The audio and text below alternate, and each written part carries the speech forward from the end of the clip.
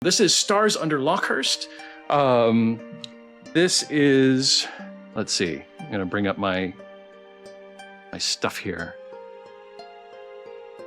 This is another Spooktober Jam game developed by Pauline. I'm sorry, Polly, if I get your last name wrong. Is it Reinacher or Rein? I think it's Reinacher. That's how I'm going to go until you correct me. So Polly did character design, CGs, sprites, UI, prop art. We have Rex, who did some other kinds of design, monster design, sprites. Toffl, Dominik. Some of these names are tough for me. Dominik Figlhuber, Charlie, Metal Power, Ryan Sherlock, Molli Shuker, Vit, and Yaygun. So these are all people that worked on this game.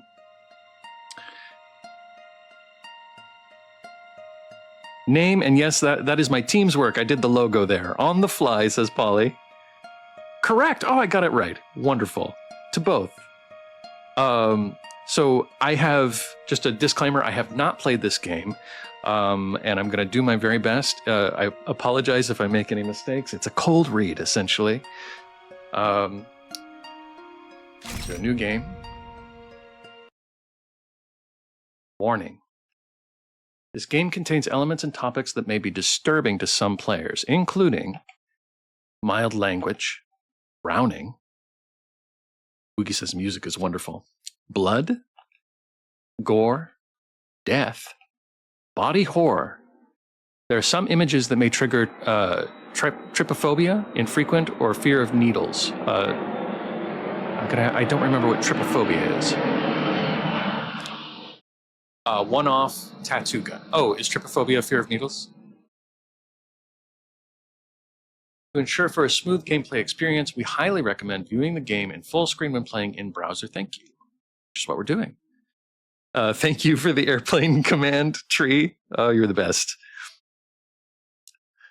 Trypophobia is a fear of clusters of many holes. Thank you, Polly. You can turn off minigames in settings menu if you just want to enjoy the story. I think we'll try and do the minigames. Okay. Oh. Oh. I'm Mr. Shins, so we should make it Mr. Shins, right? Get fully immersed. October 7th, 2006. I dreamt about that town again. I was somewhere on the outskirts, on a beach, ankle-deep in sea foam. The air reeked of fish and the sky was an inky void. A body floated lifelessly in the surf.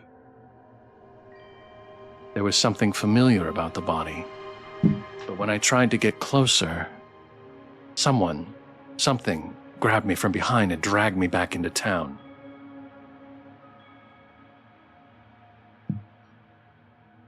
I thought that was the game shin, but it was you. Well done. Thanks, Woogie. I appreciate it.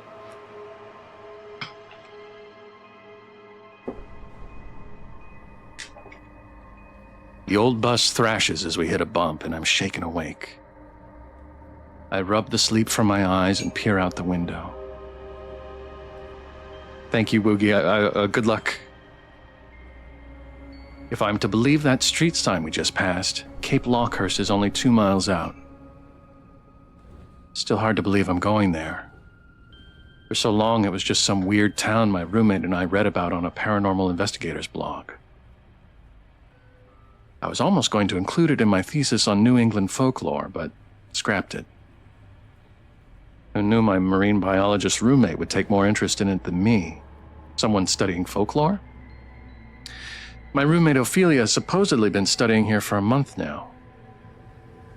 We were always close as roommates, but never the spending holidays together type. So I didn't initially find it weird when she didn't call me over Labor Day weekend. When classes started back up, she didn't come back. She only left a note in our dorm. Got some research work, Ophelia. Aside from that, radio silence. It was only 2 days ago when she finally replied to me. Remember Lockehurst? Come visit me at Gilman's Inn. Now I'm on the road to visit. Hopefully I'll get some answers while I'm here. Or at the very least, get a well-deserved break from classes. I gather my belongings and shuffle off the bus. After I exit, I go to turn and thank the bus driver, but she'd already closed the doors behind me. I can barely make out her expression through the grime on the doors. Was it pity or contempt? Neither option feels particularly comforting. I take the shortest opportunity to sort myself out using the bus's rear-view mirror.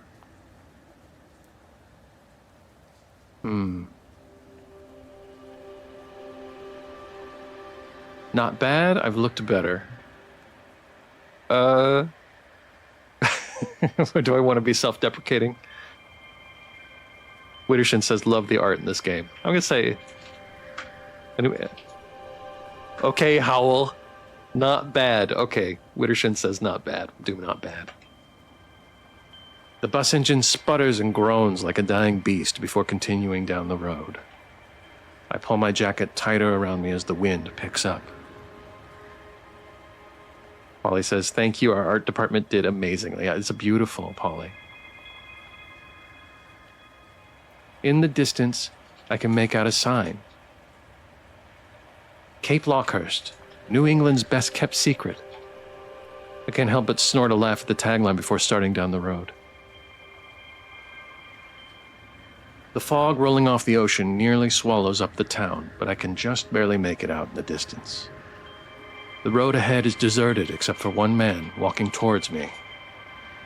I can tell he's smiling before I can even see what color eyes he has. Hi. Evening. He gives me a nod as we cross paths, as if we'd been neighbors for years. I nod back and almost continue past him before he speaks again. You a tourist? I suppose. Why? Well, I'll be. Gonna try and approximate that. Never seen you around here before. Figured you were visiting. Is it so obvious?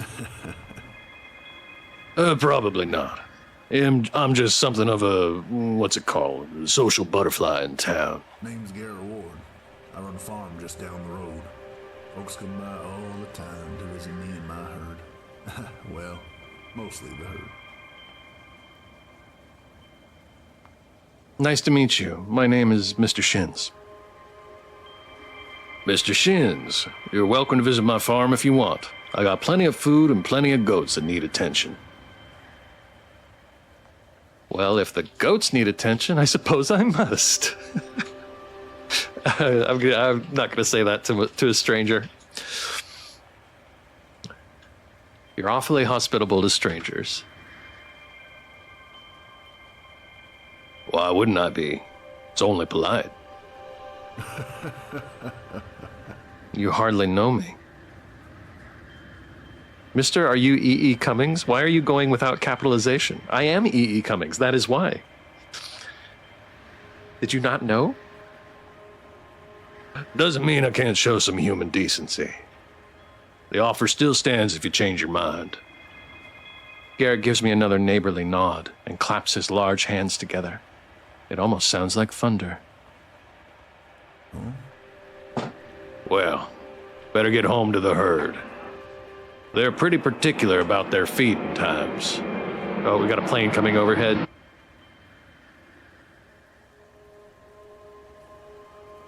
Sorry about that. They're pretty particular about their feeding times. I'll see you around, Mr. Shins. Thanks, Tree, for the plane command. Likewise, Garrett. He gives me a loose salute before he continues walking down the road. Thank you, Polly, for the meow. The air around me suddenly feels much more cold and harsh. For the briefest moment, I imagine a warm fireplace in a cozy farmhouse and wish I took up Garrett's offer. No, I need to go see Ophelia. I brace myself against the wind and march into Cape Lockehurst.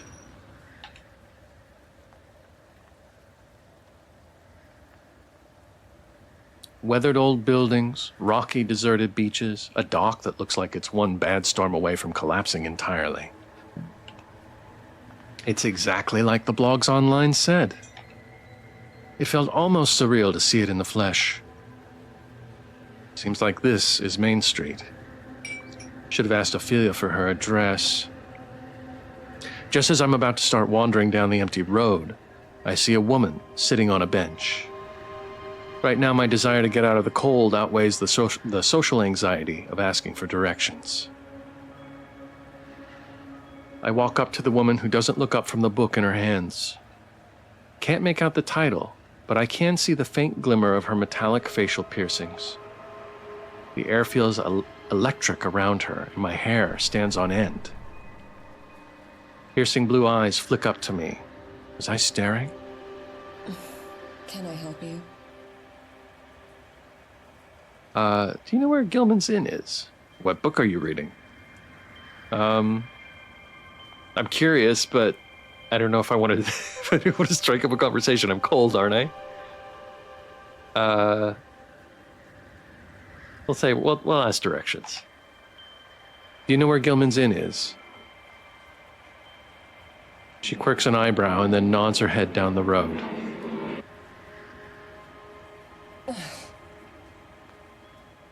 Next block over. Take a left. Her piercings catch the light with the tilt of her head. Ah, thank you. Darling. Of course, darling. She then stares at me, and I feel like a butterfly pinned in place. It's almost like she's evaluating me. The moment passes quickly, and she returns to her book. I resist the urge to ask her name, shuffling down the street according to her directions. Just as the woman said, Gilman's Inn was just a block away. The air was rich with the smell of cardamom, and the rustic wooden furniture made me feel less like I was walking into a business and more like I was visiting a distant relative. Fool says, I'm so blown away with the quality of these. Yes, indeed, Fool. It's impressive. There was a woman at the front desk fussing with a very large dog. As soon as I approached the desk, she sat up straight and hit me with a blinding smile. That's quite a few dogs. Oh, welcome to Gilman's Inn. You must be Ophelia's guest. She told me you'd be coming. She's staying in the attic suite. Thank you, miss. Do feel free to make yourself comfortable here. She left some extra payment in case you wanted to stay with her. That's kind of her. Thank you again. It's my pleasure, dear. Have a good night. The kind woman points me toward a set of stairs. As I start ascending, I hear the low whine of a very big dog. No, Sherry, you can't demand pets from every guest. Maybe after I see Ophelia, I can come back down and pet the dogs. Shins, I think I've booked us at this hotel before. I think you may have, Winter Shins. Did I miss Bohemian Rhapsody? No, G Machine. Bohemian Rhapsody has not happened. Storytime stream with Shin confirmed. Yes, indeed, Woogie. Welcome to Storytime. Thank you for being here, sir. And thank you for being here, G Machine. The steps are a bit too creaky and a bit too tall to make climbing them uncomfortable, but I make it to the top. There's an old wooden door that's been left open. I poke my head inside to see a cozy little bedroom with two equally as cozy-looking beds. A figure organizes papers on a desk in the room, and I can immediately recognize Ophelia's dusty blue scarf. Ophelia? She stands up and whips around. There's a dark expression on her face, as if it took her a moment to register it was me, but it's quickly replaced with pure joy. Hey! Mr. Shins, you came! She bounds over and wraps her arms around me. I've missed you. It's been so long. Hug her back. Why didn't she reply to any of my texts? I'll just hug her back. For now. I sag into her, relief nearly knocking me over. Her glasses dig into my shoulders some when she gives me another big squeeze before pulling back. Why didn't she reply, says Woogie. I'm sorry, guys. I should ask before I make these decisions, huh? I'll ask. I'll ask next time. 2 sides, says Pauline. 2 sides. I'm getting a clue from the developer here. She laughs and stands back, looking like a brilliant ray of sunshine in this drab town. In the several years we've known each other, she's always been good at cheering me up. Whether it was a failed exam or a bad breakup, she always made such an effort to comfort me. I didn't realize how much I missed her in this past month. While it's great to see her, I can't help but feel uneasy. Apparently, that was written all over my face. What's wrong, Mr. Shins? Quite a bit. You ghost me for nearly a month, and the first time you make contact is to invite me to vacation with you in some haunted town we read about on the internet. It's hardly been a vacation for me, but we can chat about that later. Her sunny disposition fades, and she gives me a serious look. But I worried you, didn't I? I'm sorry, Mr. Shins. Let me answer some questions for you. I think that'll help. Ask me anything. Okay. Why didn't you call? Everybody agree? Why didn't you call? I'm gonna wait. I will wait. I will wait patiently. Yes, says Polly. Wittershin says, I know this is meant to be New England, but oh my stars and garters, it is so Pacific Northwest, tiny coastal town. It really is. Why didn't you call, Ophelia? Truthfully, I got caught up in my research. She laughs and rubs the back of her neck. What's she been up to for a month, says Gene Machine. You know me, I can get a bit lost in my own world once I get going. I was really worried about you, Ophelia. I know, I'm sorry. Next time I'll let you know if I'm going to be gone for a while. Well, hopefully there won't be a next time, but you know what I mean. Ask me anything. Okay, G-Machine wanted to know what she's been up to. What have you been doing this past month? Researching the urchin species that live here. Even if the rumors about this place are bunk, the ecosystem is truly remarkable. I used the library here to email my thesis advisor, and he said that I could stay and do my research here so long as I sent him some of my findings. That's great, Ophelia. Well, maybe you can show me what you have so far. Something in her expression shifts, and she looks away.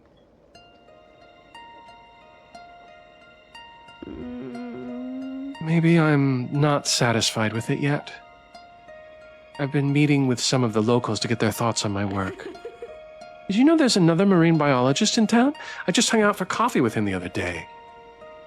I'm happy you're making friends. Ophelia.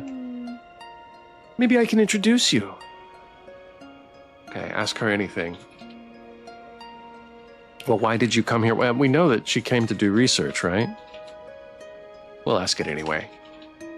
Why did you come here?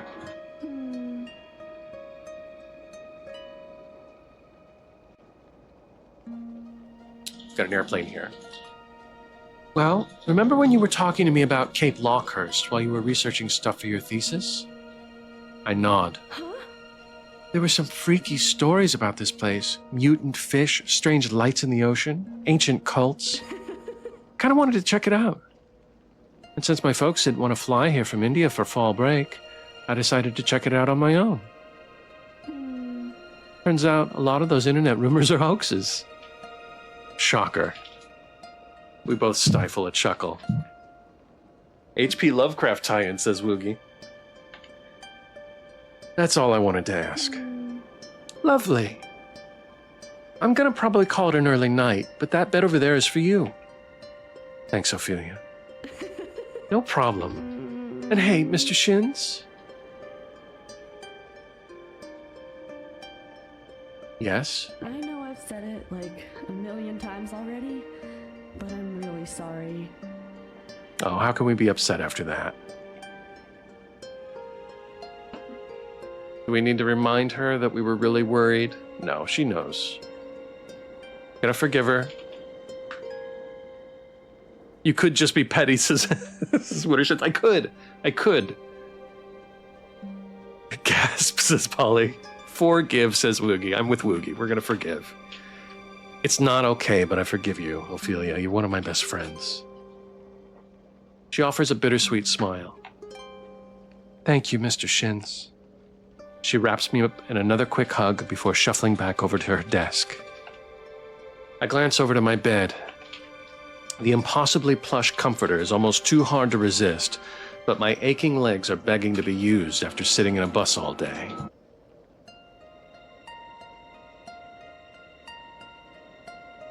The wind seems to have let up, and the docks didn't seem too far from here. I'm gonna go stretch my legs. I'll be back in a half an hour. Okay. She gives me a pleasant wave as I slip out of our room. She seems... Something wrong? Is something wrong? It seems like something else is wrong. Maybe it's the that she does when, like, every other line. The lobby is empty when I get down there. Oh, we missed the dogs. No proprietress, no dogs. Much to my disappointment. Though upon closer inspection, I see a figure in the corner. His sleepy eyes drift over the stack of papers in his hands. As I walk past him to the door, he lifts his gaze to meet mine. A slow, lazy smile plays across his face, and he nods a greeting to me before returning to his papers. I continue out onto the street and down to the docks.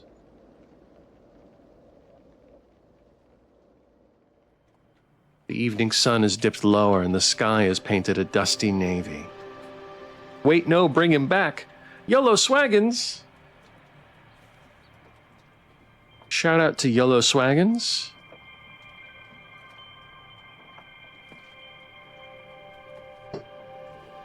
Guys, please give YOLO a follow. Hello there, my name is YOLO. If you're looking for some good chill vibes and a big-time JRPG and horror fan, then you're in the right place. I'm always down for game recommendations and playing with fellow streamers and viewers. Good vibes only, have an amazing time. Hi, Mr. Swaggins. Thank you so much for the raid. It goes well. We're just doing... VNs from the Spooktober VN Jam and developer interviews. We've got one of the developers in here, Pauline. You guys please give YOLO a follow. YOLO just did a 24-hour stream, and it was great. He played all day, 24 hours, and has been... And then you've been streaming a lot. If I did a 24-hour stream, I'd take like 5 days off. But yeah, give YOLO Swaggins a follow. He is amazing. To anybody from YOLO's community that doesn't know me, I'm Mr. Shins. I play games with stories. This game is called Stars Under Lockehurst. I'm not right, says YOLO. Yes, you're great. Sorry. You know it's not true. This is Stars Under Lockehurst. We're doing jam games and developer interviews. So we're going to talk to Polly after the playthrough here. If you need to go, if you're tired from your stream and then your 24-hour stream before that, I understand. No pressure to stay, but you are absolutely welcome here, sir. And thank you again for the raid. Okay. The evening sun has dipped lower, and the sky is painted a dusty navy. I shall be chilling. Thanks for the shout-out. My pleasure, YOLO. Thank you for the raid again. The air smells of fish and brine. It is both comforting in its predictability and powerful enough to make my nose wrinkle. I pace up and down the wooden planks. My body feels like it's tied in a knot after being on that bus all day. As I reach the end of the dock, I see a man standing with a fishing rod in hand. There's an extra one on the ground next to him. Join him? Or continue walking? We can get some fishing in? Do we need a license? Are there legal things to consider? Is that a man or a mustache, says Mistershins. Yeah, there's another pole that, well, I mean, I don't know whose pole that is, but let's be bold. Fortune favors the bold. Fishing is always more enjoyable with company. Excuse me, may I join you? I'm glad we asked. Learn to fish. Of course, take a rod. The fish in this area are notoriously fickle. I'll show you the ropes. Oh, we actually get to fish. Okay. To hold, cast spacebar until the bar is filled, and release. Wait for the fish to bite the hook. To reel in, press space repeatedly to move the indicator and keep it in the green. Okay. To hold. Oh. Oh no. Oh no. I'm bad at fishing. You can also use left mouse button. I have a Steam controller and I'm trying to use the trigger. Let's see if I can do it. Come on, fish. Come on, fish. Oh, I have to keep it in the thing. Let's try again.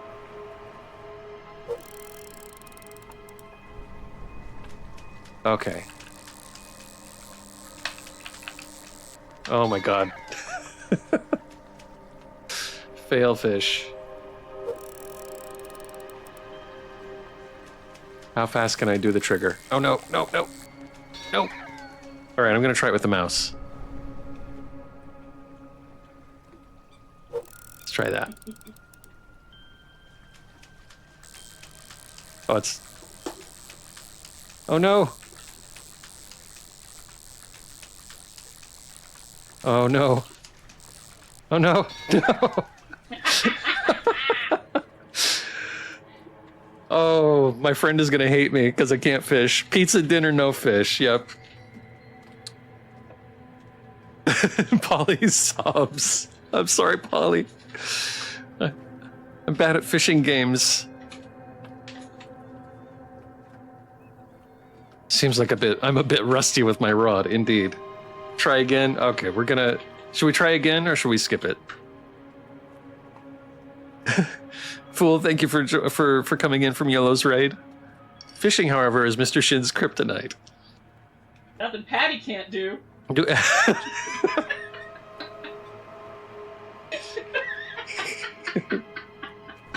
I'm getting grief for not being able to fish. Pizza No dinner, skip. Pizza for dinner. Polly says no skip it. It's unintentionally brutal. No, Polly, I can do it. I can do this. I can catch a fish.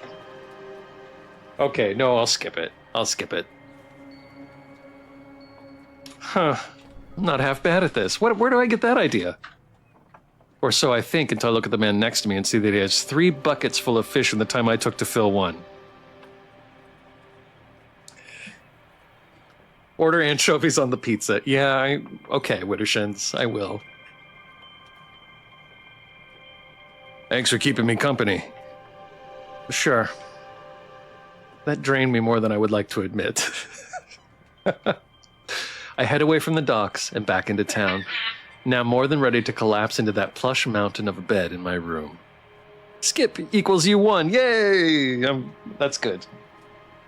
Because we would have been here a while trying to catch one fish. As I'm heading back into town, I see a woman moving in the distance. Is she skateboarding? On this uneven pavement? She is humming to herself and hasn't noticed me at all. Her voice is hauntingly beautiful, and her movements are so fluid she almost appears to be floating on her skateboard. And then she trips.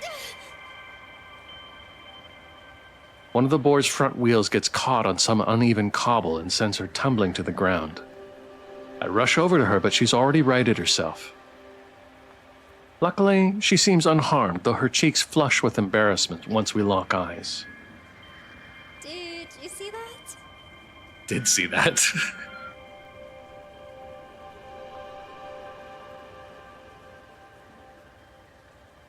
See what? We'll say, are you all right? We saw it. We don't pretend like we didn't see it, do we? What? Rude? Is that rude? To ask if somebody's all right after they've taken a fall?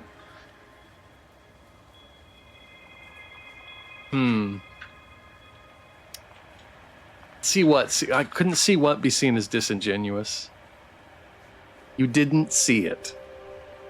I know that she fell. Nope, didn't see a thing. Okay, we're going. Okay, everybody's voting. See what? See what? Her face brightens and she laughs. Oh, okay, that's good. Thanks for saving my pride. Oh, see, she knows we lied. She knows we're a liar now. Whatever.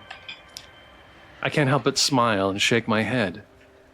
Whatever do you mean? I didn't see anything at all. Huh, right. Well, you have a good night. You as well.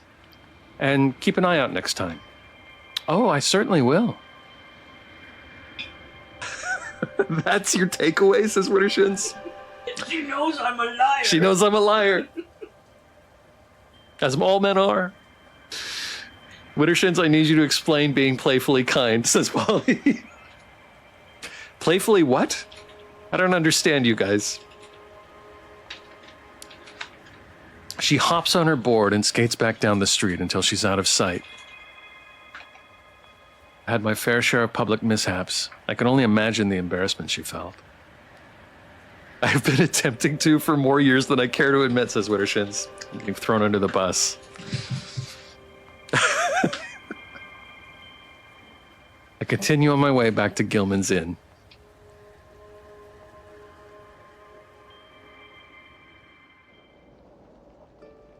Okay, our pre-roll is off. We're going to go ahead and take a quick break here. I'm sorry to anybody that's behind the commercial wall, but I will see you in 180 seconds. Take this time to get a drink, find your favorite blanket, all that, and I will see you in 3.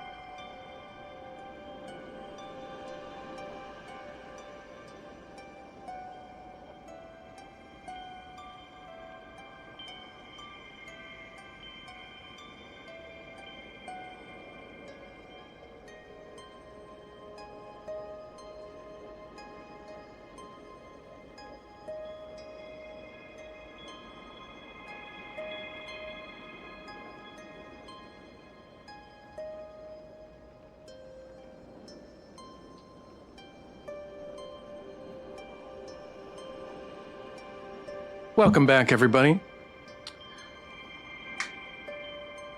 Okay, where were we? Ophelia is already asleep when I get there. Her glasses are folded neatly on her bedside table next to a glass of water and a book. She always did that at home, too. I let myself take comfort in the familiar sight before changing and sinking into my own bed. The plush blankets feel like they just swallow me whole. The stress of trying to find Ophelia, the long bus ride, my thesis, all that tension drains out of my body as I melt into the mattress. Don't remember falling asleep, or most of my dreams for that matter. But the one thing I do recall is dreaming about a bright flash of light in the sky over the open sea.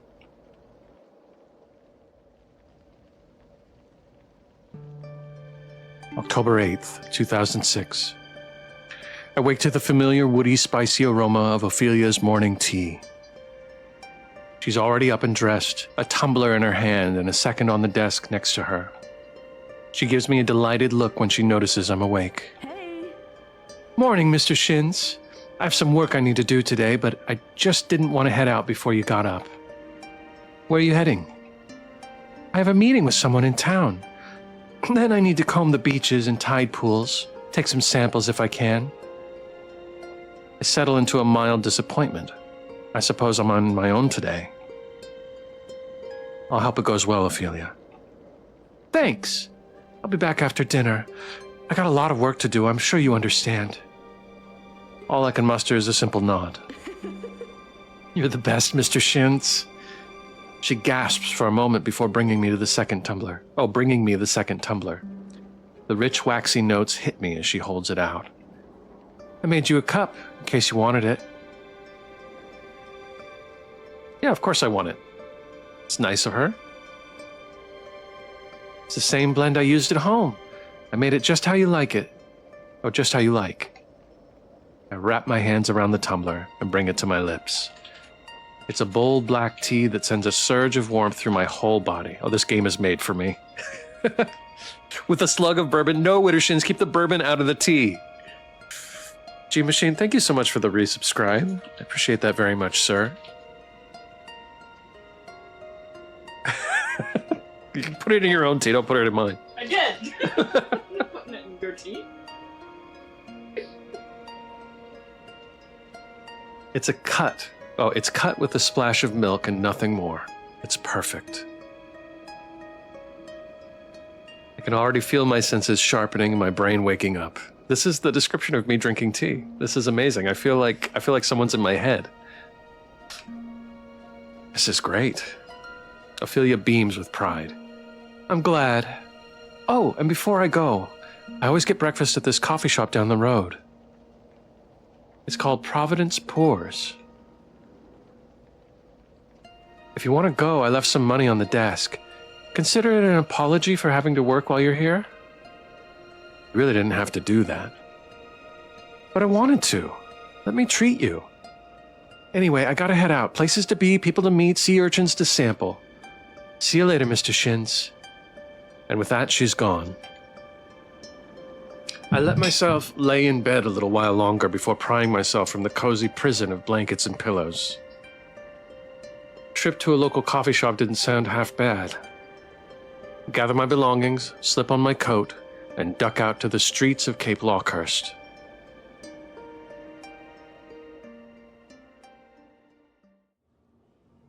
It was about a 5-minute walk from the bed and breakfast to the coffee shop. As I enter, I'm greeted by warm air made thick with the smell of roasted coffee beans and cinnamon.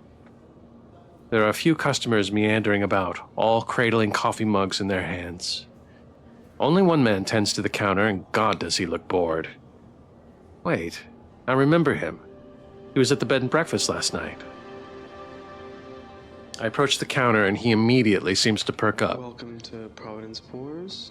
What can I get for you? Just a chocolate muffin, please. Sure thing. Name for the order? Mr. Shins. He nods, uncaps a Sharpie with his mouth, and scribbles something down on a cup. I pay for my order with some of the money Ophelia left me. Afterward, he leans on the counter and I get a good look at his name tag. Michael. How's it been? Did I see you at the B&B yesterday? Can I just get my order, Michael? Yeah, what were you doing there? It seems more friendly. Michael? Why you in my business, Michael? Can I just get my order? No, okay. Okay. Michael, here we go. Yeah, what were you doing there? You were standing in the corner looking at some papers. I help with their menu. I messed up? What did I mess up? Is it...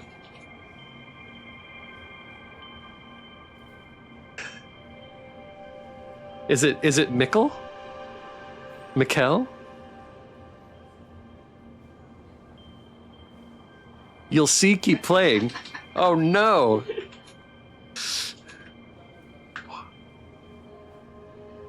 Oh, so I didn't mispronounce his name. I messed up. I should have been rude to him?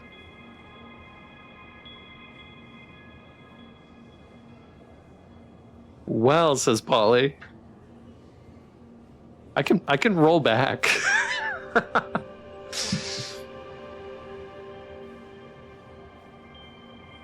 You did, but I didn't see it. I'm so nervous now. Okay, well, I'm gonna move forward. I'm saying his name right at least, right?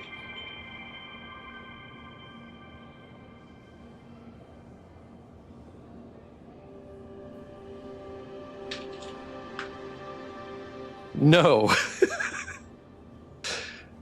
Breaks in, slips on broken glass, hits head on thermostat while falling, crawls out broken window, passes out in a bush. Spike Wombat, are you okay? Mikkel is the correct pronunciation. Thank you, Polly. Mikkel, it's Mikkel, you guys. Michael. It's not Mike with an L on the end. That's just silly. Who would pronounce Mikkel Michael? That's just dumb. Anyway. Thank you, Polly, for the correction. I appreciate it. It's so nice to have the developer here to tell me stuff. Mikkel, not Kiel. Mikkel? Mikkel. Mikkel. Okay, we're going to do Mikkel. Mikkel. There we go. It's Mikkel. It's kind of French. All right. I help with their menu. They have the bed part down, but they're severely lacking in the breakfast department. You made a good choice coming here instead. That's a little rude. I'll be the judge of that. Wow, these are both kind of rude.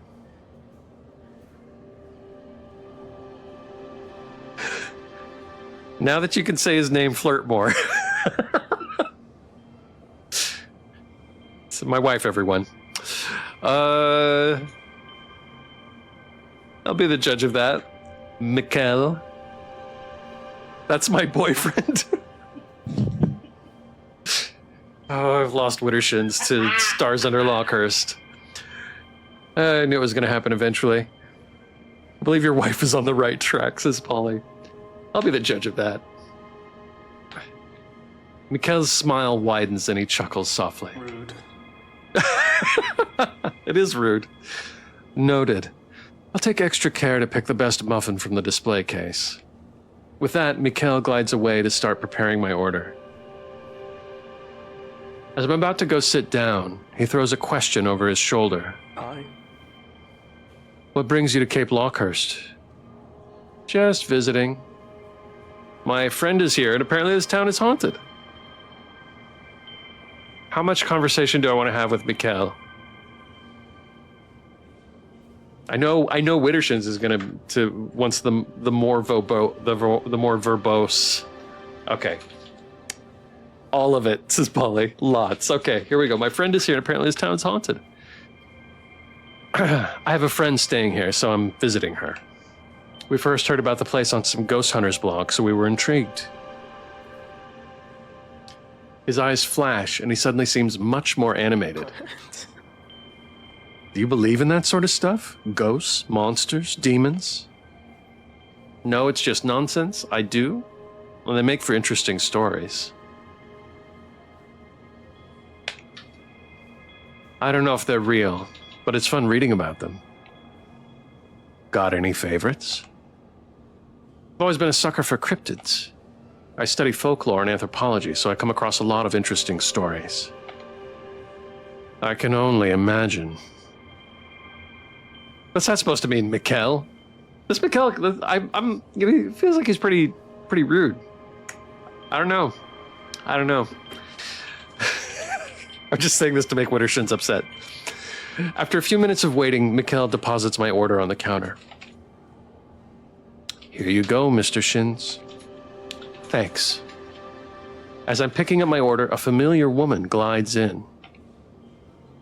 My usual, Mikkel. Mikkel smiles and holds out a to-go mug to her.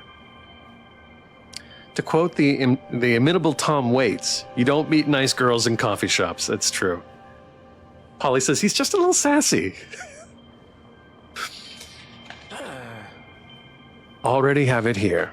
You're late, Angel. Oh, it's not like you care, darling. The two exchange glares before laughing. Thank you, Mikkel. She takes the coffee before turning to me. Ah, I remember you from last night. You seem to have found your way eventually, darling. Ah, yes. Thank you again. Where do you meet them, says Gene Machine. It's a good question, Gene Machine. Treat says Mikkel is sus. What happened last night? She gave me direction. She gave me directions, Gene Machine. I saw her on the street and asked her for directions to the hotel. Nothing really happened. Of course, darling. Now, if you ever find yourself terribly bored, I help run the library in town. Do come by and visit. It can get quite dull without visitors. Maybe I could find some books for my thesis. I'll stop by for sure. I'll visit if I have time. No, we'll probably go to the library. Why not?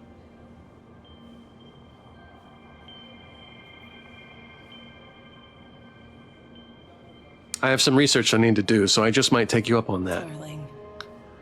Lovely. It's not on Main Street, so do try not to get lost, darling. Har har. Thank you for the offer. Angelique LeBeau. I look forward to getting to know you, darling. Thank you, Angelique. I'm Mr. Shins, and likewise. She bows her head and takes her leave.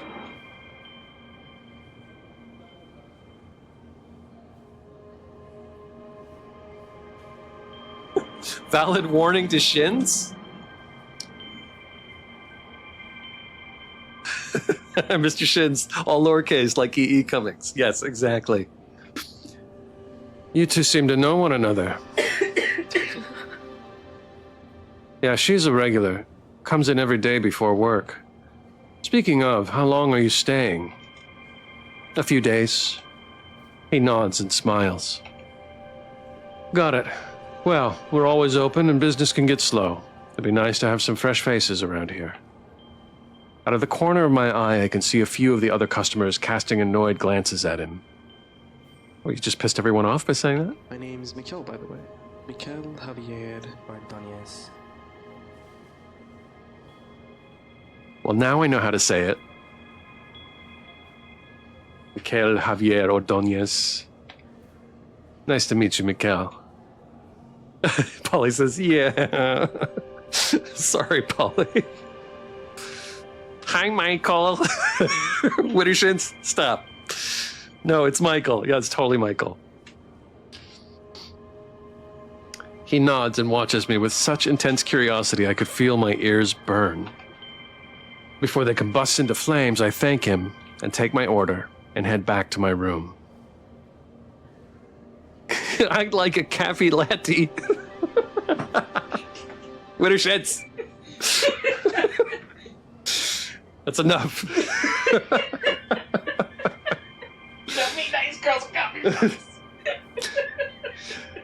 Whew. Mikkel gave me red ears. Nothing warms me up on a drab day like a hot drink and overpriced muffin from a coffee shop. I have a full day ahead of me with limitless possibilities. Well, considering the size of this town, the possibilities are actually quite limited. I suppose I'll make the most of my time and explore what I can. Where should I go? The public library? We could go talk to Angel. Garrett Ward's farm.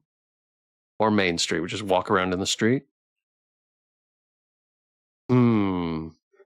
Choices. Seems a ways out to go check out Garrett Ward's farm. He's a random guy we met for like 2 seconds. He was friendly. But the herd. Hey, Ari, hello.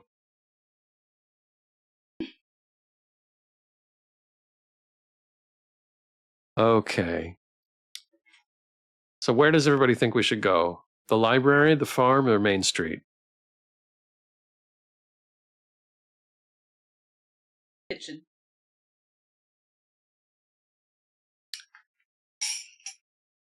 I think,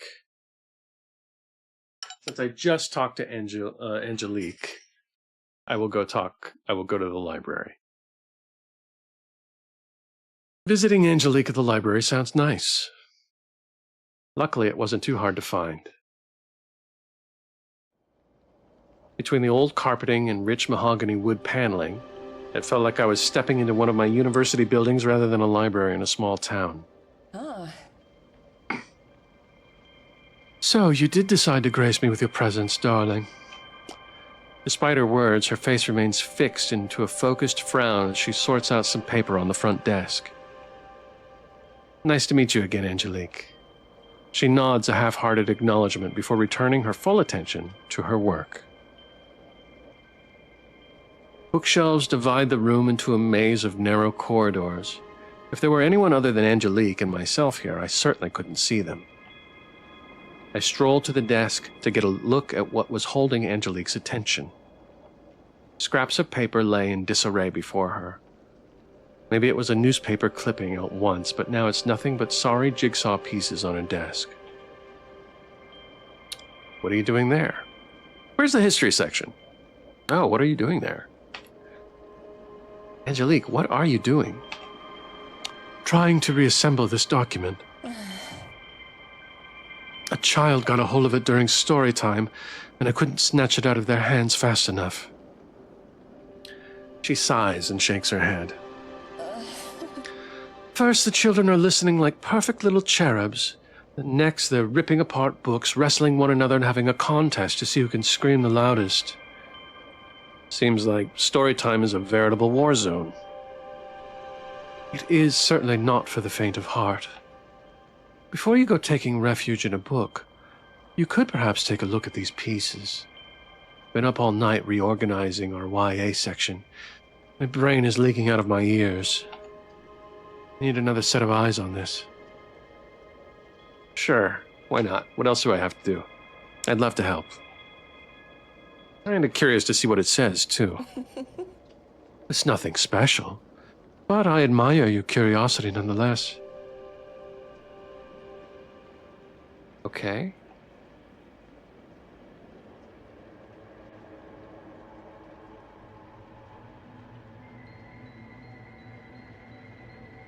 We'd have to rotate pieces. So left click to move pieces, Q and E.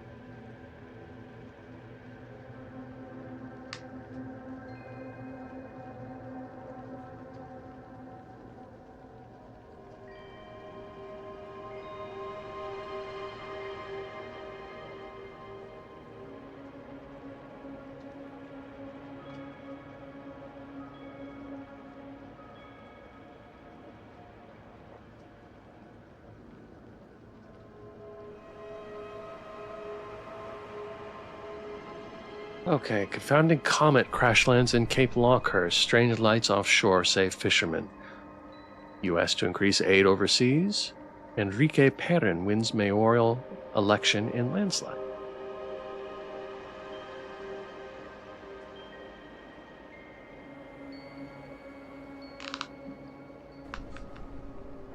Ah, there we go. Nothing more satisfying than a puzzle solved. Easier than fishing. Seems like this is an old newspaper clipping from the 40s, maybe. It's reporting on a mayoral election, war efforts, and a strange comet landing in the waters just off of Cape Lockehurst. Huh. I remember reading about that when I was researching this place online. Thankfully, says Polly. Thank you very much, Mr. Shins. While we cannot restore it to its original condition, I can at least preserve it, or what's left of it. And it's not like I don't have photocopies. No problem. Darling. I have some archiving I need to work on. If you need anything at all, darling, give me a call. Of course. Thank you, Angelique. She nods and waves me off with a small smile before continuing to organize other papers on her desk. I take my leave down the thin aisles of the library, peering down every row until one strikes my fancy. History and religion. Bingo. I pick out a few books on New England folklore, the founding of Cape Lockehurst, and an anthology of cryptid sightings, mostly to entertain myself. With a delighted sigh, I cozy up in a nook and get to reading. There wasn't anything terribly interesting or groundbreaking in the books, but they were enjoyable.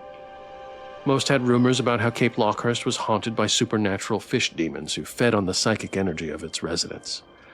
It was either that or vicious crustacean warriors who raided the town every full moon, or ghostly singing luring sailors from the town to their demise.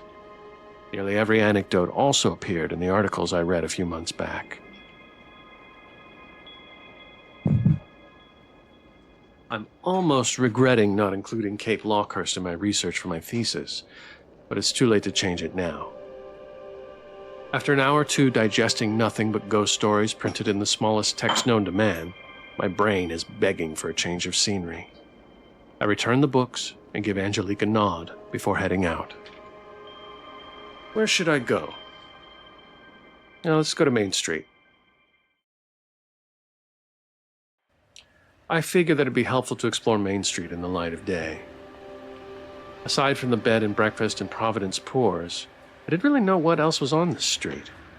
The only store I recognize is a bad burger chain called Derby's. The rest seem to be local shops. A crafting supply store catches my eye only because I recognize the woman in front of it. She's knelt down, putting up a chalkboard sign advertising some sale the store is putting on. When she's done, she spots me and gives me a convivial wave. Oh, hello again. Funny bumping into you again. Looking for yarn or fabric? No, just on a walk. Gotcha. Are you enjoying your vacation so far? How'd you know I was on vacation? I've never seen you around before, so I just assumed. Ah, okay. Well, it's all right so far. I'm still getting my bearings in town. I see. Well, if you have time, you should totally check out King's Pub. They have these great karaoke nights, and the bartender is such a sweetheart. That sounds fun. Karaoke is for me. That's how I met my wife. Can't say I've done much karaoke before, but it seems like it could be fun.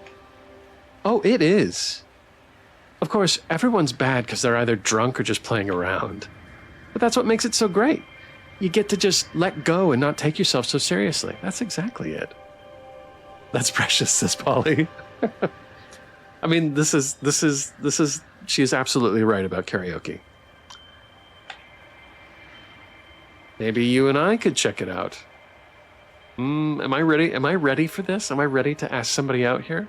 Seems like I might have a thing for my friend Ophelia. I'm not sure. I'll be sure to visit sometime. I'll be sure to visit if I have time this week. Remnantation, hello. Welcome. Rim.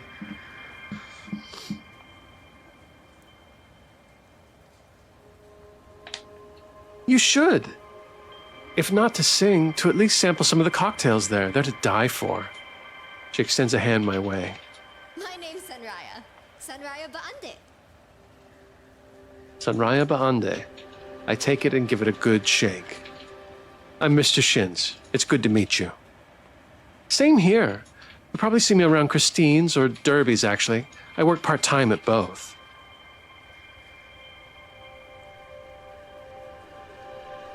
I'll keep an eye out. Just as Sanraya opens her mouth to say something else, her gaze fixes on something behind me. Oh my God. I turn around, half expecting to see something horrible, judging by her expression. I'm Mr. Shins, all lowercase, like E.E. Cummings. Yes. That's how I introduce myself to my friends. Only to see the owner of the bed and breakfast walking several dogs. Well, walking some of them. Others are being carried like babies in her arms. Oh my God, I want to pet them so bad. Sanraya rushes over and the owner laughs. Oh, you're more than welcome, dear. Yes, let's pet the dogs.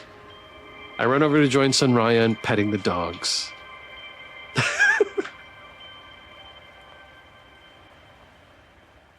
I had, as the youth say, Riz. Yes, Widdershins had lots of Riz. As the youth say. Jesus Christ. I kneel down to pet one, and then a huge, slobbering one nearly knocks me over as he tries to climb into my lap. Ah! Can't help but laugh and pet the excitable pup. After getting all the pets I can in, I force myself back. Both Sanraya and I are smiling like idiots. The bed and breakfast owner scoops some of her dogs up into her arms again and continues her walk. All right, you have a good day now. Bye now. I should probably get going too. Hopefully I'll see you around, Mr. Shins. Yeah, have a good rest of your day, Sanraya. You too. Her voice is almost melodic as she replies and disappears back into the store. I continue my exploration of Main Street alone, enjoying the soft crashing of waves in the distance and salty air. I don't end up buying anything other than a new pair of gloves for the cold, but that's okay. It was nice to go on a walk. Where should I go? Well, no place left to go but Garrett Ward's farm. Last night, that kind farmer invited me to see his farm. Some fresh air and cute farm animals I hardly needed to convince myself to visit.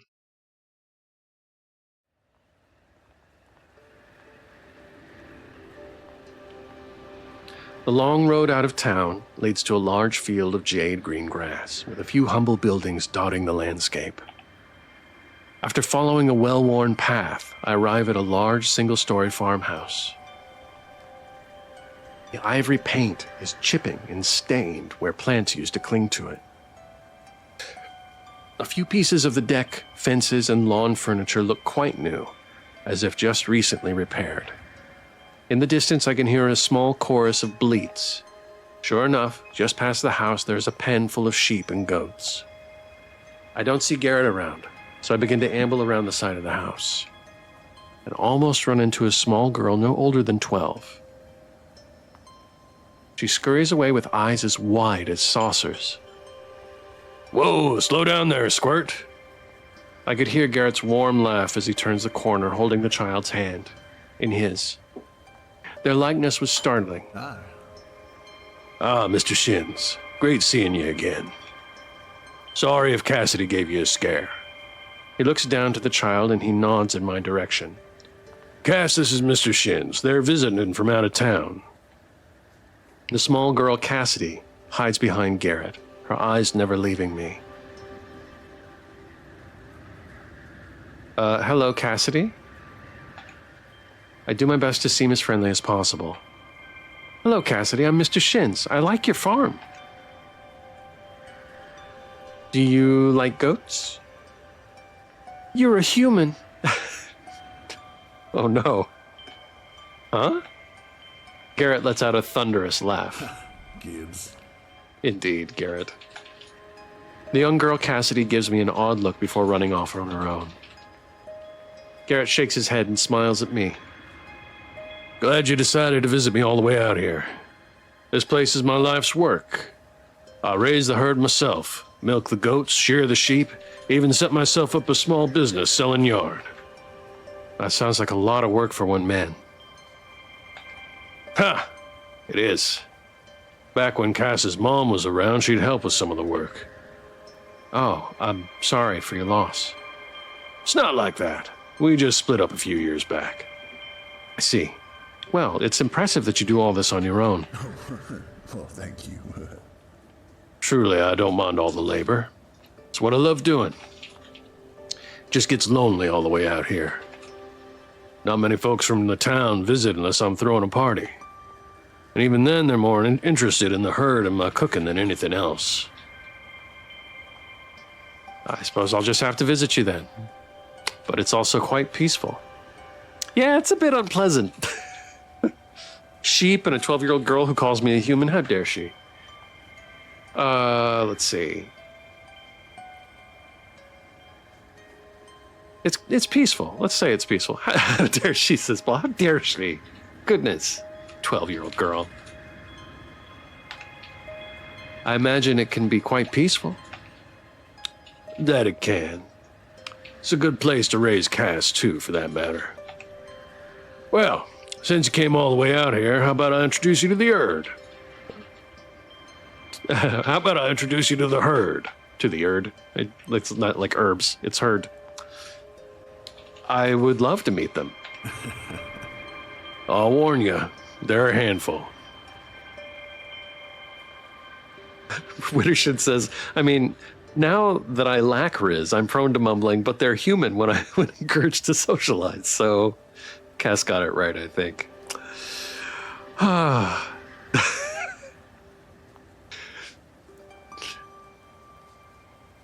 YOLO, thank you for the very generous gift to Pauline of the sub. You guys, if you haven't followed YOLO Swaggins, please give him a follow. Shins is lying. Shins hates goats.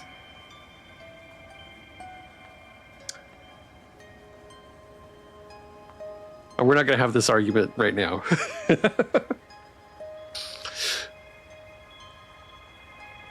Tree, thank you for shouting out YOLO. YOLO says, all right, my friend, I shall get some rest. I'll keep a lurk on. Thank you, Mr. Swaggins. Thank you for being here. Thank you for the raid. Thank you for gifting a sub to Polly. I appreciate you very much, sir. I hope you sleep well.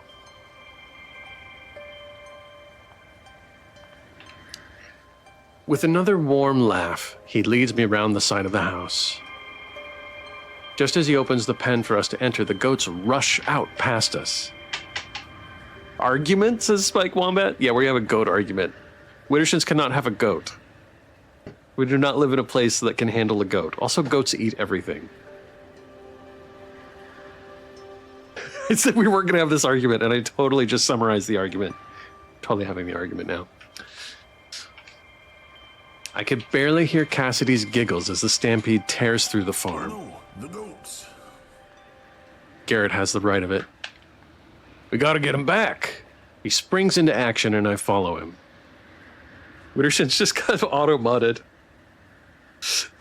And I think I'm going to allow the auto-mod. I'm just kidding. Okay, yes.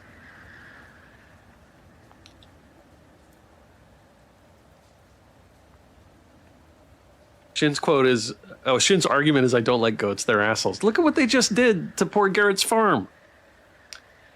He springs into action, and I follow him. I don't really know what I'm supposed to be doing, so I just follow his lead and try to wrangle at least one. Left click when arrow is pointing at an orange line. Okay, we can do this. It's gotta be, this is... Okay.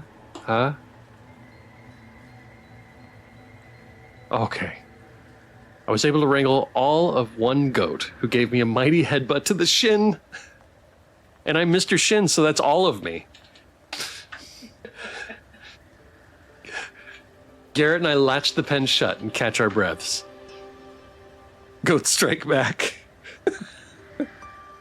Not the Shin, says Tree. I know I said they're a handful, but they normally don't run out like that.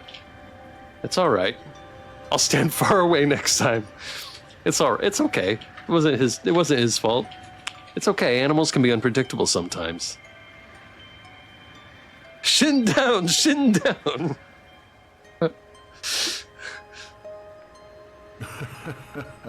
Ha, you can say that again. Still, I don't know what got into him. He pauses before his eyes dart to Cassidy, who is still giggling and holding something behind her back. Everything is fine, says Tree. Cass, what are you holding behind your back? She suddenly looks quite sheepish and shakes her head. Cass, don't lie to your old man. Did you swipe their treats? I don't know. With a good-natured laugh, he reaches down and tickles Cassidy, causing her to drop a bag of animal crackers she was hiding.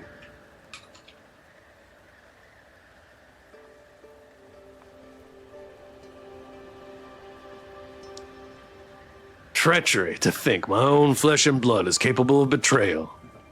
Cassidy explodes into giggles as Garrett continues to tickle her. Those are their favorite treats, you little imp. Trying to get your old man and his guests trampled? He spends some time tickling her and swinging her around before he finally releases her. Cassidy scampers away with a mischievous grin, leaving Garrett and me alone with the goats. Ah, lot of my life, that one. She seemed so shy at first. She's a tricky little scamp. She didn't mean any harm by it, I promise. He claps a large hand on my shoulder. Now, let's get on with the tour, then. It takes about an hour for Garrett to show me his entire farm, most of which was spent petting his animals. His land was certainly impressive, and his warm demeanor never faltered. I almost didn't want to leave, but he had errands to run, so I had to. Luckily, though, he said I was welcome back any time.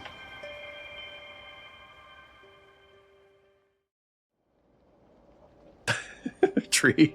What crap? Where? Wittershins, you confuse Tree.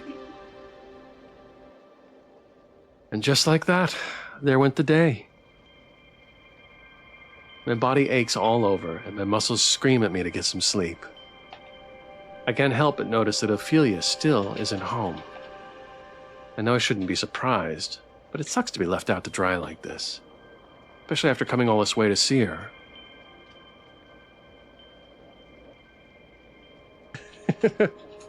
Crab's World! Even if she is doing research work, she was the one who invited me. Can't let myself end this day on a sour note. After all, I had a pretty decent time, all things considered. Which moment sticks out the most? Time on the Ward farm? Seeing Sunraya again? Reading at the library? Visiting the local coffee shop? What stuck out the most? It was, I mean, I got to pet dogs with Sunraya. She wanted to go to karaoke. That's kind of my speed.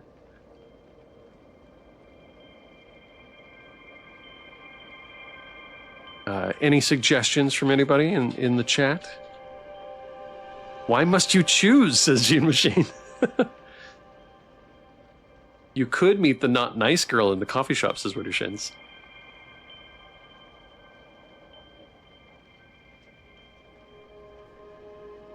It was Mikkel in the coffee shop.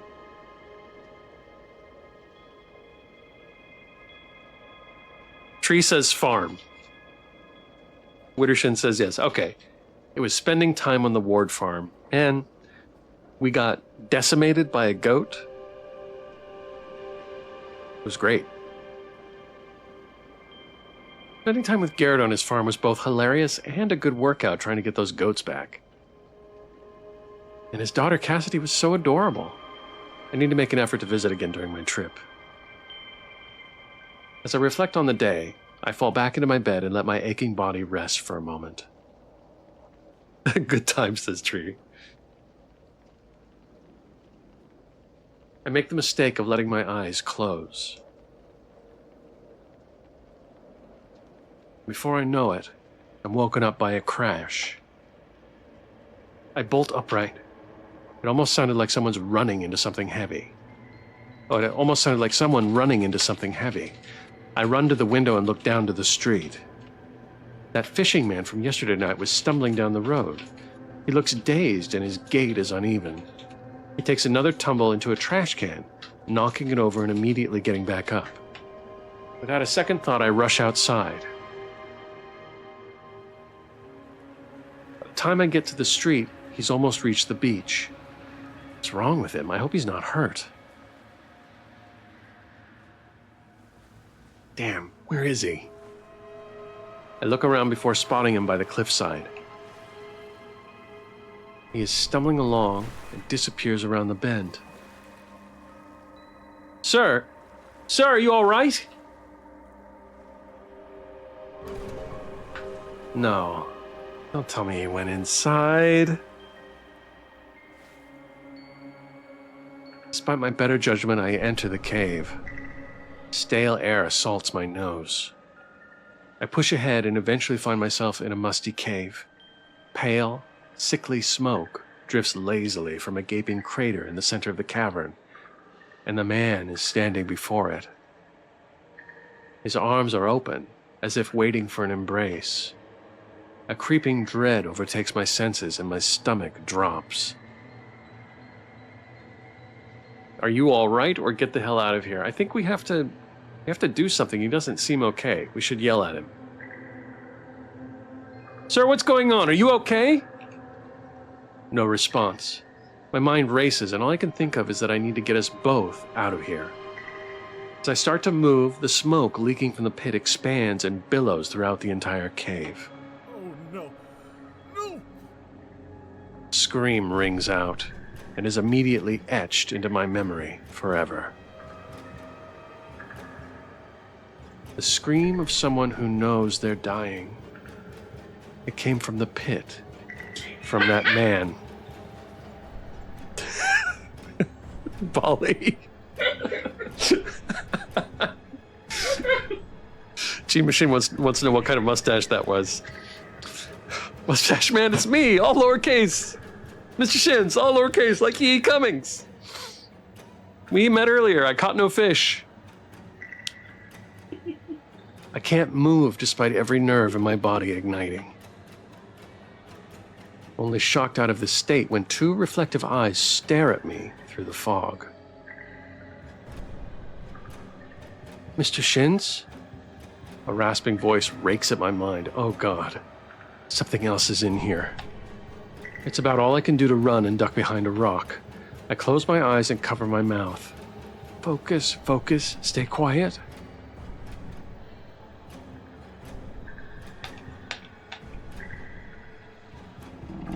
Did I do it? You have perished! No! Did you happen to save?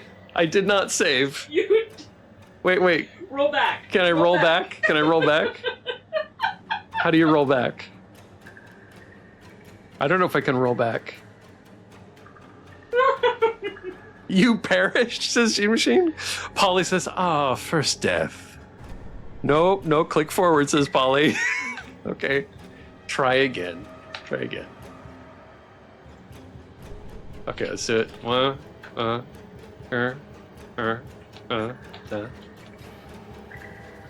There we go. I think it's gone, whatever it is. I can barely see through the fog, but I need to get out of here. I force myself to my feet and run in the direction I think I came from. Stone turns to sand beneath my feet. All lower.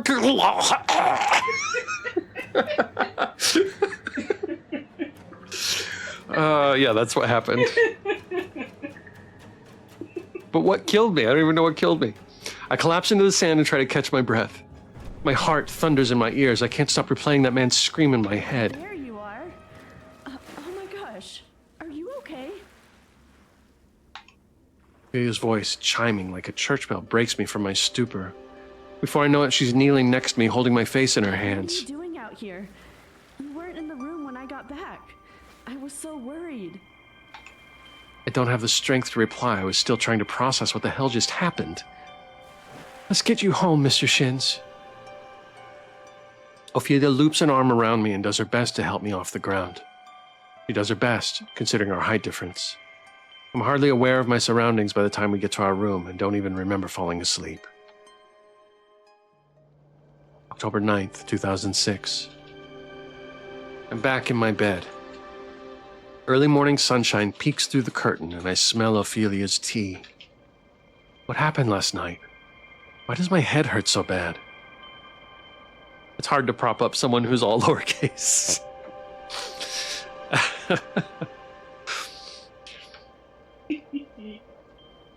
The beach, that cave, that man. Is that a dream?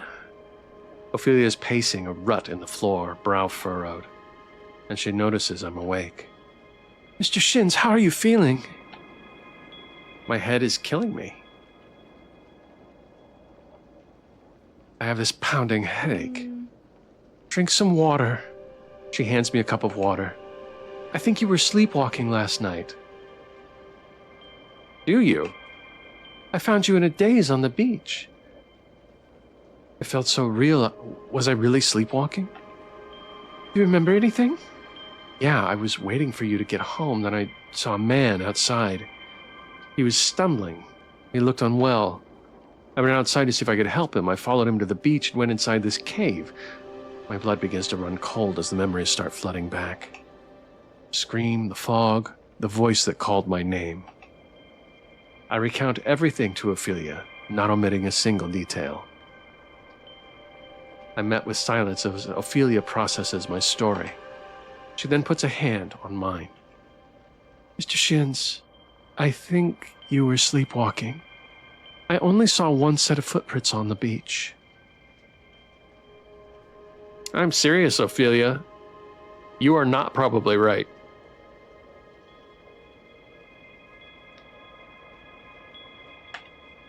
It wasn't some dream. I know what I saw. I hold eye contact, trying so hard to convince her of what happened.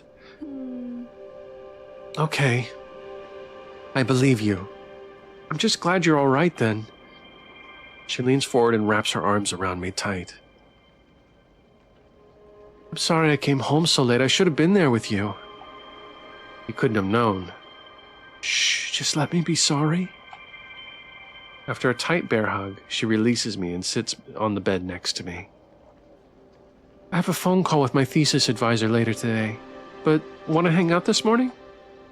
Yeah, I'd like that. Great! I'll see if I can ask the owner if we could have breakfast in our room. She leaps up from the bed, beaming like the sun. Aw, sit right there, my sleepy friend. Ophelia will be back with a bountiful feast. I can't help but laugh, and like that, she bounds away. Despite last night, Ophelia's doting feels great. Familiar. Been friends since our final year of high school after bonding during a particularly grueling AP chemistry class. While we went to different undergraduate programs, we ended up at the same grad school.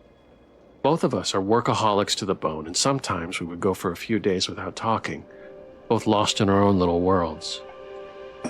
But when we did spend time together, it was much like this.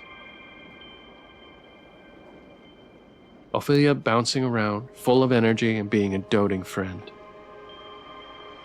Soon she re-enters the room, balancing several plates on her arms, each more full than the last. French toast, scrambled eggs, huge blueberry muffins. It's certainly too much for the two of us, but I don't care. G-Machine says AP chemistry was not fun.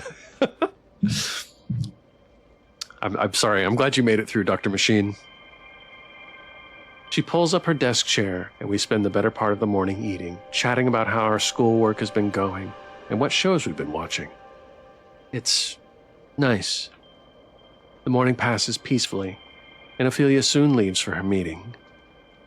As soon as I'm alone, a creeping dread begins to overtake me again.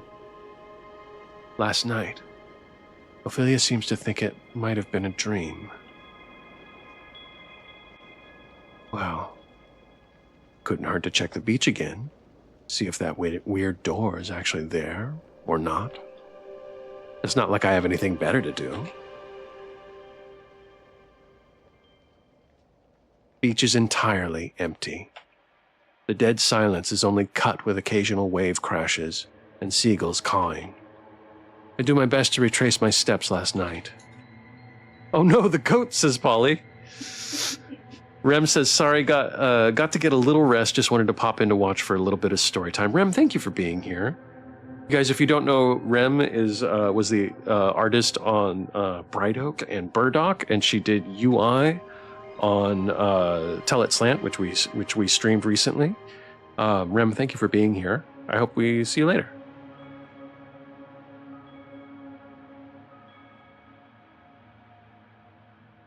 I do my best to retrace my steps last night. Hey, what's that? There's a tackle box stuck in the sand, as if it was dropped.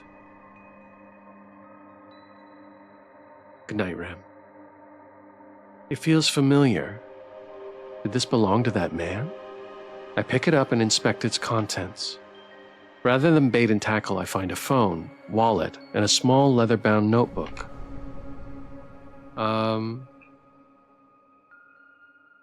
Phone. His phone is locked and I have no way of knowing his PIN. I don't have the patience to brute force my way in. His lock screen is a picture of a scarlet sun peeking out over the ocean's horizon. There seems to be an unread message from someone called Daisy. This Daisy sent him a message at 10:23 p.m. last night. Unusual meeting spot? Whoever this Daisy person is might know more about why he was acting so strange. Rather than bait and tackle, I find a phone wallet and a small leather-bound notebook. Let's check his wallet. $16 in cash. A gift card for a restaurant called Derby's. Driver's license. Seems like this man is Faust Ackerman. Based on the birth date here, he's 48. Rather than bait and tackle, I find the phone and the wallet. Okay, check the notebook. Nothing particularly of note. Sketches of fish. Notes about the weather. If I turn a few pages, a key falls out and lands softly in the sand. I retrieve it and inspect the flimsy tag attached to it. Lockehurst Living. Sounds like an apartment complex. The number engraved on the key says 201. Must be his place. After I finish poking through the man's box, Faust's box, the hair on the back of my neck stands up. My blood runs cold, and there's a pit in my stomach. Something's wrong. I look around, almost in a frenzy, as I try to figure out what it is that's making me feel this way. It's then that I spot it. A wretched creature looming over me and pinning me in place with piercing eyes. Green leathery skin stretched over huge wings, writhing tentacles where its mouth should be. It glows with an unnatural light, though hardly any part of it was natural. I could hardly think, hardly process what I was seeing. Was this the thing that killed that man, Faust? My mind nearly splits as it speaks. Do not be afraid. Oh God, what am I gonna do? Hello there. I mean, he said not to be afraid. It takes all of my focus and strength to form a coherent thought, but I try. But what are you? The thing doesn't reply, instead, just watches me curiously. Just watching me curiously. Damn, my head is killing me. My vision keeps fading in and out. I feel like I'm going to pass out. I'm going to die. Just as I feel like my head is going to pop, the pressure fades. Where there was a grotesque monster stood. Where a grotesque monster stood. Mikkel? Mr. Shins, are you all right? We need to get out of here. There's a monster. Did you see that creature? What happened? Eldritch Whore dating sim, says Ari. Hi Ari, how are you? Let's go with what happened. I like this one. What just happened? What are you talking about? I saw a monster or something. What? It was huge, had tentacles on its face, green skin, it glowed, and was standing right where you're standing.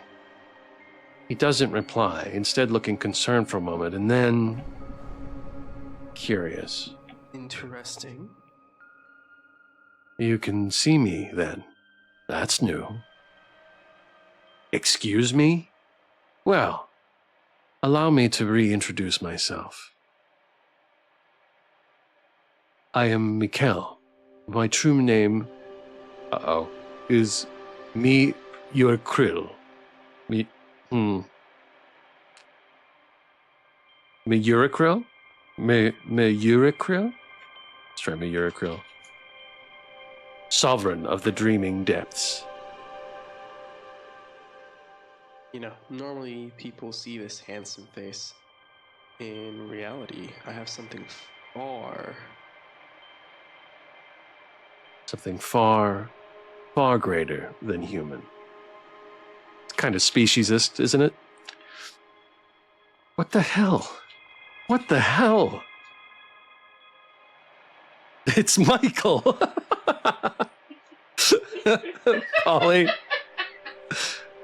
In reality, I'm even more handsome. Yeah, indeed. He just said that like it was nothing. Sovereign of the dreaming depths? 1,000 different feelings race through my head, but the strongest one is probably fear. I'm a little curious he didn't try to eat me yet. Ari says, I have a feeling Wittershins gets me. I have a feeling you're right, Ari. Let's say curiosity. He's not tentacling me now, so I'm curious. If this wasn't a hallucination, I'm experiencing an actual supernatural phenomenon. Miyurkrill. I hope I'm saying that right. What? Please. I go by Mikkel now. Mikkel was hard enough, Mikkel. I called you Michael before. Mikkel, what is going on? A coy, wicked smile plays across his face, but I can't sense any malice. I don't know. Normally, you humans can't see me for what I really am. For reasons I don't really know, Cape Lockehurst holds a lot of power. You humans can't sense it. Creatures like me can. The air here is electric with it. It feeds us, allows us to blend in with you, grows our power. I don't want to hurt you. All I want right now is to continue to be Mikkel. No, you're going to go back to being Michael right now. Just kidding. You probably have 1,000,000 questions. Ask me anything. Are there more monsters here? It's kind of insulting to ask it that way, right? Why do you want to be human? He said he didn't know what makes it special, so you don't know that he necessarily wants to be human. I think I have to go with the insulting monster question. Earlier you said feeds us. Are there more monsters here? You've already met a few. Remember Angel from the coffee shop? Oh, I do. I guess I'm not surprised. Monster librarian. Makes sense. How many of you are... What? Not the entire town, if that's what you're worried about. You probably have 1,000,000 questions. Oh, ask me anything. Okay, Alright, what makes the place special? You said Cape Lockehurst holds a lot of power. What did you mean by that? Well, you've likely read the rumors about it online. Yes, I found logs talking about the mutant fish and other worldly hauntings here. Mikkel lets out a loud laugh and he shakes his head. Those are fake as hell, but even rumors need to start somewhere. I don't know what happened here to make it so powerful, but it just is. Maybe an outer god ripped open a hole in the universe beneath City Hall. Maybe a star fell and cursed the land. Maybe there used to be a cult here. Whatever it is, it's turned Cape Lockehurst into a watering hole for the creepy and cosmic. You probably... Oh, yes. Why do you want to be human? He's going to say he doesn't want to be, right? You really are some squid monster. Why are you pretending to be human? I got bored of my usual form. His brow furrows and his eyes dart away from mine. He's lying. I'll have to pry the truth out of him later.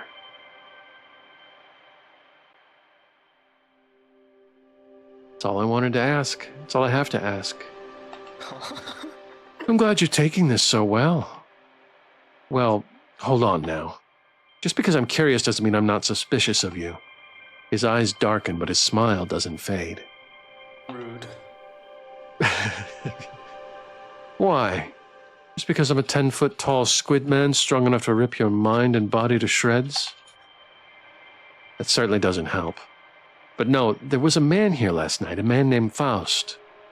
He looked sick. I followed him into a cave, and then something attacked him. Couldn't see what because of this thick smoke.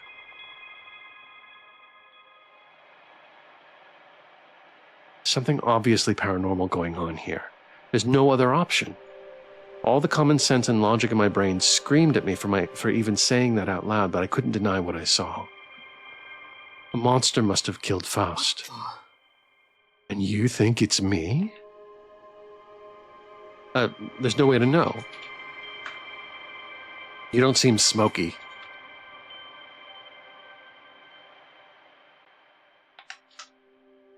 I don't have enough leads, and if there are other creatures like you in town, they could have done it. Accusations, says Gene Machine. Or it could be a human. I suppose. Well, I didn't kill anyone last night. Is that box his? He points to the tackle box I was investigating earlier. Yes. Why? The fish Mr. Shins tried to catch? Ah, I see.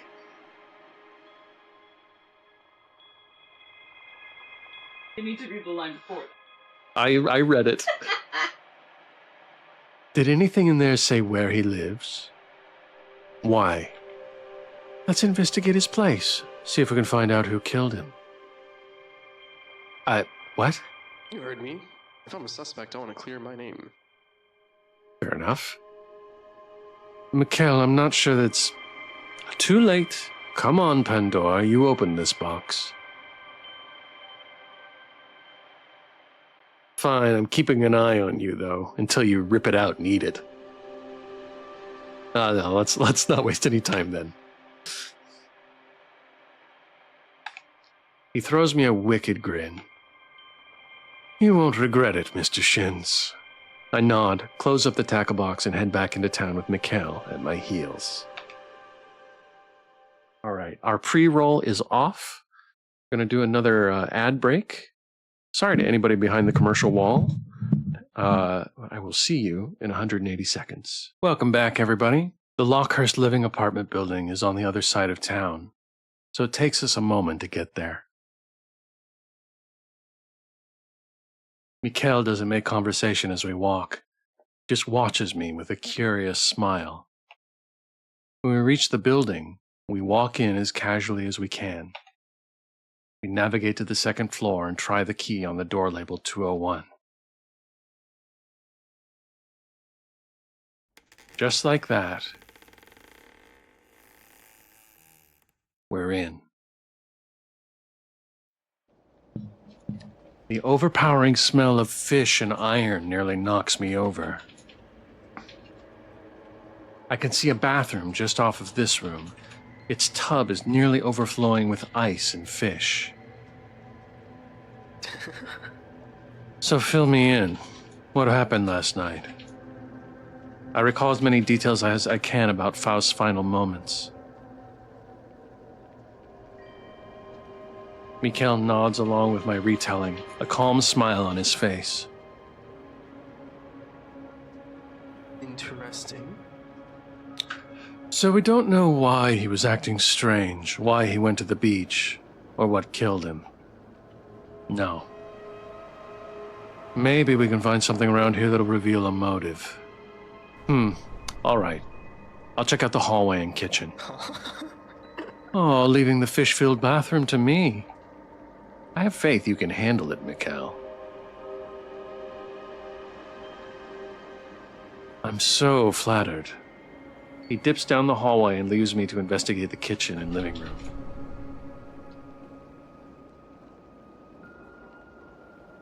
The furniture's barely used, and there's not much in the way of personal belongings.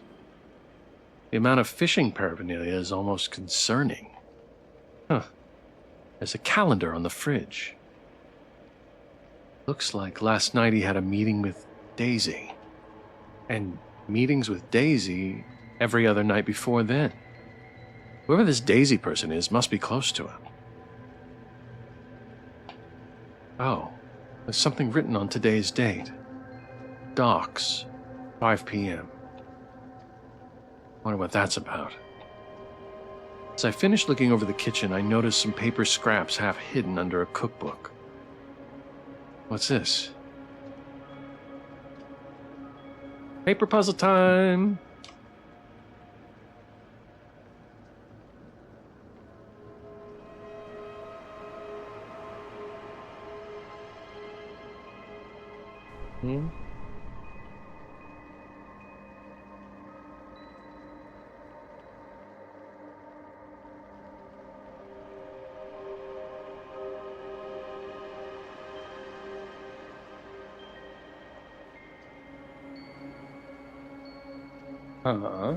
There we go.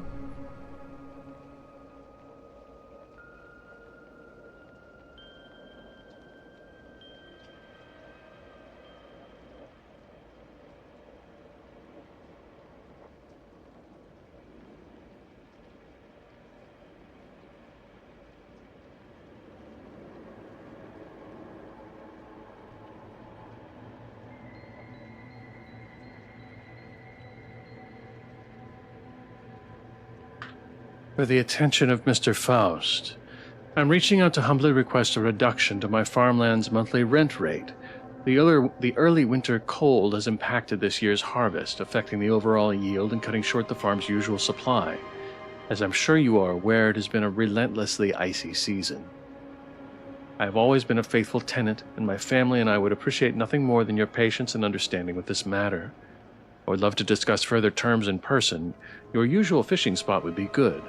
Let me know what time and date is convenient. Garrett Ward.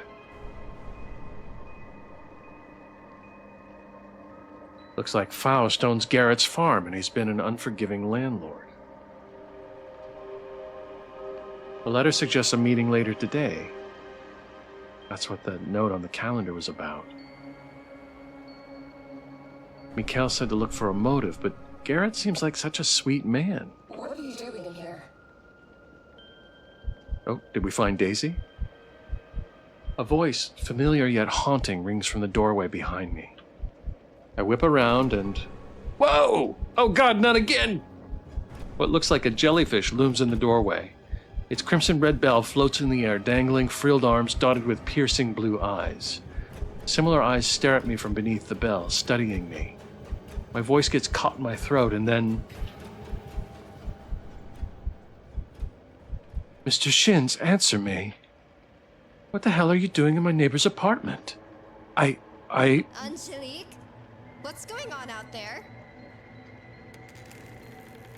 That's what I'm trying to figure out.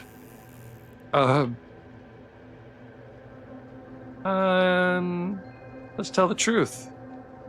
Well, wait, if we tell the truth, and we have just seen that Angelique is also an eldritch whore, what if she's the one, what if she's somehow responsible? Then she'll know. Come on, Paladin. Say I'm visiting, yeah, we're visiting Faust. He stepped out for a moment. How's it been? Oh, calm down, Mr. Shins. They're cool. Hey, Angel. Hey, Raya. We're investigating a murder. Huh? What? Shoot a harsh glare at Mikhail, who meets it with a cool smile. I sigh and look back at the women. I'm trying to figure out what happened. Rude. This is where you lie, says Winter Shins. What do you mean? What do you mean? This is a good place to lie. Whatever. And they think that maybe one of us supernatural folk did it. So Raya and Angelique's eyes go wide, and they exchange worried looks. Don't worry, Mr. Shins knows that we're... Can they see us? She asks Mikhail, but then stares intently at me. I slowly nod, and her eyes glitter. I married a suit of armor. You... I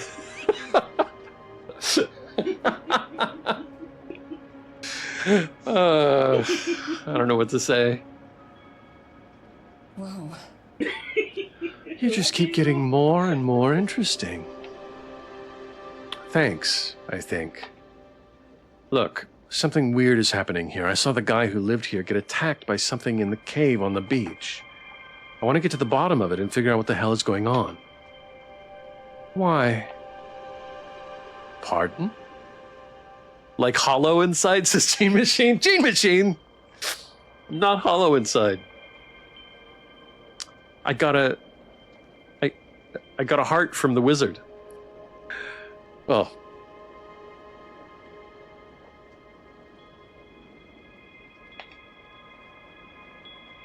Why are you investigating this, Mr. Shins? You could just pretend you didn't see anything. Look the other way. Most humans do. It's easier that way. Why are you looking into this? I want to solve this so no one else gets hurt. If I don't, I could be next. I'm curious. Wow, why am I doing this? I should just go home.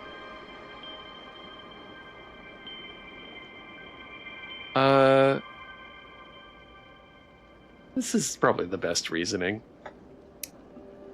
We don't want this to happen to anybody else. And I could be next. If I solve whatever's happening, I could stop other people from getting hurt like Faust did. If something is in that cave hurting people, I want to do something to help. Darling. Oh, you sweet thing. Angelique, stop messing with them. Fine. Just for you, Sunraya. He shoots an icy smile at Mikhail and me. But if you two are going to play detective, we might as well join in. I just hope no one else gets hurt. Agreed. There was a letter from Garrett Ward in the trash. Apparently he and Faust have been having some financial disagreements and we're trying to meet up today. You don't think Farmer Ward hurt him, do you? No way to know unless we investigate. Right. Our best course of action now is to ask Garrett what he knows. Lead the way, detective. Mikhail pats my back and shoots me a mischievous grin. I almost roll my eyes at him before gathering my things and heading out. According to the letter, Garrett asked Faust to meet him at the docks. Let's see what we can learn.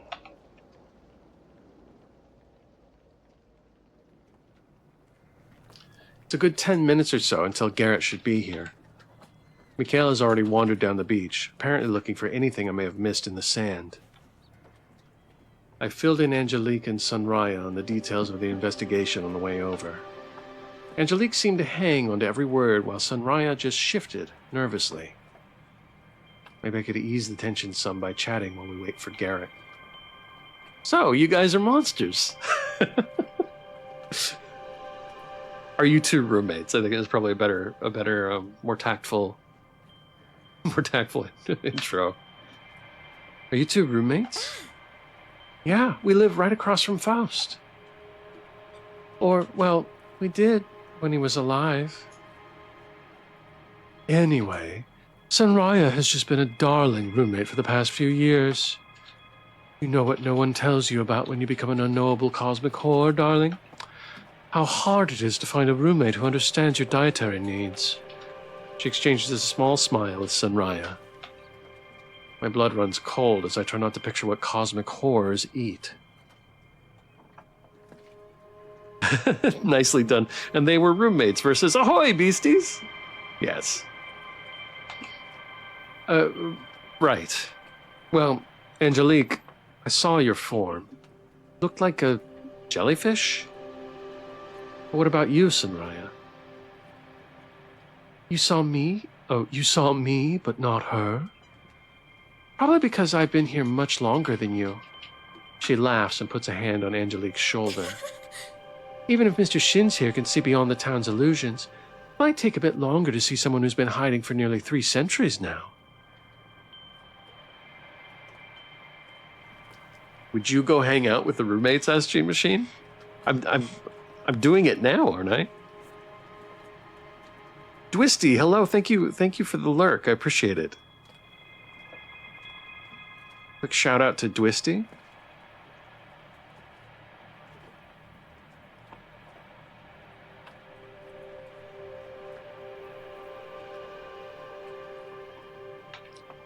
I hope you don't mind my curiosity, but who am I really? Well... There was a falling star nearly a millennium ago.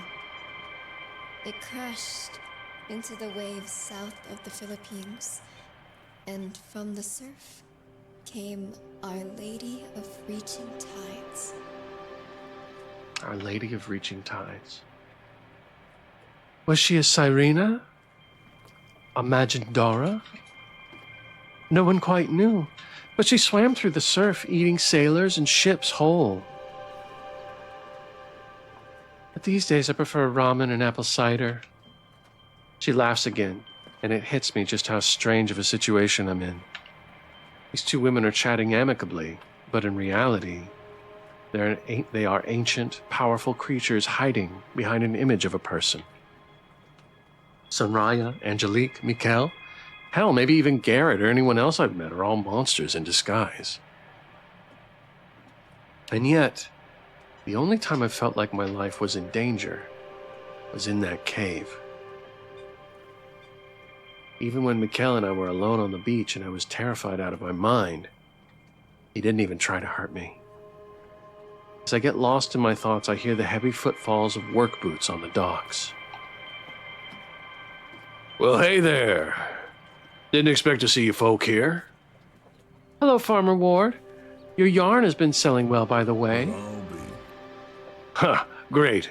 This next batch I'm working on is going to be even better. I hope the buyers over at your craft store appreciate the labor I'm putting in. Now, you folks didn't happen to see a man with a handlebar mustache around here, did you? Are you looking for Faust? How'd you know? We're investigating his death. His expression falls. Mr. Faust is dead? Why would someone... What happened? That's what we're trying to figure out. Garrett's eyes widen, and he tenses up. Why? You don't think I did it, do you? You have a motive. You do have a motive. We don't have all the information yet, but so far you're the only person who has a motive. We found your letter and the financial disagreements you two have been having. We might not be friends, but I didn't hurt him. Seems like I'll have to prove you wrong, then. Faust's family has been renting me my land for years, and I've more than paid enough to own it by now. I sent that letter to see if we could reach an understanding on it. Well, I didn't like the man. I wouldn't hurt him. And I sure as hell don't like the idea of someone going through town attacking folks. Let me help you folks out. What do you know so far? I nod and give Garrett a quick rundown of what happened last night and what we found so far. Tact, tact, tact. What? He has a motive. I want to be straight with him. Okay, but you weren't straight with the ladies. Like, what's here? What do you mean? What do you mean? I wasn't straight with the ladies. Sexist with Eldritch Horror. I just didn't know whether to trust them. Now I've got them on my side, so I felt confident. I don't know. I see how that letter you found makes me look bad, but you're gonna have to believe me that I didn't do anything to the guy. I was on my farm taking care of Cass all night. He looks down, brow furrowed in focus. It's around then when Mikhail ambles back. It's around then when Mikhail ambles back over. He slides up behind me, saying nothing, but giving me an eager smile. If you ask me, what happened to Faust sounds a whole lot like what happened to Mrs. Porter a few days back. I hear Sunraya and Angelique whispered behind... Oh, God damn it. I hear Sunraya and Angelique whisper behind me. Huh? Mrs. Porter? She's our landlady, right? Yes, I thought she just skipped town. Garrett, the narrator. Yes. My apologies, everybody. Maybe whatever killed Faust has other victims. The last reported sighting of Mrs. Porter was on the beach by the cliffside. This is a lot. Cthulhu creatures, monsters that know my name, strange ancient ruins. I can feel my hands shaking. The four others are watching me with a mixture of worry and confusion. I need to figure out what happened. I'll do what I can to help. I can do some research on Mrs. Porter tonight. Where can I find you folks tomorrow to share what I got? Mikhail puts a hand on my shoulder and speaks up. Hi. Providence Pours. Everyone knows where it is, and I can get us coffee before we investigate. You seem awfully excited about this, Mikhail. That sounds great.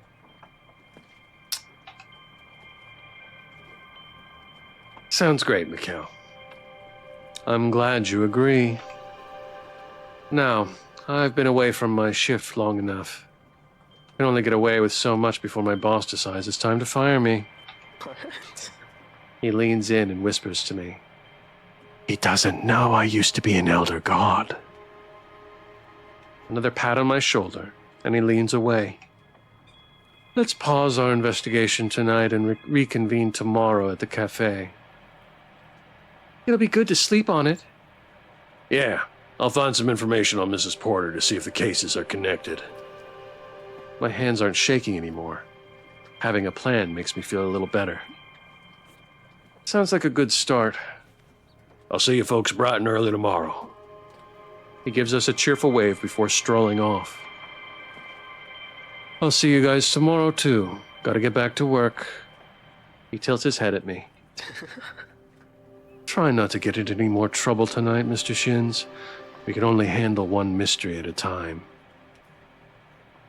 I'll do my best. He nods and laughs before strolling off. Still can't help but feel antsy. And based on the way Sunraya is shifting her weight back and forth, I'm not the only one. To think there could be a killer on the loose in Cape Lockehurst. Sunraya, darling, how many sailors have you eaten in your lifetime? That's different. We'll get to the bottom of this tomorrow. Mr. Shins is right. For now, let's reset our minds so we can be as sharp tomorrow. She turns her icy gaze to me and offers a smile. Darling. Darling, how would you like to spend dinner with us? Oh my God, yes, it's been forever since we had a guest. I was planning to make some pizza from scratch, and Sunraya just finished a batch of the most delicious apple cider. Oh, stop, it's not my best. Don't be so modest, darling. I would be lying if I said that wasn't appealing. I need a distraction so badly. So what do you say, Mr. Shins? I can promise you with 90% certainty that you're not going to be on the menu if you come over. That was on my mind, so... Angelique! They know I'm joking, darling. Ophelia's probably busy with work... Oh, that's me. Ophelia's probably busy with work again. I'll probably have time to hang out with them if I wanted to. Did I accept their offer? I mean, we're investigating together. Why not? Dinner sounds great. Dinner sounds great. Thank you for inviting me. Thank you for indulging us, darling. Yay! Oh, we can use the good plates. For pizza? Duh. Sunraya laughs and takes both Angelique's and my hand before running down the street back to their apartment. Investigating in quotes, Gene Machine. We're investigating. That's what we're doing. We're solving murder. I don't know if there's police or anything here, but we're doing it. I always forget how early the sun sets this time of year. It's barely 6 p.m. and the town is already bathed in the sunset's rich golden light. It makes the girls' quaint apartment feel 10 times cozier. Come on in. We'll get dinner going. Two of them seem to fall into a comfortable routine in the kitchen, chatting as they get out ingredients in bowls. I walk over and grab a bar seat at the island in the kitchen. After the events of last night and today, my social battery feels completely drained. It's a little nice just to sit and listen to them talk and prepare dinner. They discuss a game console Angelique just bought, annoying coworkers at both of Sunraya's jobs, and other shockingly normal topics. It's hard to imagine that they are really cosmic horrors in disguise. If I hadn't seen Angelique's true form, if Mikhail didn't tell me about this town, I wouldn't have any idea. Soon, Angelique pulls the pizza out of the oven with a triumphant grin. It has anchovies on one side, Sunraya insisted, and normal cheese on the other. Soon, the three of us sit on the couch eating pizza and guzzling down Sunraya's homemade cider. I hardly notice how fast the time is slipping from us until all the pizza is gone, and it's nearly 8 p.m. Sunraya stands and stretches. All right, I'm gonna head out. It's karaoke night, and I promised the bartender I'd be there. Hey! Want to come this time, Angelique? Angelique shakes her head as she collects our plates and places them in the sink. Oh, boo. What about you, Mr. Shins? Karaoke could be fun. No pressure one way or the other. Ah, If you'd rather stay in, I was going to put on one of my favorite horror movies. Oh, is it the one with that demon? Sunraya, darling, many horror movies have demons. Either option seems fun. What to do? I did say my social battery was drained, but you should never pass up karaoke ever. We're doing karaoke. When do you get to go to karaoke? I'll come to karaoke night with you, Sunraya. Okay. Have a good time, you two. Don't have too much fun without me. She gives us a lazy wave before we head out to the bar. Polly says, woohoo!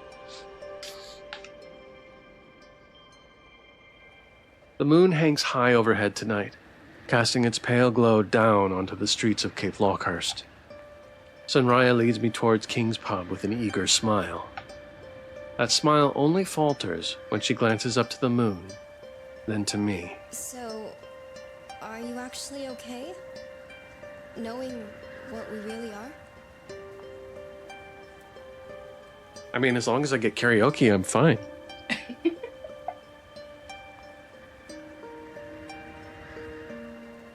I'm trying not to think about it. It's horrifying. Yeah, I'm okay. If anything, I'm fascinated. I haven't been eaten yet, so that's nice. Or have I? Would I know? Yeah, I'm okay.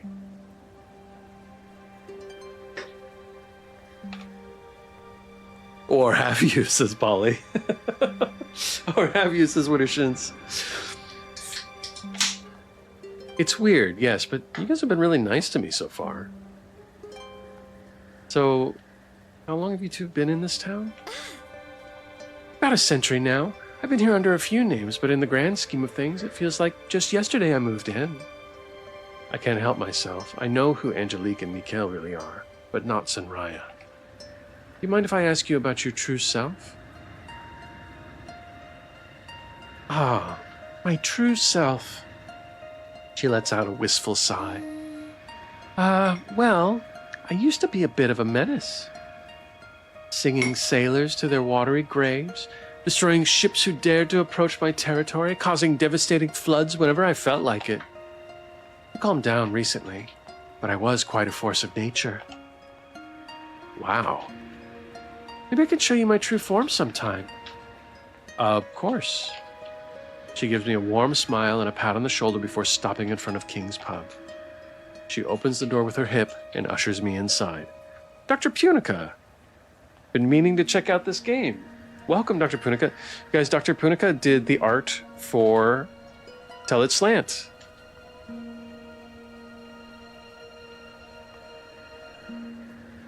Sam is how you pronounce Mikkel's true name. Welcome, Dr. Punica. Nice to have you here.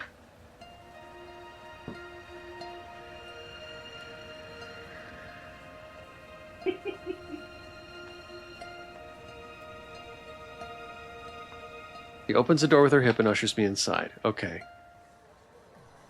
It's absolutely electric here. The speakers are turned up about 3 notches too high. The floor is slightly sticky, and everyone looks like they're having the time of their lives. The patrons seem happy, rowdy, and eager to scream into that karaoke microphone they have set up in the far corner of the pub. Let's get a seat! She has to yell over the pounding music. Someone is currently attempting to sing Love Shed by the B-52s. Love Shed. It's a little old place where we put our tools. Okay. We find a seat next to the makeshift stage and soon grab drinks. The energy of the pub is absolutely infectious, and I catch myself smiling like a fool. Sunraya also seems to be feeding on the raucous joy. How does Love Shed go again? It's like, I love Shed as a little old place where we can put our tools, right? Love Shed, baby, love Shed. Okay, I'm done doing that. Gene Machine, you got me to sing a little bit. I hope you're happy. We sit through several patrons absolutely belting into the cheap mic, singing along and laughing at their over-the-top performances. Oh, not a clip. Damn it. Finally, Sunraya leaps up and starts to head over to the stage. She's watching me expectantly. Oh God, does she want me to sing? I thought I was just going to watch.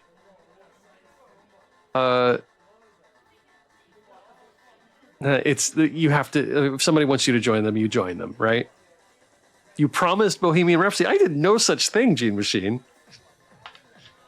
I ignore my rising social anxiety and join her by the mic. She offers me a giddy smile, and we quickly get to picking a song. All of these are so good. But we end up landing on the same song. The lyric screen flickers to life. Mrs. Darkside by the Slayers.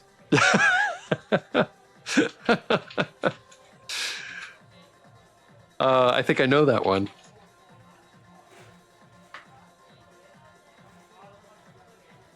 The anxiety in my belly turns to laughter as we both take a mic and begin to sing along to the song.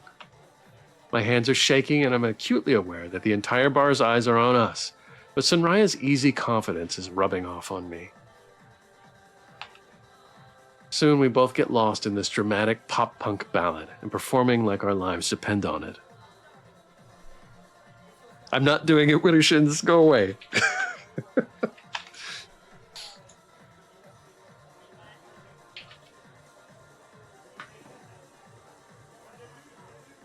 The song comes to an end all too soon, and the next singer takes the stage. Sunraya doesn't say anything as she sits, but she is beaming at me. Many songs and a few more drinks later, we head home from the bar. Sunraya walks me back to the bed and breakfast before making her way back to her apartment. By the time I get home, Ophelia is sound asleep in her bed. The weight of today sends me crashing down into my bed soon after I get back. I can barely reflect on the day before I drift off to sleep. October 10th, 2006. Heartstream, hello! Shout out for Heartstream. Nice to see you, sir.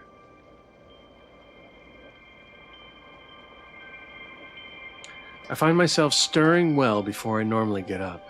I can't force myself back to bed. My mind is racing, trying to process all that happened these past 2 days. I'm well, Heartstream. Thank you for asking, sir. How are you doing? Guys, please give Heartstream a follow. He's wonderful. I witnessed a man get attacked by something in a creepy cave. All of the cute people in town are monsters, and I'm working with them to investigate a supernatural murder. To make matters worse, whatever killed that man knew my name. It called to me. I pry myself out of bed and get ready to go to Providence Pores when Ophelia shifts in her bed. Mr. Shins. Got my 4th platinum yesterday. Well done, Heartstream. I did set no such expectation, Gene Machine. I did not. This did not happen. Did.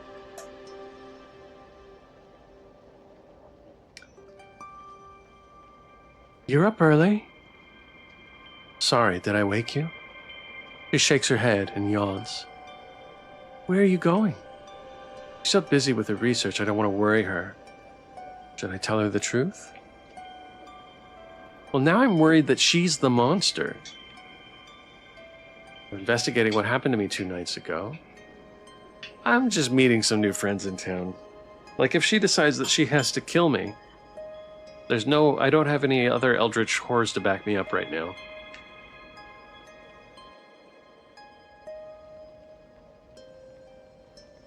Just meeting some new friends in town.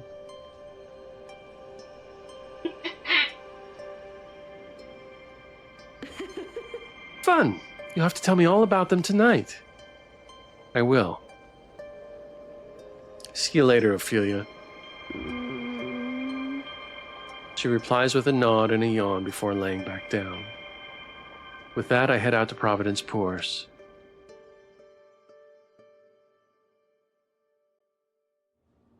By the time I get to the shop, it seems like Garrett has already arrived. None of the others are here yet, not even Mikkel. Garrett offers me a calm smile as I walk over to him. Well, hello there. Morning. How'd you sleep? I think I slept fine. I was karaoke'd out. I slept fine enough. I woke up early and couldn't get back to sleep. He puts a hand on my shoulder. Well, let's get you some coffee when Mikkel gets back. Say, Mr. Shins, could I show you something? Show me what? I know you've been poking around in the town's history. You know who or what most of us really are. I'd like to show you what I am, so you don't get blindsided by it. Wait, won't the other patrons see you? He shakes his head and smiles, though there's something sad in his eyes. Nah, I've had a long time to control this disguise of mine. You're gonna be the only one who can see me. If we're gonna be looking into trouble together, I want you to trust me. I'd rather you learn about me in a way I can control. I don't want you to be scared of me. I could never be scared of you, Garrett. That's not true. I'm a little scared of you right now. Go ahead and show me then.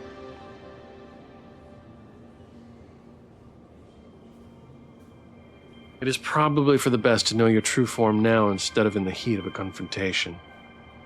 Hopefully we won't get into any confrontations, but better safe than sorry. Garrett nods and closes his eyes. Let me introduce you to the man I used to be. My vision blurs and spots dance at the corners of my eyes. When I refocus, an enormous creature clad in almost armor-like shells looms over me. His heavy arms are as thick as tree trunks, and his carapace bears a few deep scars.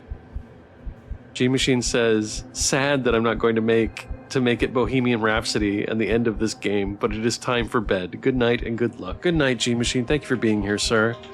I hope you sleep well. Jeffyard, thank you for the lurk.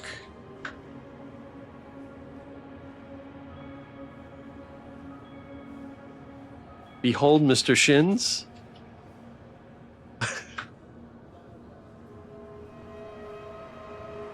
Yes, well, you know, what's gonna happen is what is gonna happen.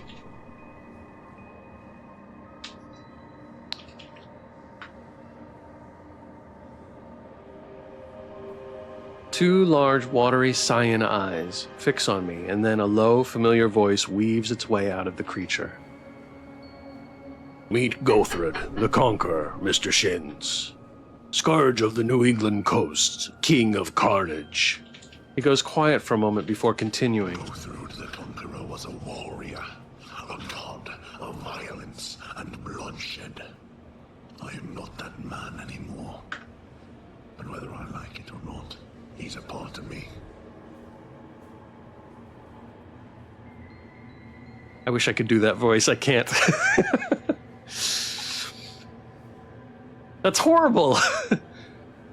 You've clearly changed for the better.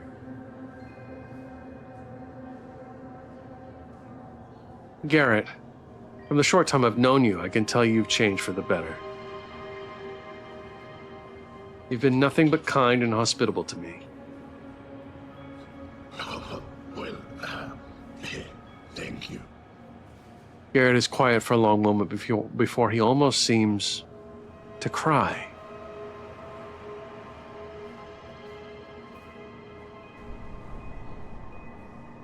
Thank you. That means a lot. My head pounds again, and the crustacean monster before me fades back into Garrett's human form. Like I said, I want you to trust me. Thank you for sharing, Garrett. I appreciate your vulnerability. I appreciate you letting me show you. If you'd like to talk more about it, the farm is always open to you. He gives me a warm smile before Mikhail and Angelique approach. Mikhail sets down 5 to-go coffee mugs. Sorry I'm late. I was training the new kid to take my place while I'm gone. Hey, darling. And I was walking Sunraya to work. Unfortunately, she couldn't get time off today. Seems like it's just the 4 of us then. So we need to find more information on what happened to Faust.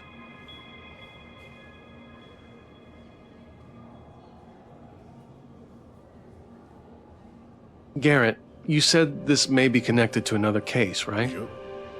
Yep. I found some old papers I gotta look through.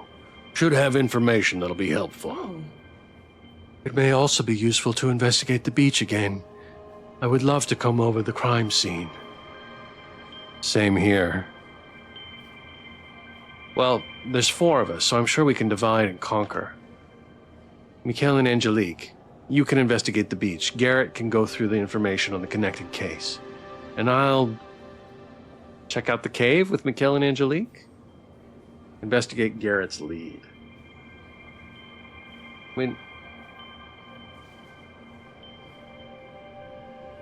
I'm curious about the connection.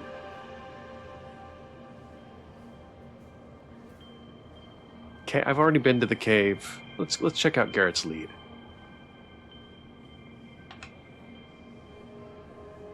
Join Garrett in investigating his lead. Alright, don't have too much fun sorting through papers. Mikhail snickers and Angelique gives him a dirty look. We will meet back here at 4. darling. Try not to be late, darlings. Garrett and I head over to his farmhouse to look through his findings. I'm hoping my instincts aren't right. That this isn't a huge conspiracy or serial killer, but I just got a bad feeling about it. He leads me to a few cardboard boxes full of documents on his porch. Several are cut into neat strips, others are crumpled beyond recognition. Why are these shredded? Funny story. I was planning on raising chickens next season and was going to use the old papers for bedding. That's before I did some research and found some better options.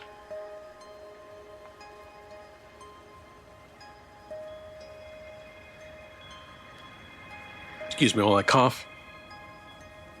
I was thinking about using straw, maybe wood shavings, but He falters and turns bright red once he realizes he's rambling. But that's not important now. I can't help but smile at seeing how impassioned he gets when speaking about his farm. We sit down on his porch and take a cardboard box of paper each. As I start looking through an old newspaper, Garrett strikes up conversation again. Ah. Cassidy wanted to tell you she's sorry about making the goats go wild the other day. No one got hurt. It's all right. No, I got hurt. She should know better. Okay, that's probably... She's saying sorry. It's okay. The important thing is no one got hurt. Except me, my shin. Which is all of me. I'm with you.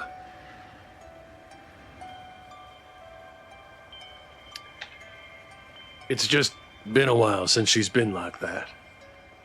Like what? Playful. Pulling pranks on folks. But she's been down recently. Been hard for her at school, kids tease her and all. My heart breaks for that poor girl. Oh no, my shins. I'm sorry, Garrett. Have you talked to the teachers about it? Why? Bunch of times. Sometimes people just like making fun of what they don't understand. It's real hard, too, because she's still trying to understand what it's like being a monster, but looking like a human. I can only imagine. I haven't thought about it, but that makes sense. If Garrett is a crab monster, then so is Cassidy. Yup. Yeah, but when I saw her messing around with you the other day, she seemed like her old self. Impish, scheming, happy. Well, I'll be. I don't know why you were the one she decided to torment, but it's been a while since I seen her smile like that. Huh. Does this mean I cheered her up, or was I just an easy target? Don't know, but I appreciate you being a good sport. No problem. Next time I'll try to help her find a different outlet other than riling the goats up. Good luck. He lets out a thunderous laugh and claps a hand on my shoulder. After that, we get back to sorting through the papers in comfortable silence, serenaded by the distant bleats of goats and sheep. There are a couple of loose scraps of paper in my box. Can't tell what it used to say, but there seems to be a picture on it. Let's see what this is.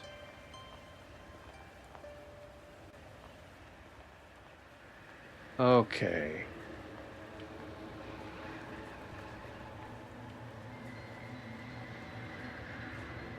Looks like someone's missing. Oops. No! I keep putting it one time too many.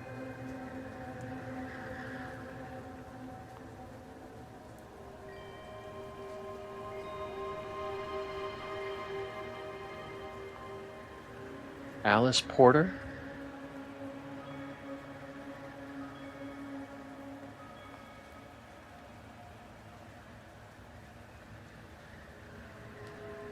Alice Porter, age 36, height 5'5", hair long brown straight. Last seen on October 5th, 2006. That was just 5 days ago.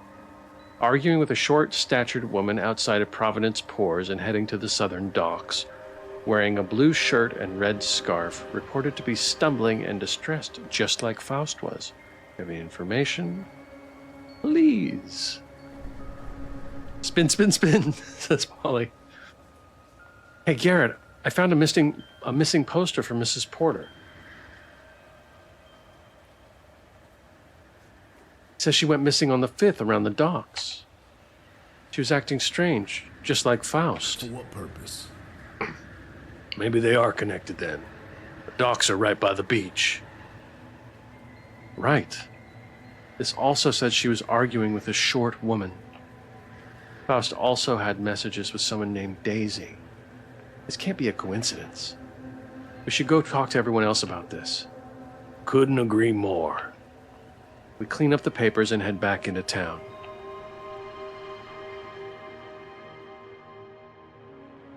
It's around 4 p.m. when everyone arrives back at Providence Poors. We debrief one another on what happened during our investigations. Mikhail and Angelique share that they couldn't do much investigating at the cave. They say it was first because a strange creature was blocking the way, demanding fish, but then a horrifying eel-like monster barreled out of the cave and attacked them. I imagine 2 cosmic horrors were easily able to handle it, but they still had to reassure Garrett that they were fine. Garrett and I then share what we found, Mrs. Porter's missing poster from 2 weeks ago. where she was last seen, how she was acting. Angelique's eyes go wide, and she suddenly looks lost in thought. Is this related to that story? Come on, Angel, there's no time to be cryptic. What story? The fish, says Wittershins. I thought it was simply unfounded rumors. 2 weeks ago, the newspapers ran a story about a man arguing with someone on the beach. Supposedly, it happened only a few days after Mrs. Porter went missing. A creeping dread rises in my gut. Too bad Mr. Shins is too lowercase to catch it. It really is it's too bad. Something or someone is luring people to the beach to kill them. Why? Looks like we got more work to do tomorrow. Yes, I will catch Sunraya up on what we found today. We agree to meet here again tomorrow, same time. I'm eager to figure out what's going on, but at the same time I feel so on edge. After Angelique and Garrett leave, I'm about to head out before Mikhail stops me. Hey, Mr. Shins. Just wanted to let you know that if you want to crash with me and unwind, I got a place behind the barbershop on Main. No pressure. Thank you for the offer, Mikhail. He gives me an easy smile before I head out of the coffee shop. My mind is reeling from today, but I don't know if I'm ready to go home yet. What should I do?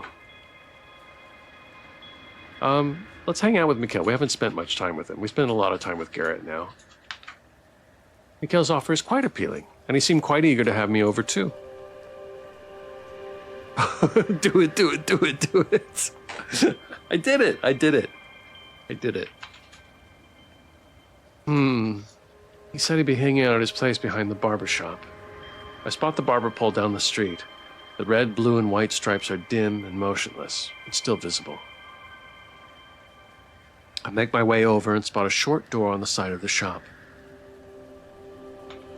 Above the door, a cleanly spray-painted sign reads, Inkwell. There aren't any other entrances nearby, and the barbershop is closed, so I assume this is where Mikhail is. The door rings out a hollow knock as I rap on it. Yeah, come in. Mikhail's voice is muffled but unmistakable. The hinges whine as I swing the door open and step inside. When Mikhail invited me to hang out with him, I was expecting to be at his apartment. But this looks like a tattoo studio. Well, I assume it is. I've never gotten a tattoo. I haven't even had my ears pierced. I can't help but feel slightly out of my element. How's it been? Hey, grab a seat. Just finished making popcorn. Though Mikhail's casual smile eased my nerves some, he gestures to a bowl of steaming popcorn and a short black leather love seat. He is perched on a rolling stool next to what almost looks like a dentist chair. What? Weird couple of days, huh? That's the understatement of the century. Huh. Yeah. You holding up all right? Most people in your shoes would have run screaming by now. The thought had crossed my mind. I need to solve this mystery.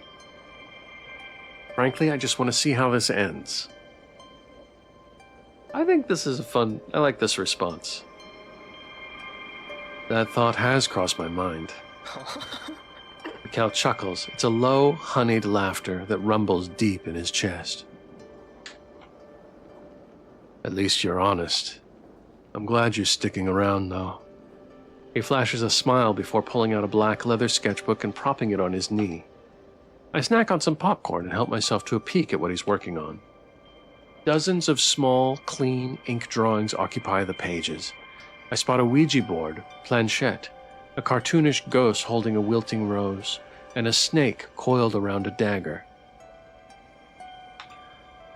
Mikhail flicks his eyes from the page to me and smiles. Interested in getting one? I'm a little taken aback by that question and barely stutter a reply. Mikhail laughs softly. Just kidding. I'm working on a flash sheet for the 13th. Normally business is slow here, but people love the Friday the 13th discounts I run. What's a flash sheet? Wait, you also run a tattoo parlor? I think we got that. What's a flash sheet? Well, it's a bunch of small flash tattoos my clients can choose from when they come in. The tattoos are small with a set price and set design. You get them fast and for a pretty good rate. Ah, gotcha. I didn't know you did tattoos. Yeah, I run this place on my own time. Business isn't good enough to pay the bills, so I picked up a job at Providence during the day. You're God, aren't you? Why are you doing this? I guess the economy sucks for the supernatural, too. That is the answer. Huh. Yeah. There are lots of great things about pretending to be human. Bills are not among them. I guess I'm still confused why someone like you is spending time in a small town like this. Shouldn't you be out conquering cities? Like I said a few days ago, Cape Lockehurst is special for some reason. A few centuries ago, I was conquering cities, but I had to stop for a bit. A dark cloud passes over his face. I'm still not as strong as I once was. The somber expression passes, replaced with a dangerous grin. What? I can gather my strength in Cape Lockehurst, watch humanity grow around me, meet souls who are far, far too curious for their own good. Settle down, mistershins. My ears are burning again. I'll admit, I've grown to like being Mikkel as much as I enjoy mi urikril. While normally I adore crafting geometry beyond human comprehension, drawing designs on people with my tattoo gun is a close second.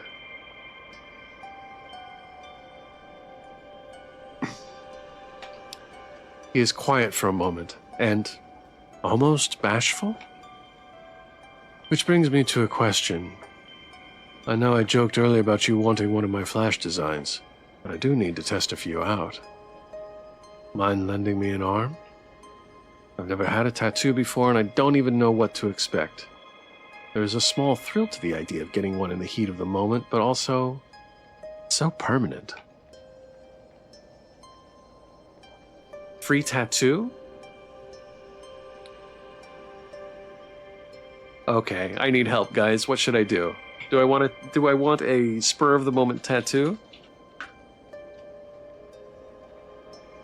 It must have fun to have a game backseater right next to you. Yeah, it's so fun, Dr. Punica. It's so fun.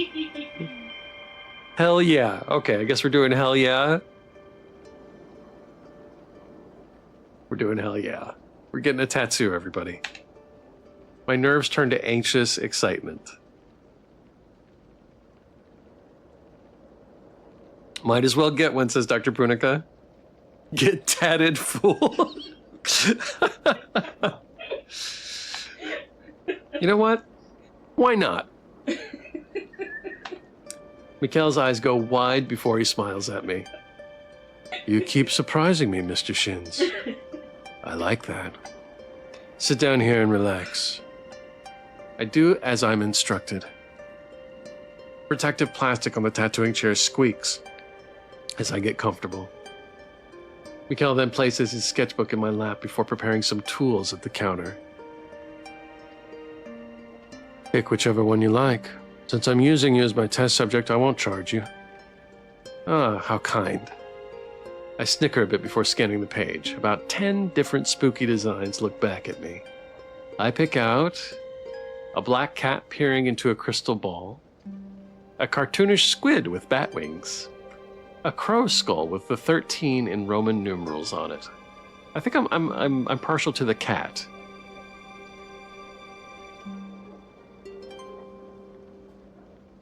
I point to the black cat design.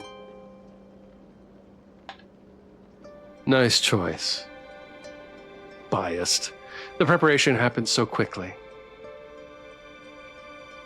I offer a small spot on my inner arm for him to work on. The crow one sounds epic, says Dr. Punica. I'm sorry, Dr. Punica, I should have waited. One moment, a small printer in the back is whirring to life. The next, he's gently shaving my arm, and he's wiping the area down with a very sterile-smelling solution.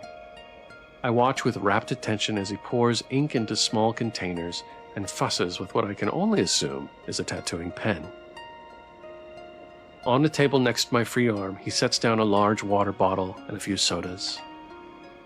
Let me know if you get lightheaded, okay? Drink some water. I nod and take a swig, slightly surprised with how intense his prep work is. But to be fair, I didn't have a good idea of what to expect. He then carefully lays out a piece of paper over my arm, adjusting the placement a few times before removing it. It leaves the faint impression of the design I chose in a deep purple. This shouldn't take long. Just remember to breathe. You can tell me to stop at any time, okay? Okay. Will it hurt? Yeah, but it's not as bad as you're probably thinking. He squeezes my shoulder before going to wash his hands and put on gloves. When he returns, I can feel my heart race with anticipation. He takes the tattoo gun in hand and glances up to me with an easy smile. Ready? Yeah. He nods, and the tattoo gun clicks to life, buzzing softly in his hand. I watch as he slowly touches it to my forearm and... Ow! My skin buzzes and a sharp, piercing pain sinks into my skin. I do my best not to flinch, but Mikhail stops anyway and waits for me to calm down. Once I collect myself, I nod for him to continue, and he hesitates for a moment before doing so.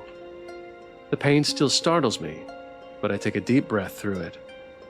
I have to look away for the first minute or so, focusing on my breath and fixing my gaze on Mikhail. He is so focused, but looks so relaxed. I want to say something, but I can't find the words. Instead, I simply watch him, and eventually, the tattoo he's drawing on me. The pain dulls to an almost familiar buzz on my skin. It's unpleasant, but not unbearable.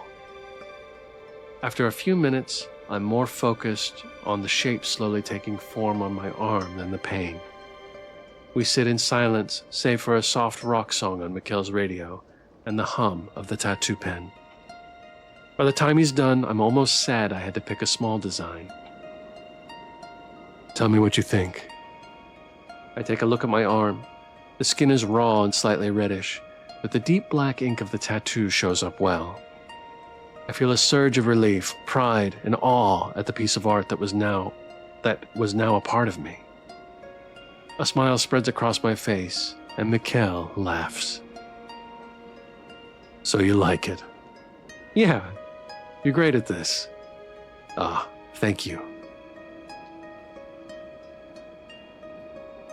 What do I do now?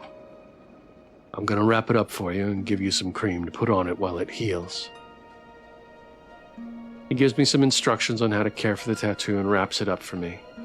Despite his usual smarmy nature, he seems quite tender and caring right now. Either he was a good tattoo artist, or really wanted to make sure I was all right. Perhaps both. I linger in his shop for about an hour while Mikhail cleans up. He lets me look through his sketchbook at all of his tattoo designs. They range from adorable cartoon animals to intricate geometric sigils. My arm stings slightly, but I can't help but be pleased with my new tattoo.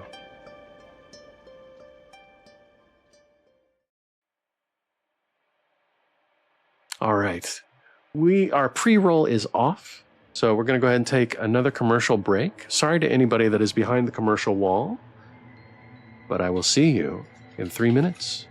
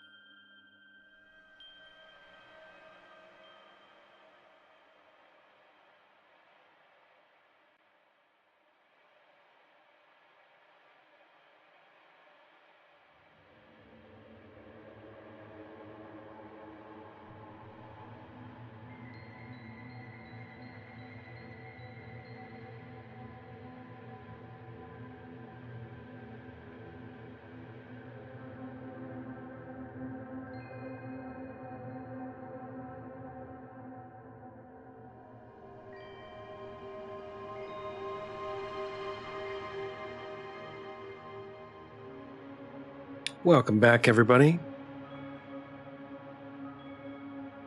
Okay, thank you, everybody, for hanging out. Let's continue. As I'm walking back to the bed and breakfast, I spot a familiar face. Hi there. Oh, hey, Mr. Shins. Good evening, Senraya. Huh, we seem to bump into each other a lot on this road. I just finished my shift at Derby's. How was the investigation? I begin to fill her in when a horrible crash rings out in an alley next to us. Mikkel has cursed you for mispronouncing his name. That must be what's going on. We both freeze and... Oh, a frenzied woman prowls towards us from the darkness. Pale eyes, leathery green skin, and razor-sharp teeth. Despite her grotesque form, she reminds me of that description of Mrs. Porter, the missing person Garrett investigated. I can hardly linger on the thought, though. The creature is bearing down on Senraya and me, though it seems especially intent on Senraya. She almost seems frozen in fear before she looks at me, suddenly quite intent. I can hold my own, go! Ah, right, she's not human either. Still, I feel horrible leaving her alone with this thing. She told me to go. She's ancient and powerful. I probably will cause more problems if I stay. Let's run. I give Senraya an appreciative nod before running for my life towards the bed and breakfast. I would go, says Dr. Punica. As I'm running, I cast a glance behind me. Where Senraya stood was what almost looked like a mermaid. That's when this beautiful voice fills the air.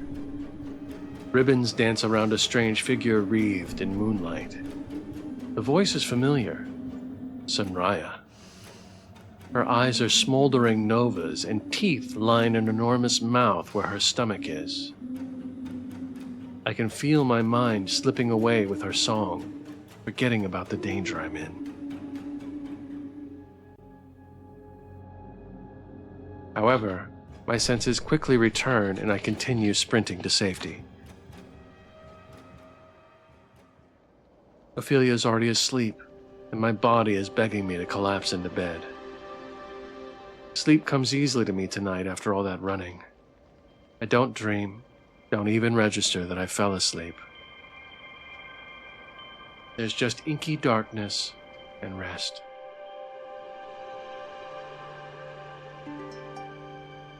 October 11th. Like yesterday, I wake up earlier than I want to and can't get back to sleep. This time, though, Ophelia is already up and moving. The waxy smell of her tea fills the room, and she already has 2 mugs out.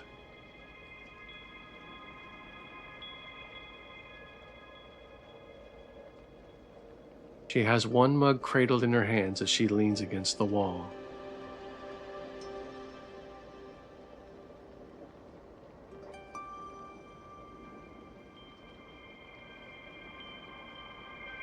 Sorry, did she do the little, was the hum like the the Pan's Labyrinth tune? Is that what I missed? Nice.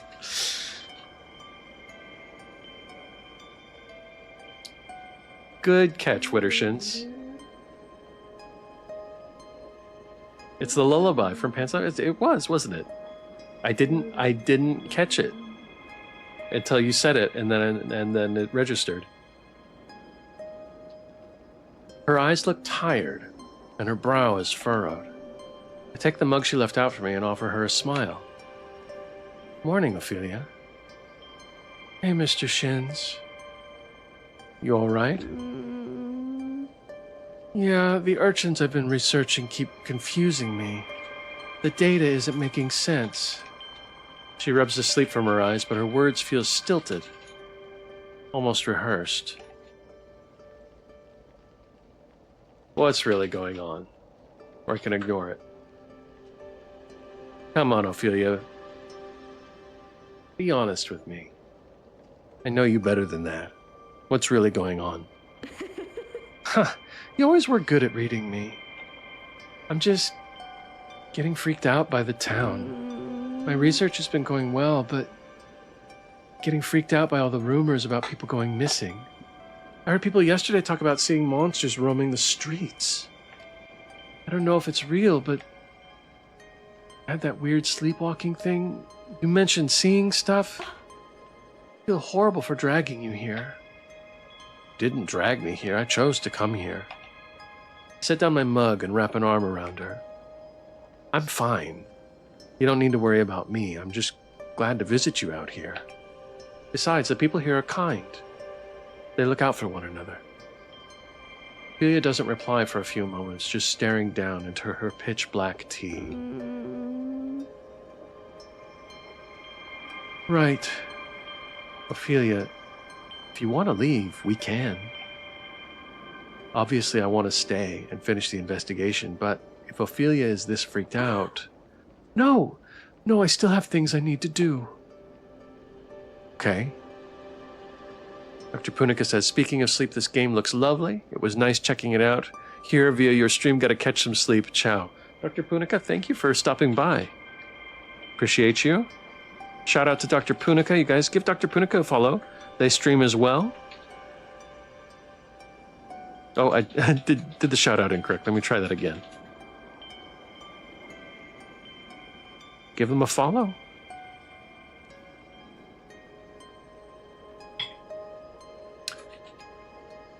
Okay. I give her a squeeze. It'll be okay. And hey, if any of those evil monsters come our way, we could show them who's boss, right? Huh. As if.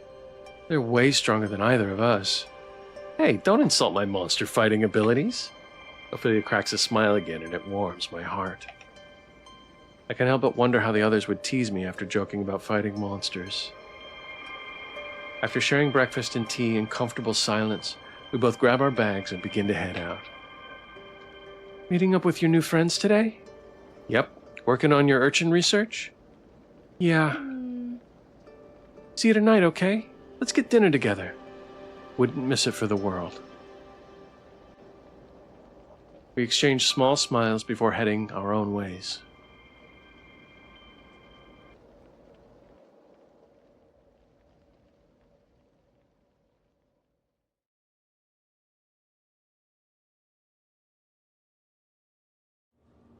It's mid-morning when I reach Providence Pours. Mikhail looks bored out of his mind behind the counter as the other three chat at a nearby table. Darling. Ah, there you are, darling. I was almost worried about our dear little human wasn't going to show. Oh, sorry. Were you guys waiting for me? No, Angelique's just teasing you. Hello there. You're right on time. Grab a seat and we'll figure out who's doing what today. I nod and do so. Mikhail leans over the counter with a soft frown. How's it been?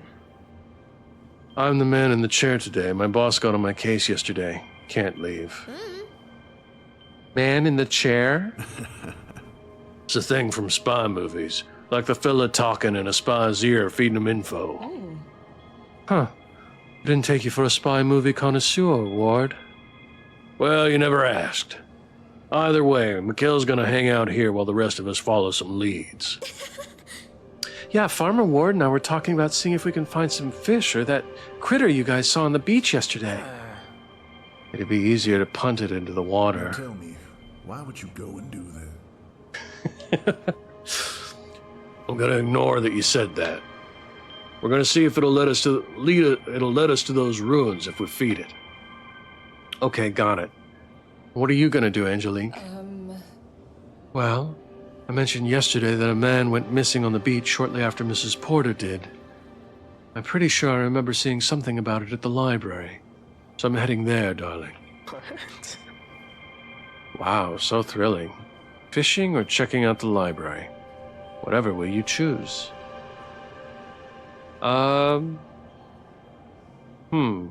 Fishing or library? Let's do library. Oh, well, that'd be nice, Mikhail. We'll get into trouble after you're off work.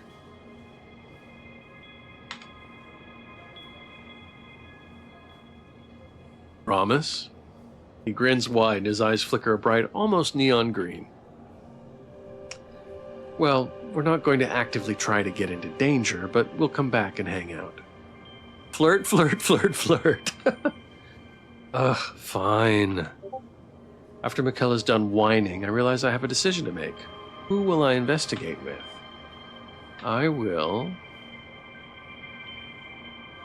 I'll investigate with Angelique. We haven't spent much, if any, time with Angelique. Investigate the third missing man with Angelique.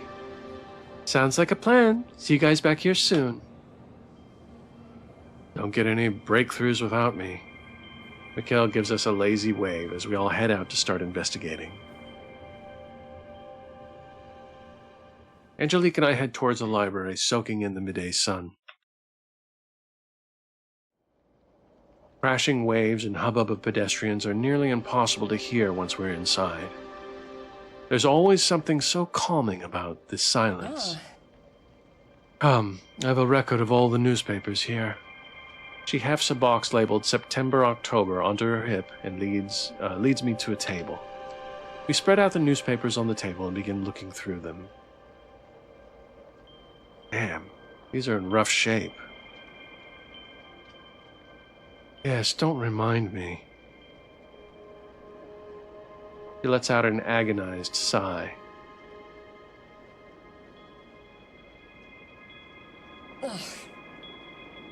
My boss always insists I'm doing a poor job when he's the one who shoves everything into a box without a care in the world.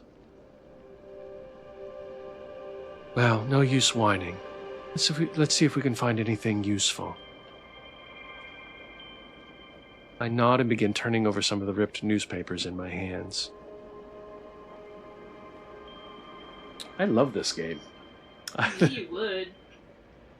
Well, specifically, I really like the newspaper game. Let's see.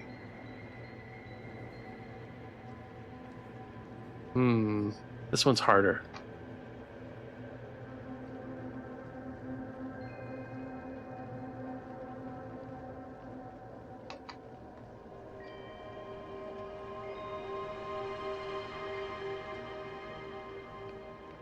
I'm so happy you enjoy the game of puzzles. I'm having a good time. And Polly, I wanted to check in with you. I know we're going pretty long here, and I just want to check in with you about timing. I know it's late, so if we need to stop at any point to talk, just let me know. I think we're gonna be okay, but I don't want to impose too much on your timing.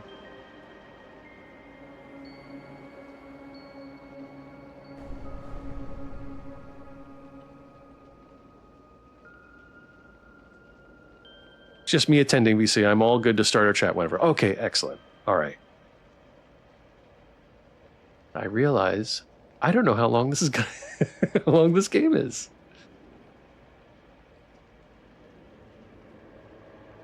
Okay. But I'm totally, I totally want to get to the end, so I appreciate you being flexible. Here we go. Atlas on the run after shrugging off $6,000 tattoo fee? A man has disappeared after failing to pay for the services of local tattoo artist Miquel Ordóñez. This is the latest in a series of scams and thefts affecting the Lockehurst community to be attributed to a man known as to the public only as Atlas.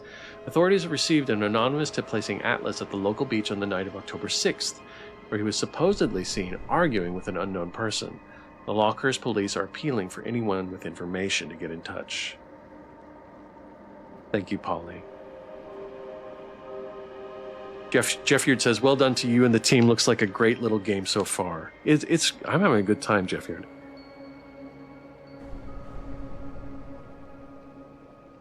Team worked really hard and we're proud of what we were able to achieve. Funaria, hello. Okay. So this maybe Maybe Mikkel destroyed someone because they didn't pay their tattoo fee? Yeah, found it. Toffl, hello! I'll be there too if my Wi-Fi allows it. Haven't been active in chat yet today. One of the background artists. Yes, welcome, Toffl. Thank you for chiming in. Yes, guys, Toffl did background art and UI art. Okay. So, Mikkel has a motive now. A guy who went missing shortly after Mrs. Porter did. What? What's the connection here? Well, they were all last seen on the beach, and we're assuming they went into whatever cave is there. Yes, but there has to be something else. Retro, hello! Oh, you guys, a shout out for Retro? Retro Ghost? Retro Ghost is a great streamer. Retired Army vet, 13D, retro gamer mostly, and occasional potato. Loves root beer and pro wrestling. Guys, please give Retro a follow. You won't regret it.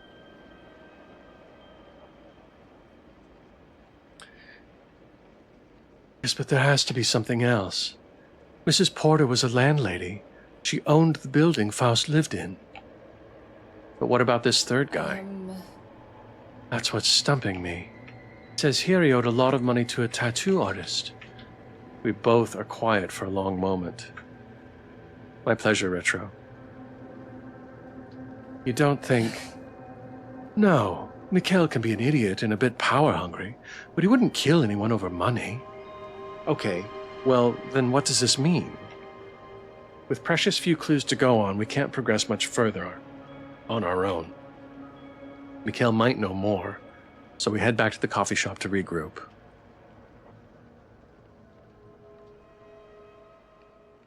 By the time we get back to Providence Pours, all of the stress and confusion is just about ready to bubble over for me. All of this investigating, and it feels like we've made no progress. Angelique and I show the newspaper clipping we found.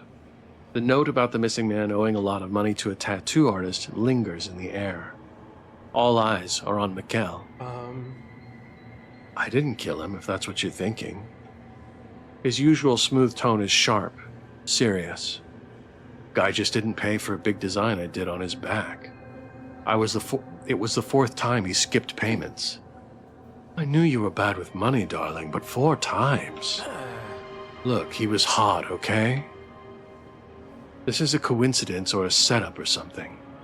Did you guys find anything at the beach? We fed the little guy guarding the cave some fish, but it turns out there's this huge stone wall in the way.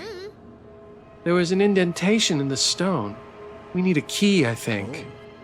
Whoever or whatever killed these folks has it. Great. Don't look so sour. Let's review what we know. On the night of the 8th, our darling Mr. Shins followed a distressed Faust to the beach. We know Faust owned a lot of land, including Garrett's. Faust was also a prolific fisherman, based on his apartment. Anyway, he leads Mr. Shins to some ancient ruins and something kills him in the fog. And that thing almost killed me, too. It also called out my name. Meaning it knows you, or has some form of omnipotence, but my bets are on the former. Huh? We also know that 2 other people went missing in that area. Mrs. Porter, who was a landlady who owned Faust's building, which makes her also Angelique and my landlady. She was seen on the 5th arguing with a short woman before disappearing on the beach. And a day after that, a tragically hot client of mine was spotted arguing with someone on that same beach before vanishing too. For what purpose? And whatever is hurting folks locked up the ruins on the beach so no one else could get to them. If only we had that key. I nod along and sigh. Maybe I should ask Ophelia for help. Huh? Who's Ophelia? My roommate.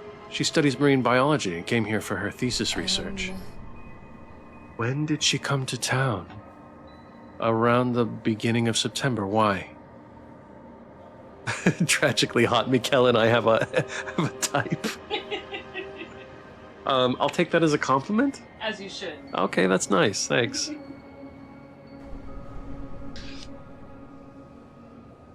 She's been around the beaches. She might have seen something we haven't. True. I'm getting dinner with her this evening. I can ask her about it. I'll be. Any help we can get is good. I'll keep digging around to see if I can find anything. Same. Maybe I can break down the wall in the cave. Darling. Oh, darling, do let me help. Going to hurt yourself. While those two bicker, I can ask around at King's Pub to see if anyone else saw anything on the beach. That'd be nice. Thanks, guys. Jeff Yurt says tragically hot characters are my weakness. Rude. What, are you surprised we're helping? After all this time? I'm hurt. We're invested in helping you and helping this town, Mr. Shins. Speak for yourself. I'm here to see a mystery to its conclusion. Angelique! Fine, I'm also here because I care, Mr. Shins. See, now that sounds terribly corny. Ignore her. You go enjoy your dinner and see what your friend knows, okay, Mr. Shins? I will. The four of them look at me with their own unique forms of affection. Well, tragically hot and non-tragically hot, says Jeff Yurt. It's hard to imagine all of them are terrifying ancient monstrosities who, for some reason, grew fond of me. It feels nice in a strange way. I say goodbye to the group before going to find Ophelia.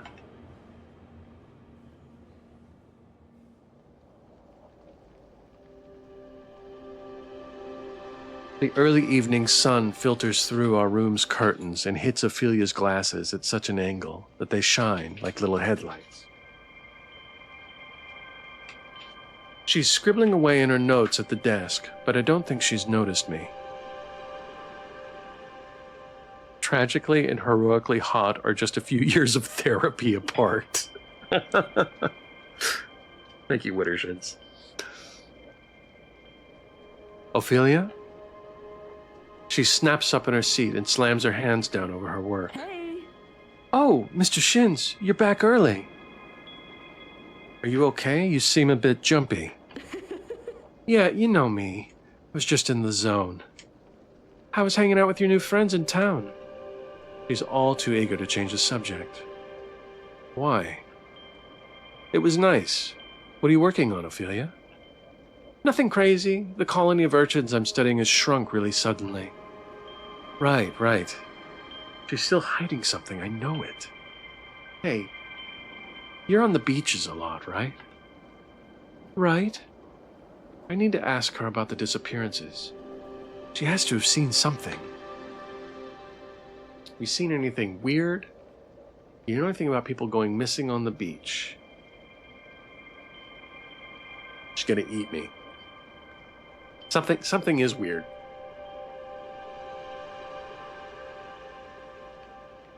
Let's she's our friend. Let's just ask her. Do you know anything about people going missing on the beach? Yes, I do. I didn't want to tell you because I know you're still on edge about your experience on the beach. A few nights ago, the 5th, I think, saw a hulking figure dragging a body on the beach. Tried to follow, but it disappeared around the strange doors in the cliffside. As she speaks, she watches my face intently. Friends don't eat friends most of the time in my experiences, Wittershins. I want to believe her, but it feels strange that she's only bringing this up now. Sounds freaky. Did it seem human? I don't know anymore. A strange silence settles over us. Leah's eyes dart away from mine, staring down at her work. So, are we still down to get dinner? Yeah, I know this great Italian place next to King's Pub. My treat. She quickly tucks her notes back into her bag and leads me out of the bed and breakfast. Evening passes quickly, and neither of us bring up anything to do with the disappearances or monsters in Cape Lockehurst. We spend a long time out on the town and don't get back until around midnight. I fall asleep almost as soon as I lay down. October 12th, 2006. By the time I wake up, it's nearly 1 p.m. I slip in and out of sleep before a small beam of sunlight streams through the curtains and nearly blinds me. With a groan, I force myself out of bed to close the curtains. That's weird. Ophelia's gone already. Something feels off, but it's hard to think on an empty stomach.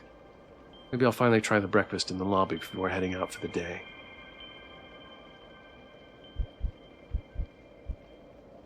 An unpleasantly familiar pressure pounds in my head as soon as I step into the lobby. Wayne, Jules! Hey everybody, we have a raid happening. Wayne, thank you so much.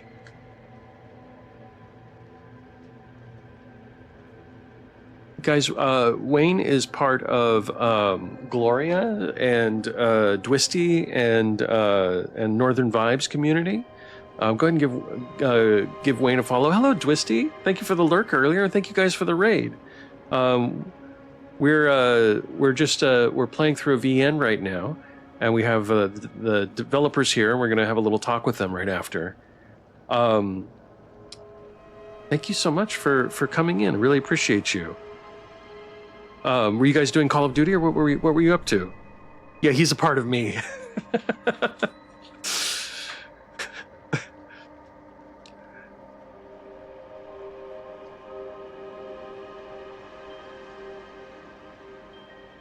Well, thank you guys so much for joining us. We're gonna go ahead and continue here. You guys please give Wayne and Dwisty a follow. They are wonderful people, part of a wonderful community. My gameplay, my gameplay put the ow in howdy tonight. Oh, I love it. Well, I really, really appreciate you guys coming in. Thank you so much. I understand if you, if you are, tired, if you need to de-stream, as they say, please don't feel obligated to stay. But really appreciate you having here while we play these stories. Resurgence, nice, very nice. All right, we are in an eldritch horror. A cozy eldritch horror game, I think is how I want to describe this. An unpleasantly familiar pressure pounds in my head as soon as I step into the lobby. My vision swims and I brace myself against the wall. Are you all right, dear? I stumble back and trip over my feet. God. As I hit the ground, I hear the patter of wet feet, and then a huge slobbering tongue swipes across my face. Ah! I start to scramble away when... Dear, are you okay? Twist said you better raid him or else, so I said, yes, sir. Oh, thank you, Twisty. Thank you for complying to Twisty. Compliance is important. I'm gonna watch something and crash. Well, Wayne, thank you so much. I appreciate the raid. I hope you sleep well. The monster that stood before me is just the bed and breakfast owner. And her dogs, I suppose. The largest of the pack is still licking my face and patting me, letting out concerned whines. I give his head a solid pat before standing. I'm fine. I just slept funny last night. Ah, I understand that. Now, help yourself to the coffee. Your friend Ophelia came by not too long ago. Did she happen to say where she was going? No, she seemed to be in quite the rush, so I didn't ask. Gotcha. Wonder what's gotten into Ophelia this morning. Before I can think too hard on it, the door to the lobby swings open. Interesting. Mr. Shins? Was that you yelling just now? I'm fine, Mikhail. Just got startled. Wait, why are you here? I was snooping around about the key you guys mentioned yesterday. Thought I saw something weird on the beach, so I went back down and looked for hours. That's when I found this. He holds out a small chunk of stone in his hand. It's dark and smooth, with a few sharp edges indicating it's just one part of a larger whole. A few deep scratches in it form partial shapes, and I can see the faintest bit of a pale green light in the crevices.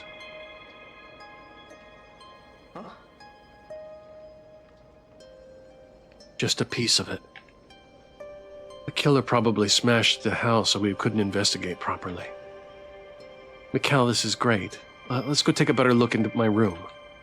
Huh, let's go. Damn right I threatened him, says Twisty. EXP Joy, hello. Welcome. Give a quick shout out for EXP Joy.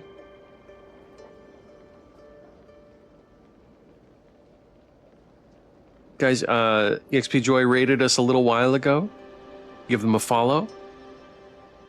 Welcome to our place to recharge, relax, and rest. I'm Starlight, here to remind you to experience joy along the way, which is lovely. Mikkel's maybe a little too excited to go to my room.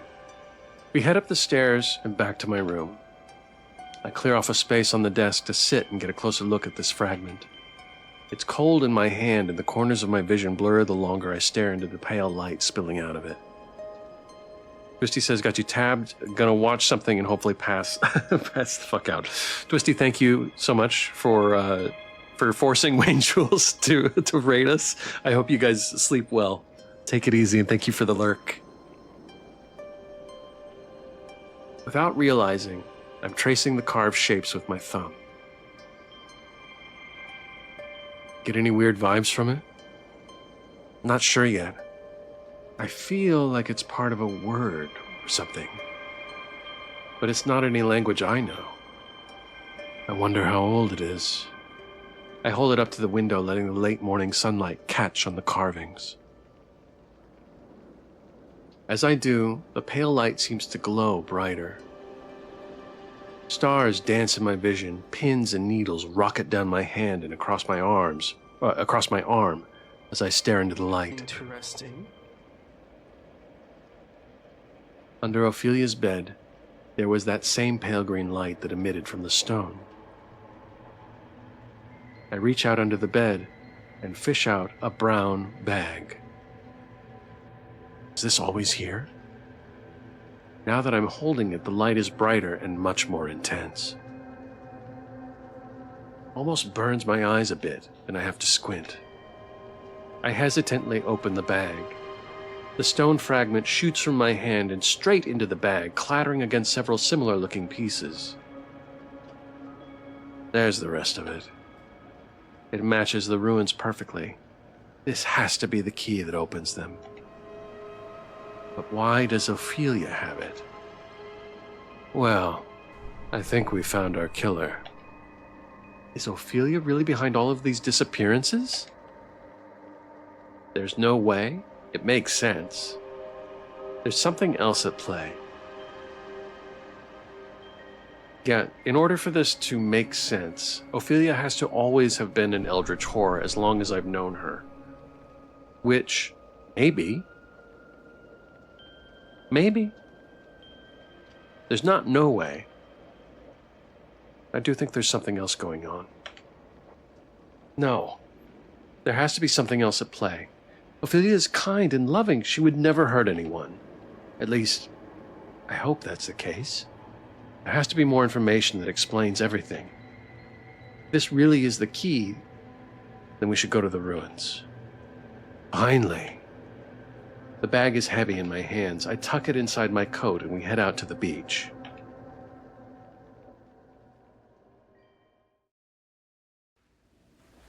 I feel a bit lightheaded, like I'm standing at the end of a very tall ledge.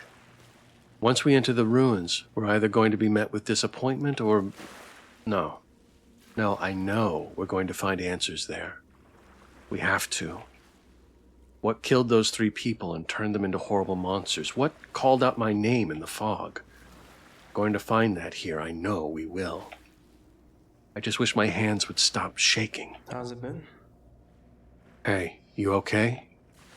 Mikkel stops walking and studies my face. Yeah, just nervous. Huh? Why? I don't know what to expect. That's what makes life fun, isn't it? The unexpected. Besides, it's not like you're facing it alone. Unless, of course, you'd rather me leave you to your fate. No. Come on. You should know me better than that. I'm not gonna leave you, Mr. Shins. come too far to stop now. Mistershins. And you've proven to be quite the fascinating human. His calm, almost cunning smile feels like a breath of fresh air compared to my mounting anxieties. Thanks, Mikkel. Of course. We make our way across the beach, back to the cave.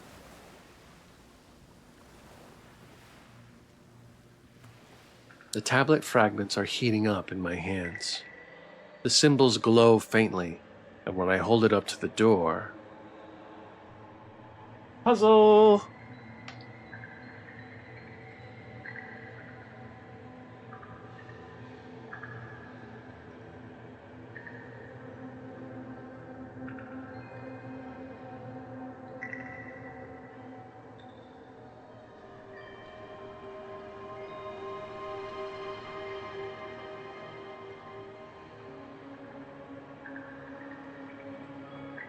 Maybe that's not right.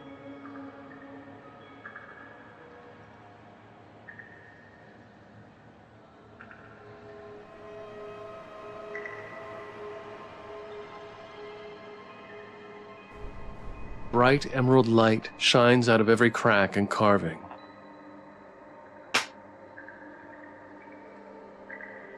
The huge stone wall slides into the floor, clearing the way for us. With a deep breath, I steel my nerves and head inside. The two of us walk for some time through a narrow, rocky corridor. The pungent smell of rotting fish and iron assault my nose as we get closer. Soon the corridor opens up into an enormous cavern.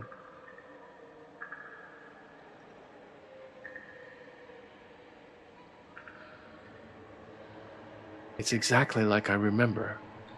But this time I actually have the presence of mind to get a good look around. Dark marble pillars stretch from floor to ceiling. They're covered in glowing cracks and runes that pulse softly. The architecture isn't any I recognize, but I have a feeling it's not recent. Light dances around the cavern as if projected by mirrors, making it hard to gauge just how big this place is. I step a little closer to the strange pond in the center of the room. The fog rising out of it isn't nearly as thick as it was last time. Now that I can see it better, it looks like it's filled with water. And there's something glowing deep, deep down there. As I step away, I notice that 3 of the pillars surrounding the pit have crimson stains smeared across them. Is that blood? I hesitantly approach one of the pillars. Yes, without a doubt, it's blood. Though it's not just haphazardly smeared on there like I thought. It looks almost like it's creating some sort of shape. Like a diagram? My foot hits something as I lean in for a closer look. A fishing rod. Faust's fishing rod. I whip around to one of the other bloody pillars. A tattered piece of red scarf lays at the bottom of one, and the other has a fine leather jacket with the letter A painted across the back. This has to be a ritual or something. This takes me back. Not that I'm happy about this, no. But it makes me nostalgic for the times when I had armies of cultists worshipping me. I shoot Mikkel a warning glare. I don't have the energy to tell him off. It looks like there are some notes by those rocks. Hopefully those will shed some light on this mess. I flip through the pages. They're written in a fine hand in black ink. Whoever wrote this wasn't in any rush. The first couple pages are filled with detailed descriptions of the cave's measurements, the water's pH, and the alien language lining the floors and pillars. There are a few sections that catch my eye. What should I read next?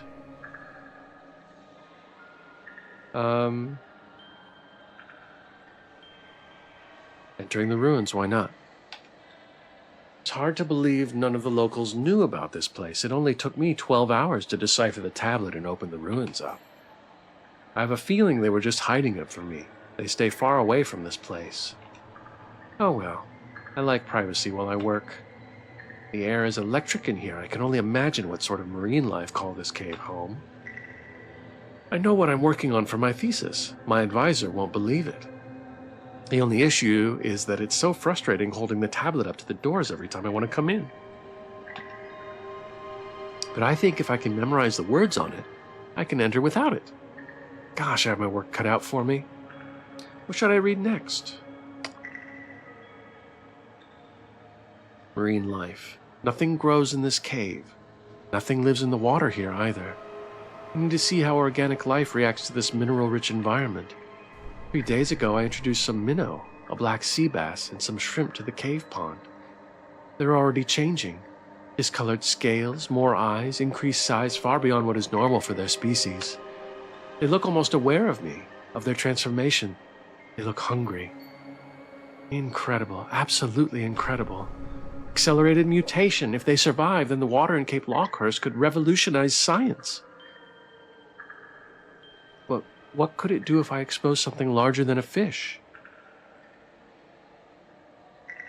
And Lockehurst.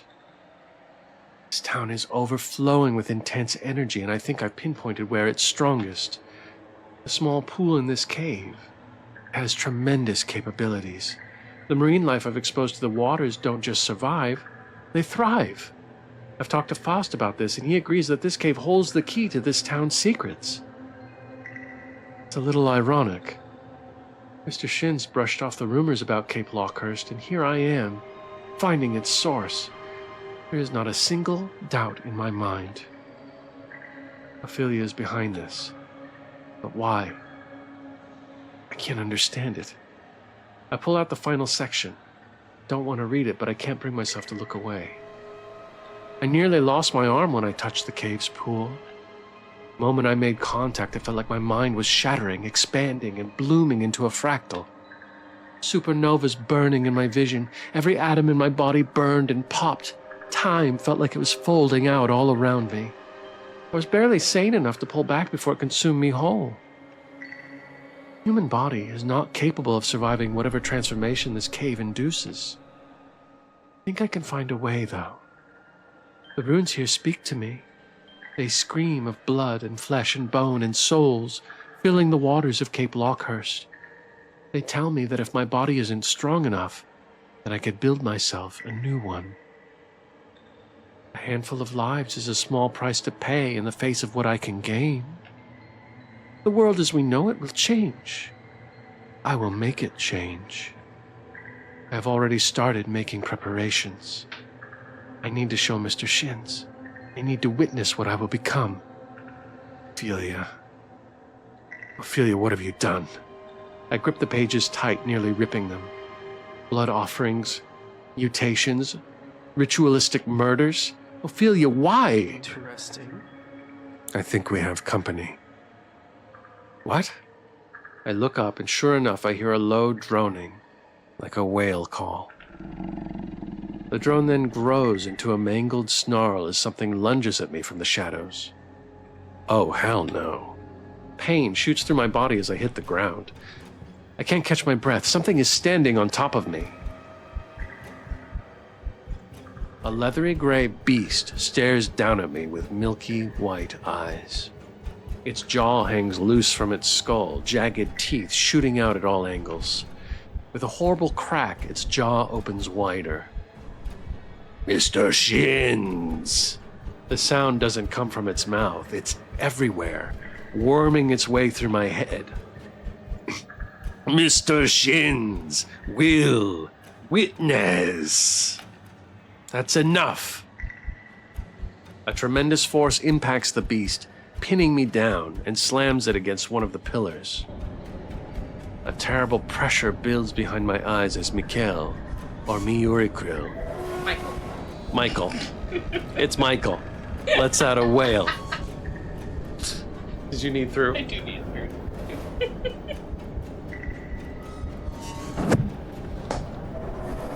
He grips the creature by its elongated neck and slams it against the pillar again. It's Michael, says Molli. The monstrosity rears its ugly head again, staring right at me. That voice splits my skull again. Mr. Shins will witness! It lunges at me. Did I just die? You have perished. God damn it. I missed. Oh, the end. Try again.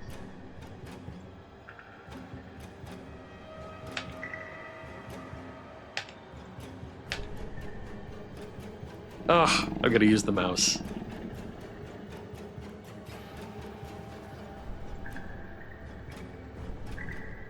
Okay, mouse is no good. It's too fast. I'm too slow. We're gonna get this.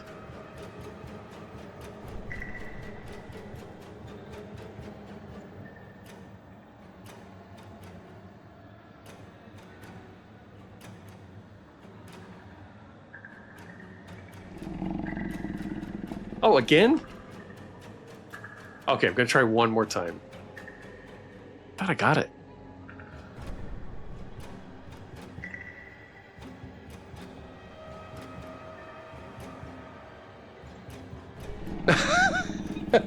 You suck. Okay, we're skipping the mini game. No, you were so close. Okay, you know what? I'll try one more. I'll try again. We can do this. Oh, maybe I can't do this. I've died like 5 times. Can you stop dying? The answer might be no.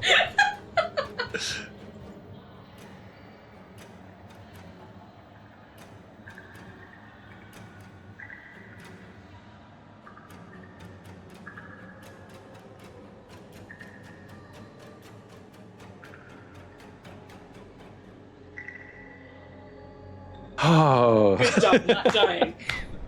Stop being tragically hot and start being heroically hot. Yes, wife. You should see me play Guitar Hero. Okay.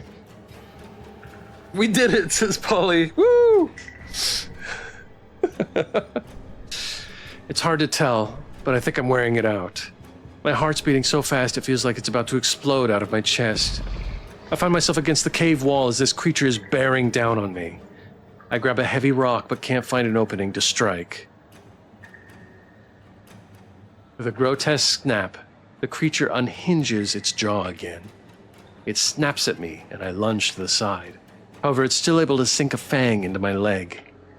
White hot pain shoots through my body and I can't help but cry out. Then, an intense light fills the cave. Mikhail looms over the creature. Intricate geometry made out of pure light slices through the air behind him. The creature looks back at him. Its eyes widen and its muscles go slack. Similarly, I can't help but stare at the intersecting lines. The light draws in almost all of my focus.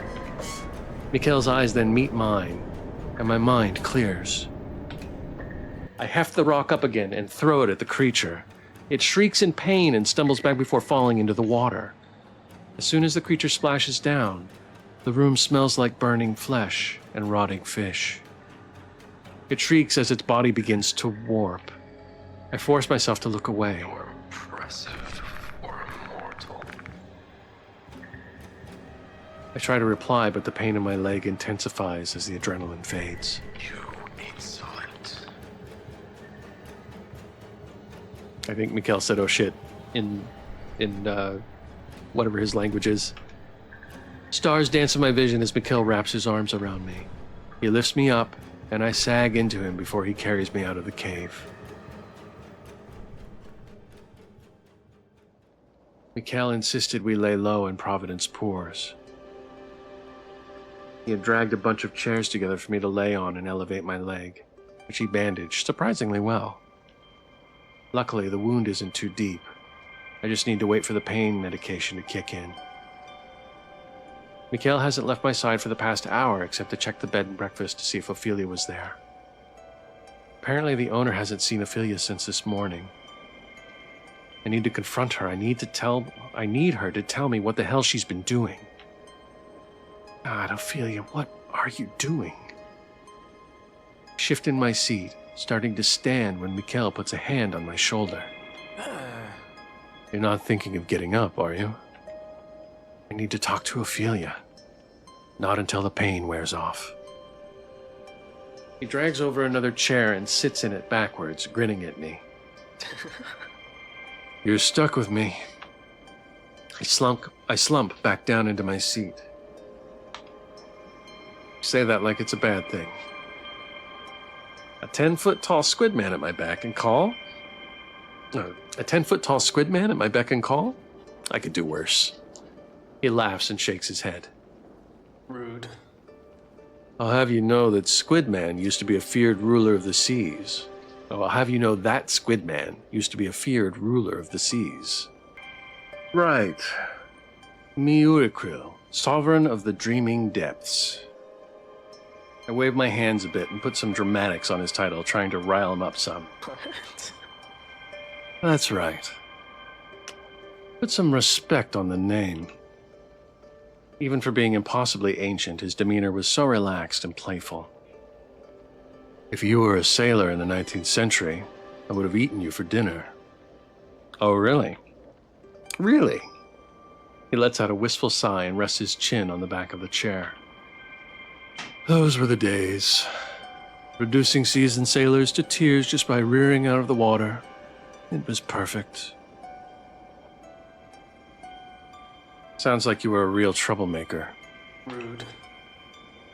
Troublemaker? Oh, please. I could have wrought the apocalypse if I wanted.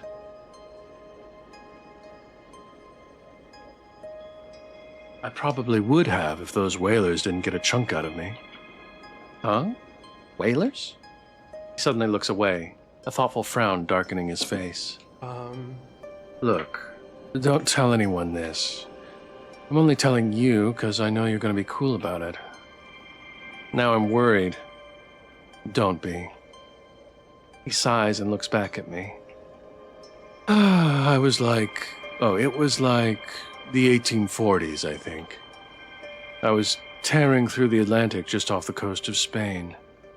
Just as I was ripping apart a huge Royal Navy vessel, something hit my wing. A group of whalers got the jump on me, skewered me with harpoons, and nearly took my head. It was one of the only fights I've ever fled from. He's avoiding eye contact again. I was a coward, but I didn't want to die. I fell into a deep sleep at the bottom of the ocean so I could recover. All that time, I couldn't stop dreaming of humanity.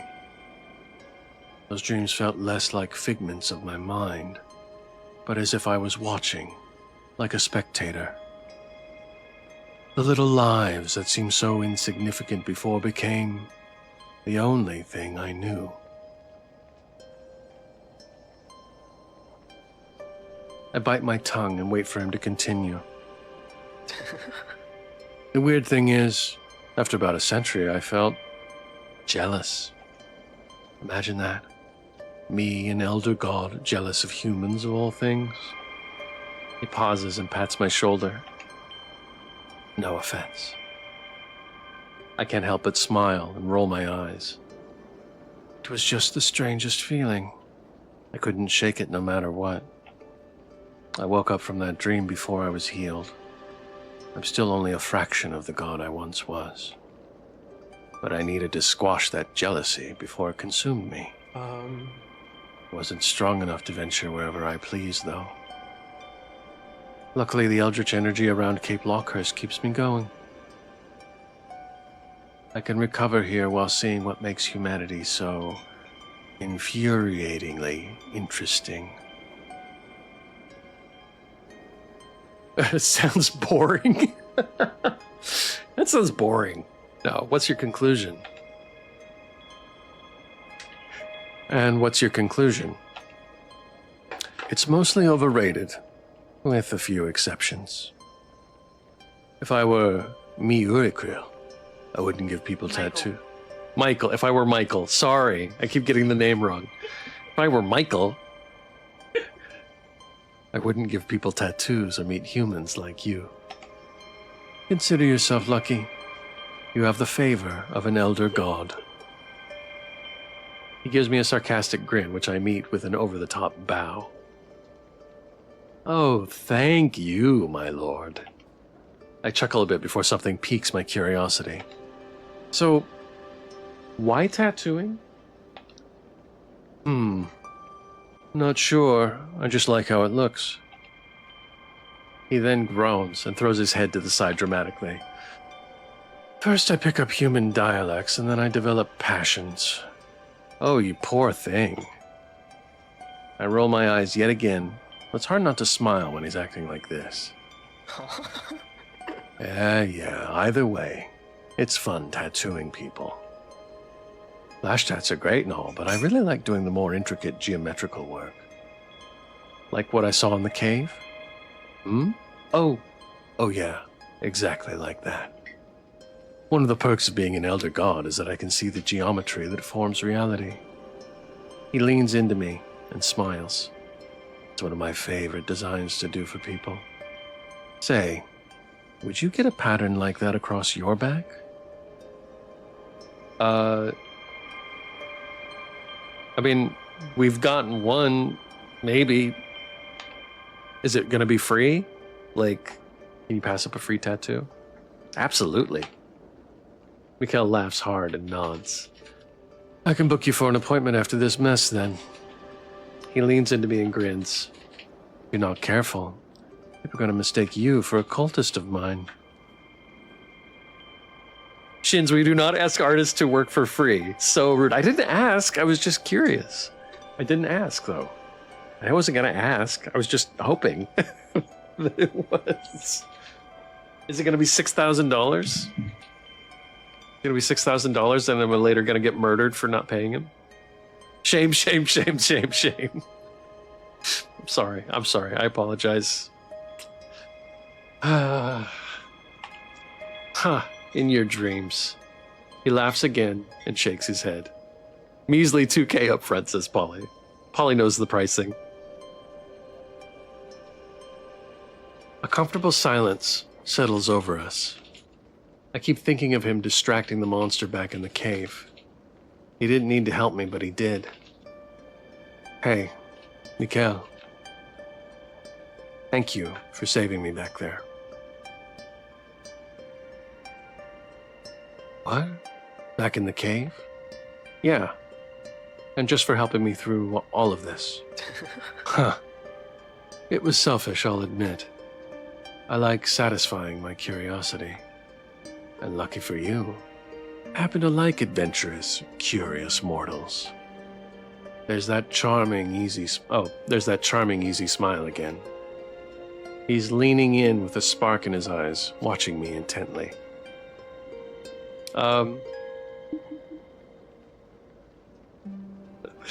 This is I feel like let's see if anybody in chat would like to pick. I know what Wittershins wants. Okay, we're gonna do the kiss. Here we go. A playful grin tugs at my lips before I quickly pull him close and kiss him. He lets out an audible noise of surprise before leaning in. When I pull back, it looks as if he's still processing what happened.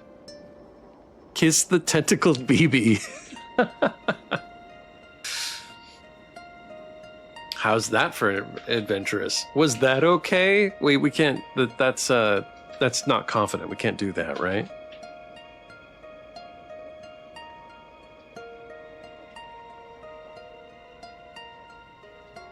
We'll have to do how's that for adventurous. He's starting to get it.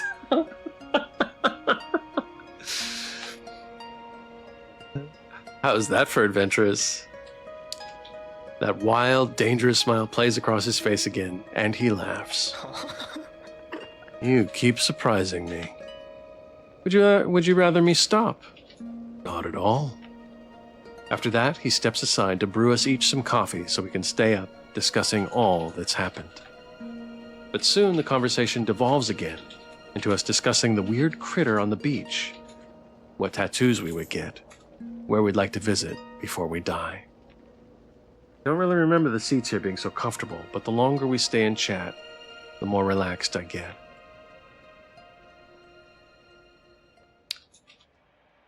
Okay, our pre-roll is off, so we're going to do a quick ad break. I'm sorry to anybody behind the commercial wall, but I will see you in 3 minutes.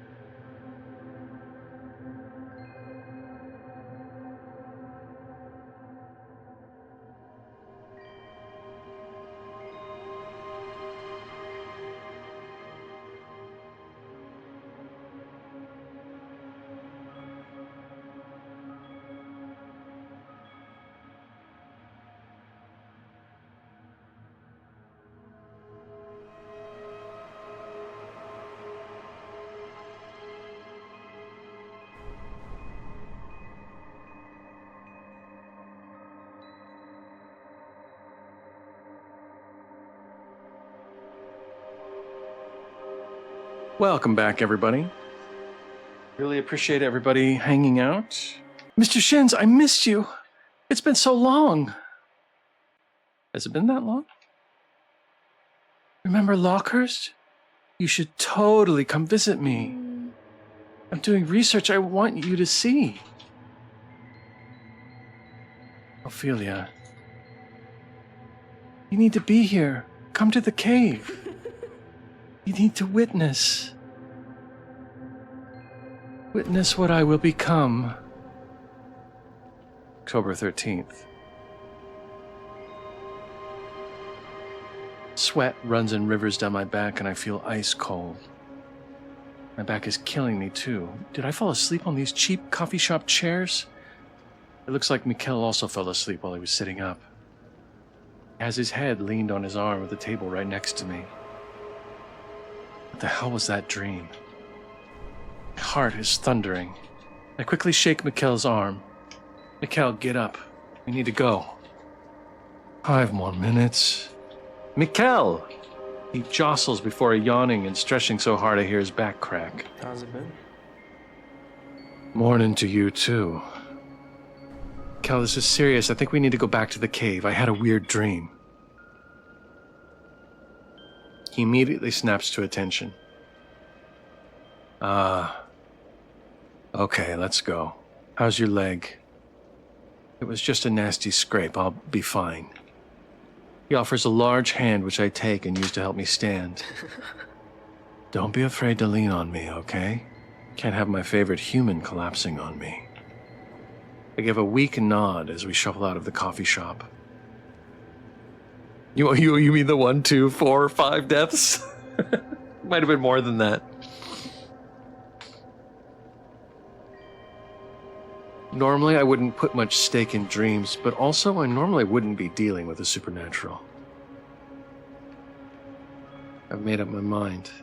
I'm going back, and I'm not leaving until I have answers. 2 of us walk all the way across town back to the cave. Immediately, something's different. The air is buzzing and my hair is standing on end. Mikhail almost looks to be in pain. He's wincing and clenching his fists tight. Mikhail? What? Are you good? No, my head hurts the closer we get to the cave. Something's happening in there. We need to go. I frown, but ignore my worry for now. We head inside the cave. The tablet glows like it did yesterday, and the entrance opens for us. As we trudge forward, I also start feeling strange. My vision blurs, and bright spots of color dance across my eyes. I can feel my heart beating irregularly in my chest, almost in time with a strange pulsing glow in the crater. What's going on? As I turn to Mikhail, he's standing stock still in the cave behind me. He opens his mouth before nearly falling over. I rush over and catch him just before he does. Mikhail! What's wrong? What's happening? The water, it's doing something. The water? I look over my shoulder at the light spilling out of the pit. It's more intense than yesterday. It gives me a headache to stare at, and my heart is beating faster around it. And it seems to be draining Mikhail's strength. Mr. Shins? What are you doing here? Ophelia's voice chimes from the darkness. I whip around and spot her standing at the edge of the cave. Ophelia, you need to tell me what you've been doing now. I don't know what you mean. Don't do this to me. I found your notes. You have the tablet that opens this place hidden in our room. Did you kill Faust? What are you talking about? You're scaring me. Careful, Mr. Shins. You know she's been lying. He leans against the wall, looking weaker by the second. I give a stern nod before turning back to Ophelia. You need to be honest with me. What have you really been doing in Cape Lockehurst? Exactly what I told you. I'm just as confused as you are about this place. It's freaky. I don't know anything about it. Let's leave, Mr. Shins. She extends a hand out to me. Some part of me wants to leave, to pretend that none of this happened, but it feels impossible to deny what I've seen. Mr. Shins, let's go. No. As easy as it would be to believe her at face value, the evidence is overwhelming. Ophelia, you need to start being honest with me. I've already read everything. I know you're doing something bad here. I muster all the conviction I can, but I can't help how my voice shakes slightly. Just tell me. Concern on Ophelia's face drops, replaced by something cold and callous. Fine. Relief and terror hit me in equal measure as she drops the act. It's true that I've been researching. But no, it's not actually the local urchin population. These ruins, this whole town is brimming with energy. It all flows from this cave. And you've been studying it? Extensively. I'm so close to understanding it. So close to being able to test it on myself. What do you hope to gain from this? Mr. Shins, I know you've seen who or what people in this town really are. She harshly gestures to Mikkel, her smile wide and frantic. Uncaring gods who love nothing more than to treat humans as playthings. But with what I've found in this cave, I can have power rivaling them. These waters mutate organic matter, expanding them beyond the confines of mind and body where they were born with. Imagine what I could do with all this power. Mutating humans into new species, controlling the weather, influencing minds. This can't end well, Ophelia. You're smarter than this. Don't stand in my way. She steps closer and I stagger back, hitting my back against the cave wall. God, my head is pounding even harder. To hold all that power, I need to feed the waters. I already have 3 bodies, 3 test subjects. You brought me the 4th sacrifice I need. Her eyes flash a terrifying green, and the runes around the cave light up. So, this is what all those sacrifices felt like back in the day. Thank you for bringing them here. I only recently deciphered the runes I'm using to subdue them. The blood and souls of 4 cosmic abominations will be more than enough for the ritual. Stop! Don't hurt someone you met a week ago? She lets out a cruel laugh. Come on, Mr. Shins. I don't want to add you to the ritual. I want you to witness it. Don't you want to see what'll happen? Ophelia, well, normally I'm all for ritual sacrifice. I'd rather not be obliterated by whatever this is. I need to do something. Force her to stop. Try one more time to convince her. I don't think there's any convincing her. She's obviously mad with power. I think force is the next step. Ophelia, doing this for your own good. Doing what?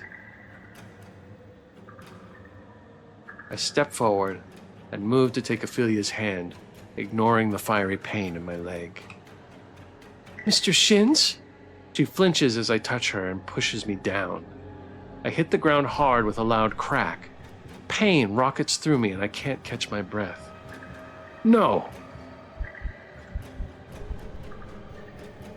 Stay down! What? Mr. Shins, come on. With a surge of strength, Mikkel seems to push through the intense aura permeating the cave. He casually offers me a hand up before resting a hand on my shoulder. Ophelia, please, listen to me. I care about you. Stop this. Please. Mr. Shins. Why are you standing in my way? I ignore her question and step towards her again, wincing through the pain. You're not a killer. Something here made you desperate enough to take someone's life. She takes a shaky step back, eyes wild and frantic as if she were a cornered animal. Something is leaking into Cape Lockehurst. Something ancient and powerful. You might not want to understand it, but I do. No, Ophelia, this isn't you. You're kind and caring. You wanted to research the ocean because you wanted to save marine life. No, stop talking. This is changing you. Stop! Tears prick in her eyes and she grips her scarf tight. I spent nearly every day this week confiding in you. I told you my worries, my fears about this town. You sat and listened, knowing the whole time you were behind it all? I want to believe that the caring person you were pretending to be is real somewhere deep down. If you're still that person, you need to stop this. All of my work. Just take a step back and look at yourself. You've always loved learning and trying to understand the unknown. But are you ready to sacrifice your humanity for it? She stares at me, tears streaming down her cheeks and fogging up her glasses. Her knees begin to tremble and she collapses to the floor. Oh, God. What have I done? I sink to the ground with her, wrapping her in my arms. She lets out a deep sob. The full weight of realizing what she's done is hitting her hard. Her cries echo through the cavern. She clings to me, muttering apologies and begging forgiveness. I can't bring myself to speak, so I just hold her tight, bathed in the emerald light of the ruins.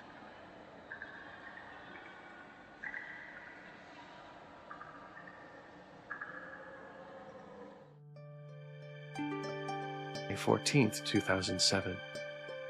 For their outstanding work in the field of anthropology and marine biology, the Chambers University of Rhode Island is pleased to bestow Mr. Shins and Ophelia Panchaw with the Chambers Seal of Honors.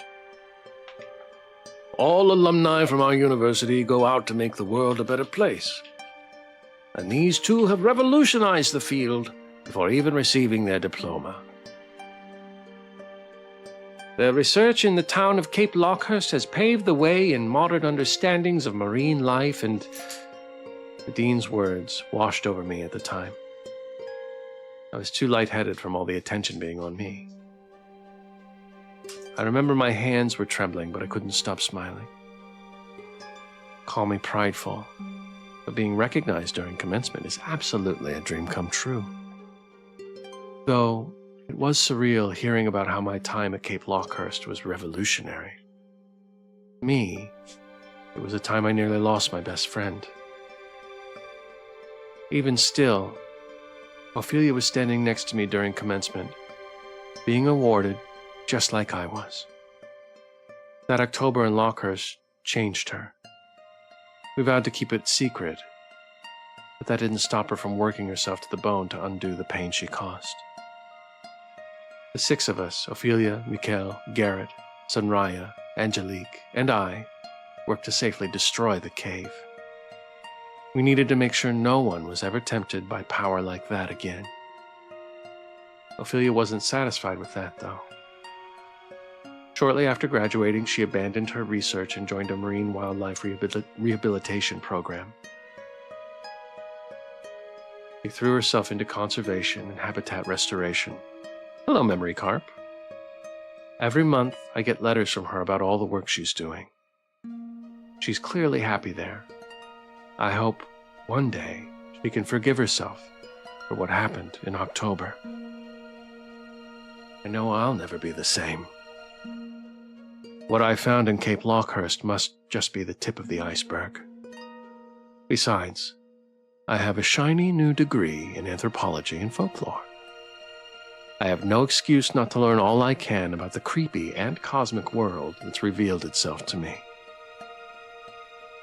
Time to put this human curiosity to use.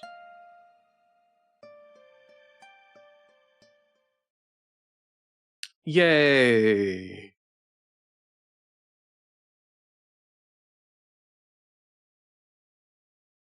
What a game! Garrett Ward.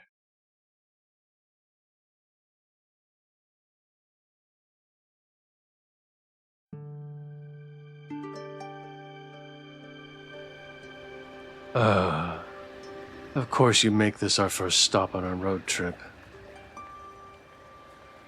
He groans as he brings his motorcycle to a stop at the side of the road. I climb off the back and stretch my legs. You sure you want to come back here? Just to visit for a bit and see our friends? I always catch the credits as Memory Carp. I'm so sorry, Memory Carp. And hello, Rex. Quick shout out to Memory Carp. Guys, Memory Carp is awesome. You should follow him. He's wonderful.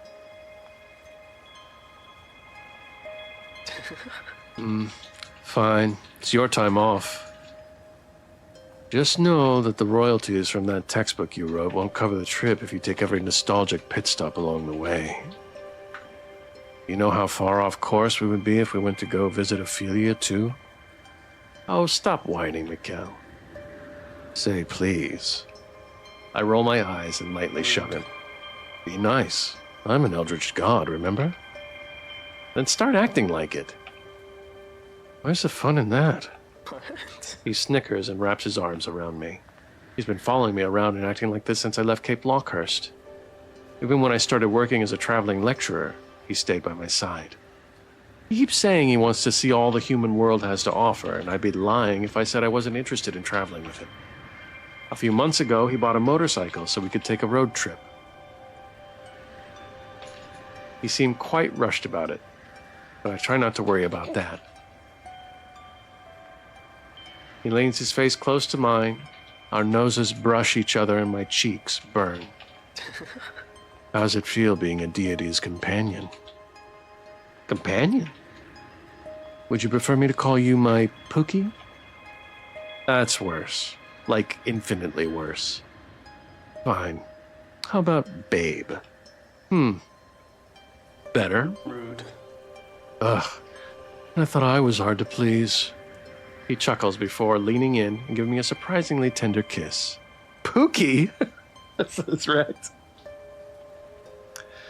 Pookie ending is the best ending, says Toffl. I'm glad we got the best ending. The embrace lasts a longer time than I expected. When he pulls away, I frown some. What's wrong? Wrong? Nothing's wrong. Mikkel, tell me the truth. Fine. I'm not going to be here for much longer. In Lockehurst? No. As in, I'm not going to be able to be Mikkel much longer. I can feel it deep down. I'm growing tired. Sometime soon, I'm going to need to return to the depths again and rest. But we just started living our lives. Isn't there anything we can do about it? He laughs and brushes the hair from my face. You forget, I'm a god. I'll find my way back to you, even if I need to tear the world apart to do it. He hath been rizzed, says Pauline. Have you been rizzing up Cthulhu in my absence? Yes, Rec, that is what happened. That is absolutely... I didn't really mean for it to happen, it just kind of happened. He hath rizzed indeed. Yes. That's an adventure for tomorrow, though. Tonight, let's live it up in Lockehurst. All right. The end. One of the ends, I assume. I'm going to hop into the Discord, and hopefully Polly will join me, and we can talk about this lovely, lovely game for a bit. Hi, Polly. Hello, hello. Let me just make sure that your levels are okay. Can you go ahead and just tell me how your day was? My day was well, thank you very much. Very good. And do we also have Toffl. Toffl, hello. Can you tell me how your day was? Oh, it's actually 11 a.m. for me, so my day just started. Oh, it's the beginning of your day. Yeah. Excellent. Okay, I've got your levels. You guys, please welcome two of a very large team that created this game. This is, we have Pauline Reinacher, right? Yes. Polly did character design, CGs, sprites, UI, and the prop art. And Toffl did background art and UI art. And they have kindly agreed to join us here and be with us during the playthrough of their game. And we just wanted to ask a couple questions. If you guys have questions for them, feel free to shout them out, and I will try and grab them as we go. Rick says, "Hi, people." So thank you guys so much for joining us. This is a big team and a very a very ambitious game. How did you guys all come together? I'll go ahead and answer for that. Firstly, thank you so much again for taking the time to check out the Stars Under Lockehurst, and to Wittershins as well for extending the opportunity to us and to him for Yes, all thank us you, to come Wittershins. together. This is really, really awesome. But It's my great pleasure. Like it's been such a pleasure playing this, and yeah, thank you. I've got a prepared answer from our founder for Null Jam Games, since a lot of our team wasn't able to make it. So to No help worries. represent them here, I'll go ahead and read his answer out loud, Vitaly. This server started with me and a couple people that agreed to join up to do a Metroidvania game jam. I've been doing game jams for a while before that, but this was the first time I had did it non-solo. I really enjoyed meeting new developers, artists, writers, musicians, programmers, etc., working with them and learning from them. So I thought it would be really cool to start a kind of small community server of folks that enjoy working on game jams, partly because I wanted to work with people I vibed with and not have to look for new people every jam. That's a big consideration. The quote-unquote null part in the name came from the fact that the first two games we had worked on were constantly faced null error exceptions that would show up on one person's computer but not the other, and then it would rotate. We would do a new project and it would sometimes happen again, so it was a constant struggle of who's got the null virus this time. Then Null Jam Wow. Games was created off of that, with the ghost representation, our little icon. And then Null Jam Games LLC, founded this year, started from the idea that some of us were more active and consistent on the server, and we would work together to create a full game for Steam and or other platforms, and release it for market, whether for personal profit and or further development of Null Jam Games, as some sort of organization for doing game jams and commercial releases from Game Jam Games or independently. And then Toffl, if you would like to add in your personal note about how you came into the team. Yeah, so I joined a bit later. I joined about a year ago. I actually just found a recruitment post on a Discord server, and I thought I would send a message because I was trying to get back into game development. I actually haven't done any game jam before that. Oh, so this is So your that was before that one a year ago, which was the Metroidvania one. the Light of Illiban. Okay. Which was not the first one the team did, but the first one I participated in. That was also horror themed, actually, so also during October. And I've stuck around since then and joined several jams we've been doing together. That's so cool. So you guys have been part of so this is really the result of you guys having a little community.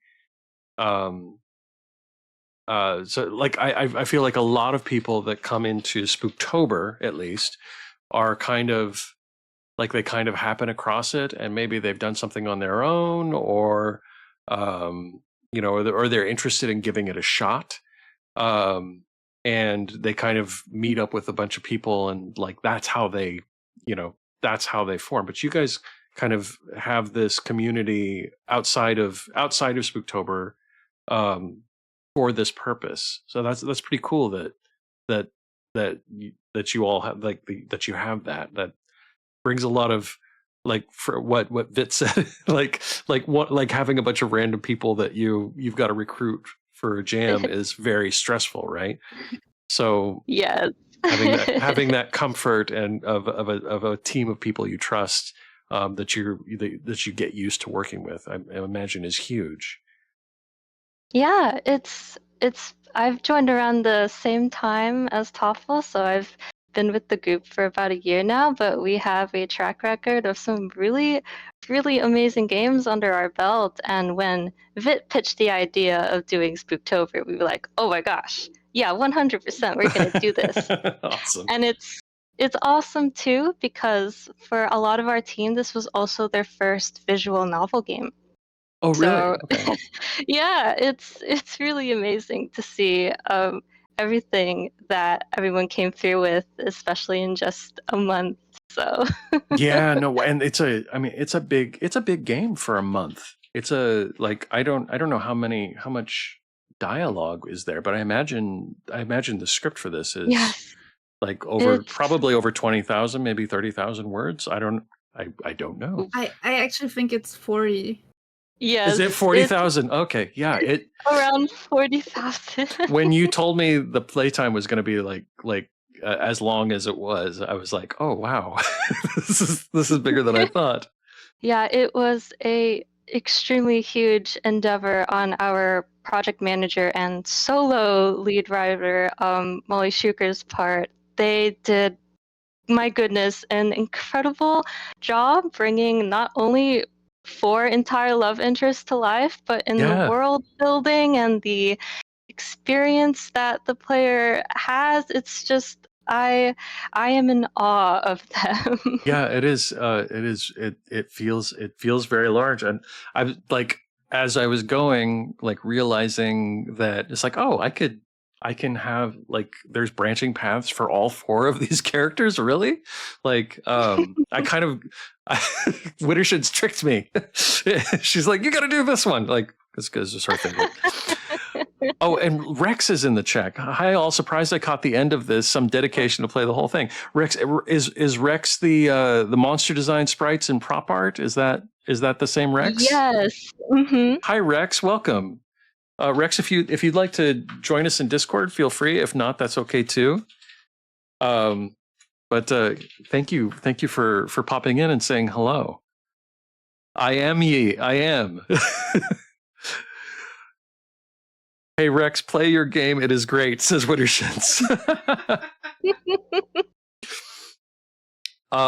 So I wanted to ask you guys about well, obviously Lovecraft is an influence on this, but what else inspired this this story? Are there other styles of literature or cinema that you guys have referenced for this game? Yes. So I have Molly's answer here for that one. They said, so Lovecraft was a huge influence. In parentheses, I even put in some references to his work in some of the shop. But I wanted to have a wide array of media to get inspired by. Interestingly enough, a romance visual novel called Hustle Cat by Studio Date Night O was a huge inspiration for the pacing and writing the romance. Though really? in Hustle Cat, the love interest turned into cats, not horrifying monsters. I think I remember Wittershins playing Hustle I Cat. definitely played Hustle Yeah, Cat. I remember Hustle Cat. Okay. That's funny. Wow. And for anybody who doesn't know, Molli is Molli Shuker. She's the program management and the writer. Yes. Yes, that's correct. It's a great note from Molli. Okay. Hustle Cat. That Wittershin says Hustle Cat is delightful. That actually really surprises me. Let's see. Can you guys kind of walk us through with a big team like this? What's the creative process like? Where do you start with putting a game like this together? Yeah, I've got Molly's answer for that one as well. So they said, we started very high level and worked down from there. What style of horror do we want? What is the tone of the game? Will there be romance? What should the soundtrack sound like? We had polls within the team to figure out which direction spoke to us the most. Luckily for us, our group was drawn to ocean-themed horror, so it was pretty clear early on where our passion was. Nothing like a group dedicated to ocean-themed horror. I like it. It's so funny. We have, I think, if I'm not mistaken, like 2 games on our itch.io that draw in from ocean creatures. Yeah. So, but finishing this note, they said, once we had that, all of us began working in our disciplines on some proofs of concept. For me, as a writer, I like starting with characters and a setting, then building the plot around them. Because of this, I was working closely with our character artists to reflect their designs in my writing. In such a fast-paced project like this, we're doing a lot of work simultaneously. A lot of the process involves collaborating with your team to make sure everyone is on the same page with our creative vision. And hello, Rex. Hi, Rex. Welcome. Hey, sorry. Just dropped in. No, we're so glad that you could join us. You guys, this is Rex. They did monster design, sprites, and prop art for the game. Yeah, so we're just excited that you are here. Thank you for being here. Wow, great answer there. So with a big team like this, I imagine that there are a lot of challenges with so many sort of hands in the in the process.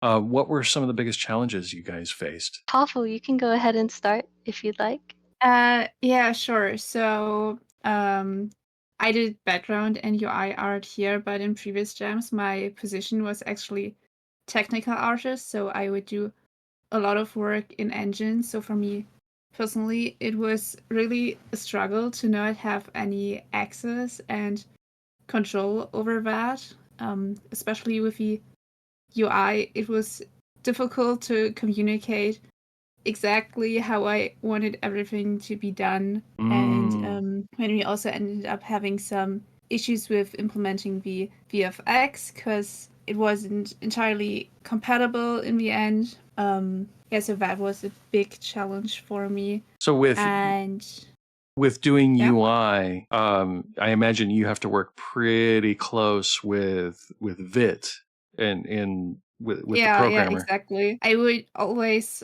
send like these really long messages with like, this element has to be in this place and has to have this hex code color and stuff like that. So like communicating what I wanted it to be like took basically half my time of the UI design. That is challenging. Yeah. So like no movement unless you've got cooperation from this one other person. Yeah, exactly. And we also have a time zone difference, of course. So usually when I would leave these messages, it would see them the next day, probably. Oh, are you guys all over? Yeah. Yeah. All over the world, like from all like international team. Yeah. We have some friends over in Europe and then friends scattered across the U.S. I'm the most distant geographically U.S. I'm over in Alaska, so it's a really you're weird in Alaska. in-between. Yeah. Oh goodness. Oh wow. Yeah. Okay. So that's a challenge all by itself, right there. It's like we can communicate, but it's got to be 4 a.m. or whatever for you. Or yeah. It was definitely a challenge, and I'm very grateful to Molli for keeping us in line and making sure that we were staying on track as much as possible, communicating as much as we needed to as possible. That ties into what I was going to mention for the biggest challenge that I personally faced, and it was time management, which is funny. I have a really bad habit of balancing work and life sometimes. I get really, really ambitious about pushing something to be the best it can be. So ambitious that I'll end up losing sleep or, losing time with my loved ones. My that husband doesn't sound had to familiar drag at all. So Widdershins, possibly. Yeah, maybe. I saw Widdershins. I saw her. I heard her. Saw Widdershins. Oh my gosh. Like I saw her back. And I heard her typing a lot. I also heard a lot of grumbling and banging on her desk. Yeah, which you can hear now. That's so funny. Oh my goodness. No, a lot of I think Amra, who did the game just before this, Patty Makes Breakfast. was Mhm. the only person that I've talked to that was like, I was like, I'm very proud of myself that I got out ahead of things, and I did things early. But pretty much everybody else that I've talked to about doing a jam, especially this jam that is 1 month, has said, like, you start and you have a month, and so maybe you don't plan as ambitiously in the beginning, but then as things start Yeah. rolling, like you start having to cut things. You have that. I mean, I know the like one of the slogans of the jam was that like winners don't crunch or whatever, but it's really hard not to do that. And I think a lot of people fall into that trap. It's just so hard, right? Yeah, it's tough too because I mean part of it is a lot of us were just really, really passionate about the project and we wanted to see it through, but like as you said, we ended up having to cut a little bit from scope and having to settle that, oh, we're not gonna be able to get that background in. We need to make sure everything actually gets in the game and works. Right? So Well, honestly, we didn't have to cut as much as I would have expected. I think we got all of our backgrounds that we had planned done except 2. And we even have one more love interest than we originally planned. Yeah. Oh Yeah, I wow, was gonna really? say, like, we Mhm. almost it was almost like we scoped up in the middle of the project, which was kind of mad, but Yeah, we I pulled it also off. remember way in the beginning we had like, okay, it's 3 days when it was 5 days, when it was 7, I think. Yeah. Something Oh like my that. gosh. Yeah. Yeah, it was. I was looking like as I was playing, I was going, where did they cut? Like, because there was, I mean, I think there was one scene where I felt like, oh, that could have been like a dialogue scene, and it was explained like towards the end. But I didn't really notice like any obvious like we're saving time cuts, especially in dialogue. So well done, guys. Like it's a big game for a 1 month jam, like very big game. I I Thank you think so Molly much. especially got in everything that she wanted to get in for the 7 Yes, days, so absolutely. that was Yeah. impressive. Extremely. it's amazing. Well, since I've got artists here, I'm really intrigued by the monster design. So you have these wonderful human character designs, and then they all have a monster form. And I kind of wanted to know how you selected the elements of the monster form, or like did you start with the monster, or did you start with the human, or are they not real? Like, are they not at all related? Can you talk a little bit about the human or the character design? Yeah. I have a really wonderful note from Molly here that I'll share first. Oh, sure. They said it started out as a rough idea, small coastal town, people going missing, romance the monsters. From there, I wanted to build out what our mystery was, who was involved, and why everything was happening. One of the first things I did was write up a backstory for the town of Cape Lockehurst and figure out what exactly the conflict in the town was. From there, I got feedback from the team and started layering on the characters that the team felt most drawn to. We had quite a few options for love interests, but kept only 4 to keep scope reasonable.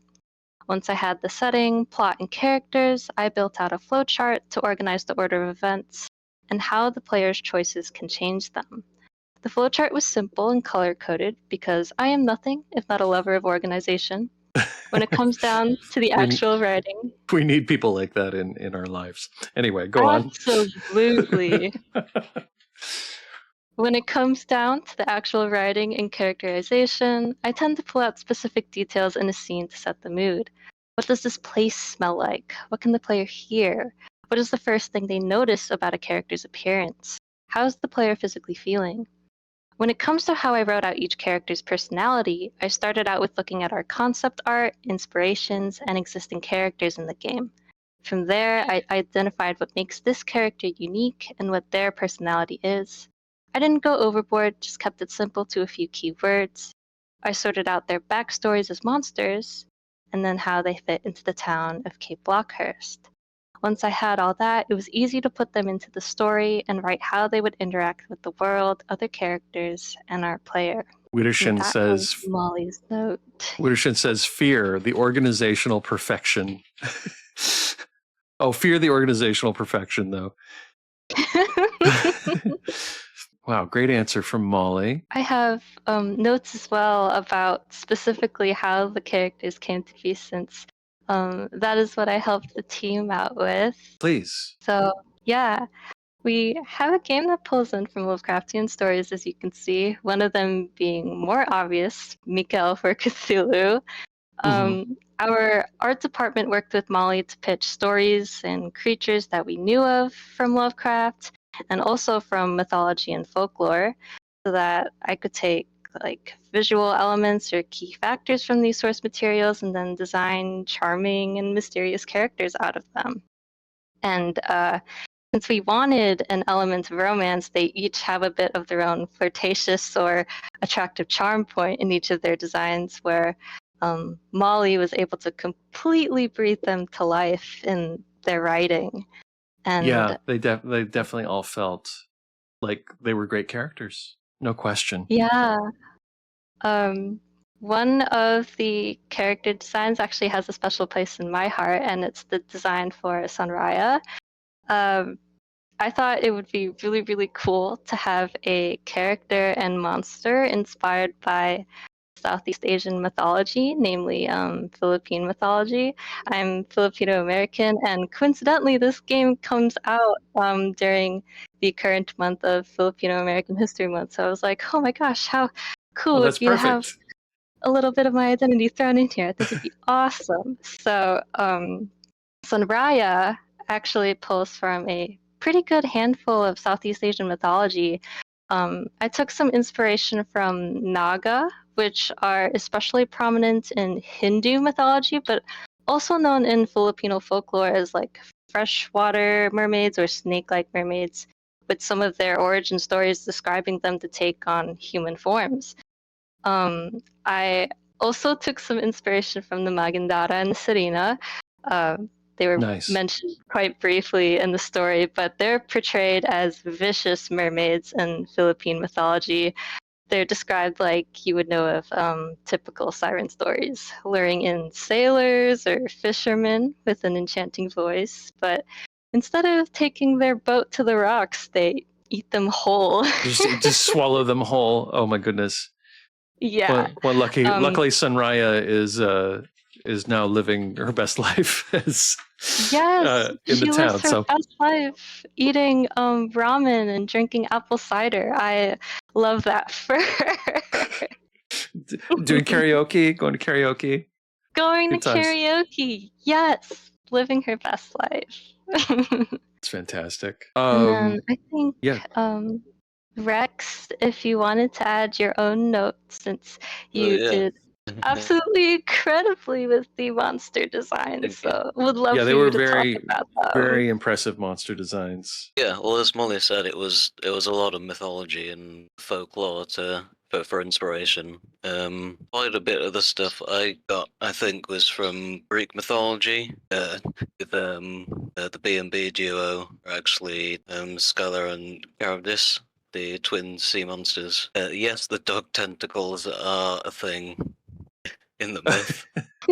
Oh, is it? Yeah, she's got like a girdle of dog heads around her middle. It's weird. Oh, wow. I couldn't Okay. not include that. Yeah, when I saw that, I was like, "Oh, is that?"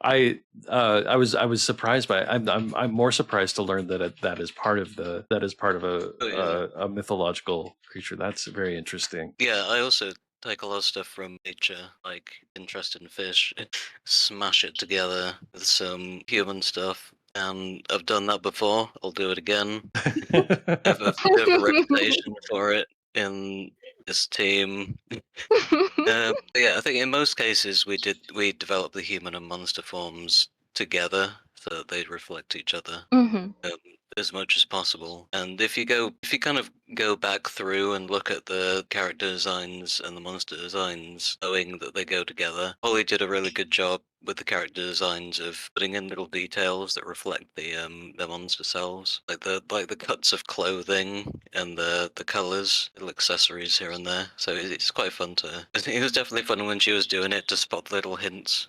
Yeah, no, that's the thing that I was noticing. There's these little connections between the human forms and the monster forms that are really fun. It's just some bright sleeves. Oh yeah. That's one thing I really love. So. Um, And there was someone I watched playing through who noticed the identity of the eel monster because of his mustache. oh, That made me very happy. So I was like, yes, someone got it. very sharp. Is there an element of the design or the art, any part of the game that you guys are most proud of? I have a really silly answer, but if Toffl or Rex want to go first. It's a good place for silly answers. Yeah, sure, I can go ahead. I just have a very short answer because what I'm really proud of is just the big picture. I think out of all the game jams we did, this game feels the most complete. And that is something to be proud of. Yeah, and I just really like how it all comes together. And even though I could be like, oh, this background, this detail or whatever could be improved, it just all comes together nicely and there's nothing missing, you know? Absolutely. And it's also just, I'm really proud of the sheer amount of art. And we did have several background artists, and we have, I think, 20 or so unique backgrounds alone. Oh, wow. So that's honestly an insane amount for less than a month. It really is. And I didn't, it's one of those things, kind of like programming, that gets sort of taken for granted. As I was playing the game, like I appreciated the backgrounds, but it didn't occur to me. But yeah, there were a lot of backgrounds. Like, well, we played Tell It Slant here, of course, at the beginning of the month. And I think Tell It Slant had like 3, maybe 4. Oh, but they're beautiful. They're they're gorgeous. absolutely gorgeous. Yeah. But yeah, the amount, I mean, that's I think as a player that you don't appreciate that, like how variety can make the world feel bigger and sometimes more lived in.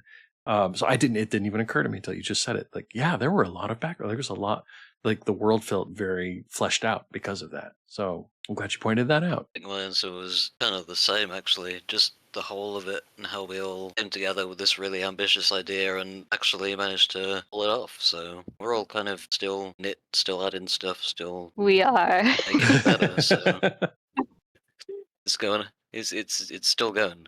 Still going. Yeah, no, we still have 2 weeks until the voting ends. So, like, Yeah. I was gonna ask. I skipped one of my questions. Where did it go? Let's see. Well, this might be a question for Molly, but I wanted to ask about the writing. Did Molly have an answer for the challenges that she faced writing the narrative? It sounded like she was very organized. So I don't know. Like I don't know if this is something that she had an answer for. Molly does, and it's a shared struggle across the whole team. Actually, okay. we all dealt with this, but they said I definitely put a lot of weight on my shoulders with the amount of writing I planned out. While I got my work done with time to spare, it was difficult at times to make sure I was hitting my goals on time without losing sleep. And that's the end of Molly's note, but I can add on to that specifically. Molly and a lot of our team, we spent a lot of long all-nighters pushing, making sure we could achieve a lot of ground each day, because 40,000 words is a lot. It's a lot to do in a month. Yeah. So I was checking in with Molly like, hey, it's 2 a.m. Please, we need to sleep. But they were, just as excited, just as passionate, just as excited to see it through. And here we are now, able to say that we've accomplished that much. And yeah, That is what Yeah, because they had put it's down for that. like it's staggering to me that we just spent, well, what, 4.5 hours, running through the game pretty like as quickly. I mean, I could have taken more time easily, but then you have 3 other routes to Yes. explore after that. That's just insane. So Mm-hmm. yeah, it's very impressive. Because you I'm- died so much. Withersha just said it's because you died so much. You could have died more. Could have died more. I only died 6 or 7 times. Those are rookie numbers. Gotta work on those. Here's how long the fishing game took as well. Oh, Oh god, the fishing. I Oh, did really no. badly on the fishing game. I ended up skipping. Same. Sorry, Rex. Can't do it either. So there's a lot of little choices here, because there's a lot of writing. There's a lot of choices. Can any of you guys talk about how you ensure that those choices end up having a meaningful impact? Yes, Molly has a absolutely wonderful note about this. So that they said most of the choices in this game influence who the player ends up solving the mystery with, in parentheses, and kissing, of course. I almost didn't went for want the our hug. game- I was like, we'll get it to this point. We're going to do the hug. No, but Wittershins would have made me sleep on the couch. So, Oh, that's too funny. But yes, they said, I didn't want our game to feel like the player just needs to say the right things at the right time to quote unquote win a character. From the start, I sorted out what sort of personality traits each love interest finds attractive. So for Mikkel finds unpredictability attractive, while Sanraya prefers tenderness. This helped me to plan which choices would lead to which love interest's route. For example, the more the player makes decisions that Garrett finds attractive, the more they spend time with him. He will be the one who helps the player solve the mystery. And then they said, since this game has a mystery element, I also wanted the player's choice to impact what information they get firsthand. So investigating the beach will yield different results than reassembling old documents. The player's view on the plot will be colored by which leads they sought out first. wonderful. Another great answer from Molly. Do you guys, what do you guys hope that players are going to take away from this game when they finish playing? I want Rex to start. I thought Polly was going to be reading this. Damn. So glad you're here, Rex. I'm glad you made it. Yeah, me too. Just monsters deserve love. Monsters can be hot as well. I love it. Yeah. Oh, that is such a good answer. Mostly I just think it'd be cool if they came away having a good time, befriending, maybe even smooching. Some undercover cosmic horrors. I think that would be pretty neat. Wonderful. Molly had a nice note. They said it would depend on the ending they got. There's a bittersweet satisfaction to our normal ending, while our true ending should be more uplifting.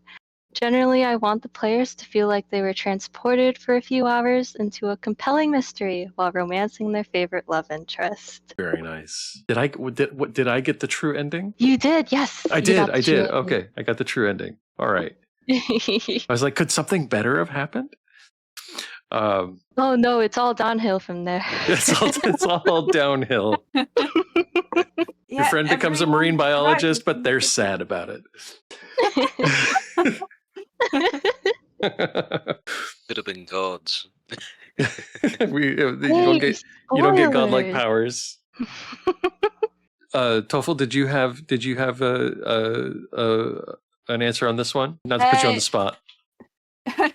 No, I didn't write a note actually. I'm pretty much just I'm glad if people had a good time playing it, I suppose. No matter what specifically they take from it, as long as they took some enjoyment from it, I'm happy. That's a great answer.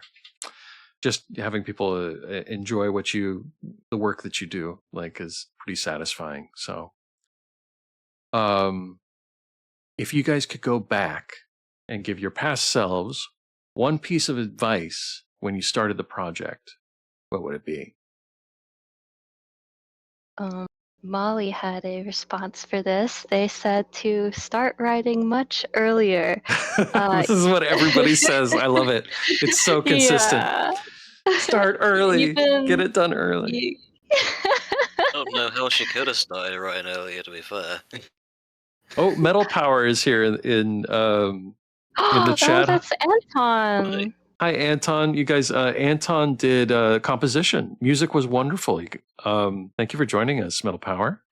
Starting early, same, says Metal Power. And hello, guys. Sorry, go ahead. Oh, no, you're good. I was going to say the last tiny little note that they had was even if the text doesn't make it into the final version of the game, getting words on paper helps a lot when it comes to brainstorming. And then my own note on a similar wavelength there was to set aside more time to rest the creative mind and hand. I next time around definitely want to make sure to take things at a more realistic and healthy pace. Right. Since after the That old jam, problem. though, I've been more adamant about actually treating breaks like a break, and since then it's been restorative, but definitely next time around not going to repeat the same process again. So getting sleep, all that, Yes. taking care of yourself. All that good stuff. Those are good goals. Yes. Wittershin says realistic pace breaks. I don't know her. Who's she? Is she tragically Is she hot? tragically hot? Yeah. Probably. Okay, one last question. If anybody in the chat has any questions for the team, please don't hesitate to speak out. I'm sorry if I missed anything. But what are you guys doing next? Do you have any other irons in the fire? Are you allowed to tell us? Toffl or Rex want to start first? I can go first, I guess. I'll continue working on an ongoing project, and I also already have another visual novel project that I Oh, wow. spontaneously decided to join because I'm really hooked on visual novels now. Oh, good. Hey, I think we need more of that. I'm very keen myself on with the hope that more people, more English speakers at least, will get into visual novels and become a bigger deal than they are. So that's great.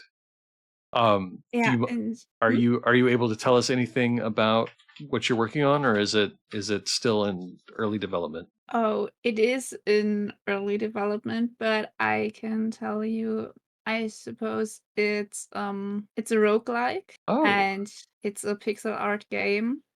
Oh, how cool. And we've been working on it for about half a year, I believe, and plan to get our next demo by December. Ooh, that's Wow, exciting! very exciting. Cool. Well, I wish you luck. Thank you. Rex? I'm actually working with Toffl on that pixel art game as well. Mm-hmm. So, okay. Someone that's has one to of the- design the enemies. Yeah, that's one of the too many indie projects I've got to go in at the moment, but always looking for more stuff. Yeah, that's it really. Awesome. Really quick here, Black and One just raided us. Hi, Black. Thank you for raiding. I was going to raid you. Darn it. Now I don't know who to raid. You guys, please give Black and One a follow. Thank you for the raid. We're just having an interview with the developers of Stars Under Lockehurst. And appreciate you guys being here. Thank you for coming in. Black was playing Medieval. You should definitely give him a follow. He is wonderful. Sorry, Polly, you're up. I am working on two things. If you're familiar with the Spooky Month animated series on YouTube by Senior Pilo, I am working on a fan-made visual novel game for it called Tender Love and Cannibal. I'm responsible for the social media and community management for the team that's behind that project. And there's some really, really exciting things happening around Halloween for that game. So be sure to look out for it at team_treats on socials everywhere. And then the other thing is I also do social for No Jam Games. Their project that's currently in development right now is called Shelter's Edge, and it's an apocalyptic pixel survival horror game. It was also originally developed for a game jam, but it's now being pushed to market. So look out for some fun stuff from No Jam Games in the nearby future. Oh, that's so cool. You guys are so busy. That's great. I will so when I post the VODs for the videos for this on YouTube, I will reach out to you guys to see if I can include some links to your other projects. Oh, that would be awesome. Thank you so much. Yeah, thank you. So unless we have if we have any questions for people in chat, I think it's 3:30 a.m. here, so I should probably wrap up. Yes, it is super late for you and your wife. Oh my goodness. We do this all the time. We're terrible. Wittershins doesn't sleep, as far as I know. Like I'm just as bad. I really, really appreciate you guys sharing your lovely game with us and with the community here. We get a lot out of this, and especially taking the time to speak with us. I think this is like I don't know. It's kind of like when you go see a local band and you buy their T-shirt and nobody knows about them yet, but then like over time, like people go on and they do more things. And so I feel like this moment in time is really precious when you made something that, anybody can easily access, and see your work and follow you and learn about you and how, all these artists develop is really cool. So, thank you for taking the time, for joining us. Again, everybody, this is Pauline Reinacher, character designer, CG, sprites, UI, and prop art for Stars Under Lockehurst. Toffl, background art, UI art. Rex, who did monster design, sprites, and prop art. And in the chat, we have Metal Power, Anton, who did the composition. Thank you guys so much for joining us. Is there anything else that I missed? Anything else that you guys wanted to talk about before we go? I don't think so, besides our shared gratitude as well for, again, this amazing opportunity to talk about our game and for witnessing your absolutely lovely narration. I thank you. loved it. It was so much fun. I loved the voice acting you did for all the characters. It was fantastic. I loved it. So, you can't see it, but my ears are turning red, but I'm still like, Michael? Michael. Never gonna live it down. But thank you. I really appreciate the compliment. I'll take it. All right. Well, if that's everything, we're going to go ahead and hang up here, and we're going to find somebody to raid because Black raided us, and I lost my raid person. But again, this was Stars over Lockehurst. Just a reminder to everybody, there's still a link at the top of the chat.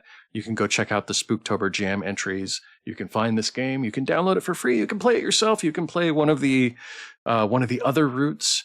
And if you play, please rate. It helps the teams to gain visibility and cachet, exposure, all that. And there's about, let's say the judging ends on the end of the month, so there's 2 weeks to play it and rate it when those ratings really matter.